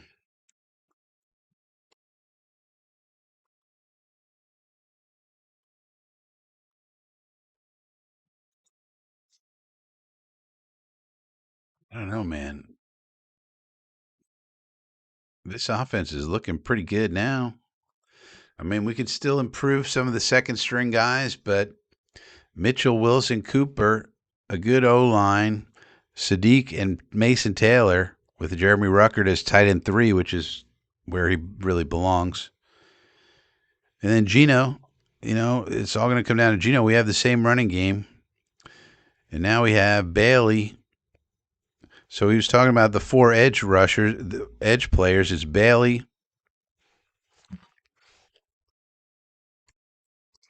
Osai, and Agbare, and Will McDonald. So the defense still isn't done. We need some defensive tackles. We need a safety, but it's a lot closer to being done.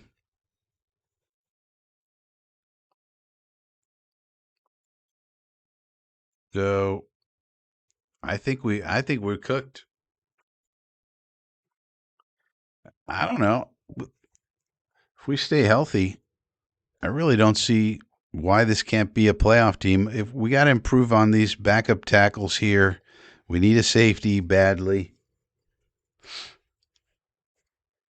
But I mean, we're not even done with the draft yet.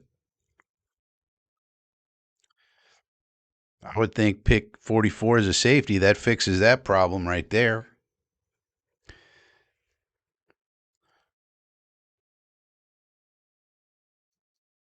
Andre Cisco probably goes from starting to off the team. but nonetheless, and then whatever else you can get, pick it up. Get a kicker, get a backup center. I don't know. The roster's looking pretty good now.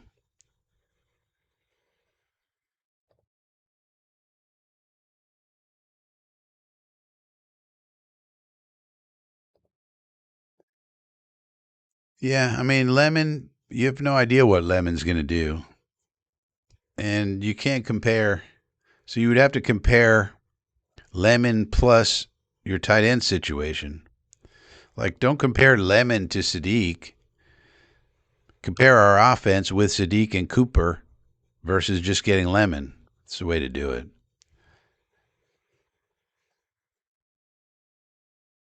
But nonetheless, the reality is it doesn't even matter if our offense, let's say Lemon has a great year and career and Sadiq is a little disappointing. So what? If the offense is rolling along and we're putting up a lot of points and winning ball games. So let's just hope that's the case. Because look at this offense now. I mean, we basically did a twofer. We got Sadiq, who could be an all-time great tight end, really, if he reaches his potential. And then you got a really solid wide receiver in Omar Cooper to go with Garrett, your superstar, and Adonai, who could be a superstar. And this offense is so much better. Again, we basically had, without Sadiq and Parham and Cooper, we had a top 10 running game without a quarterback. And the same people are back. Parham's an upgrade. Sadiq's an upgrade over Ruckert. Think about it as tight end 2. You know, you'll have Mason and Sadiq. They're going to help out blocking at times. And Cooper. And Cooper can insert and block because he's a tough son of a gun. That's much better.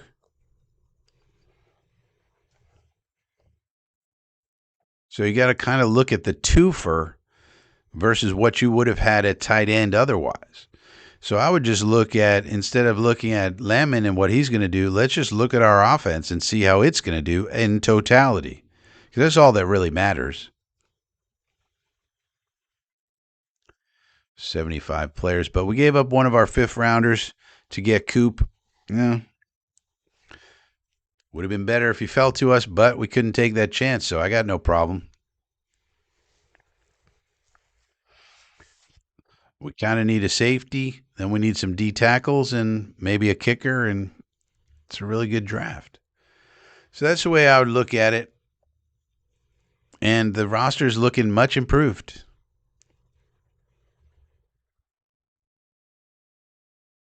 The roster is looking much improved, especially if we can. I mean, I hate to break it to you, but Cam Jordan's still out there. What if we sign Cam Jordan on Tuesday? Now, how's it looking? He's probably going back to the Saints, but, you know, what if we sign Cam Jordan on Tuesday? And then it doesn't count against our comp picks, and then we get rid of Peyton Page out of here, and it's Cam frickin' Jordan. He does have a relationship with AG from New Orleans days. Now, how's it looking? And plus, we replaced Mozzie with some draft pick guy in the mid rounds, and you know, things could look a lot better. But I think this offense in particular is looking way more complete. We'll probably add another wide receiver in there somewhere, maybe. 5th, 6th round, maybe. So, I don't know. I think it's looking a lot better.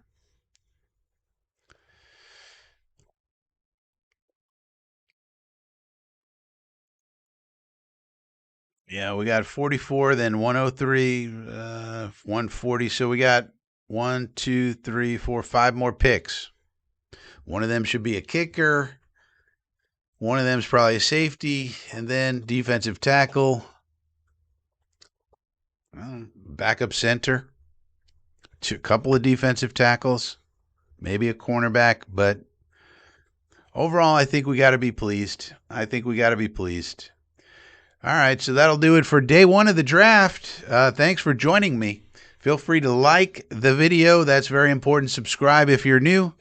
And consider joining the Inner Circle, where you get extra stuff as part of the membership. And take a look at the old... we got a blog going. Yeah. It's called Chemtrails. This one's going to be free. Writing articles, doing things... looking at stuff, writing up some articles. We got a podcast out of it. You can read articles. You can listen to the podcast. You can also, there's some video stuff here. We got articles on Carl Dunbar. Look how happy he was when we got David Bailey.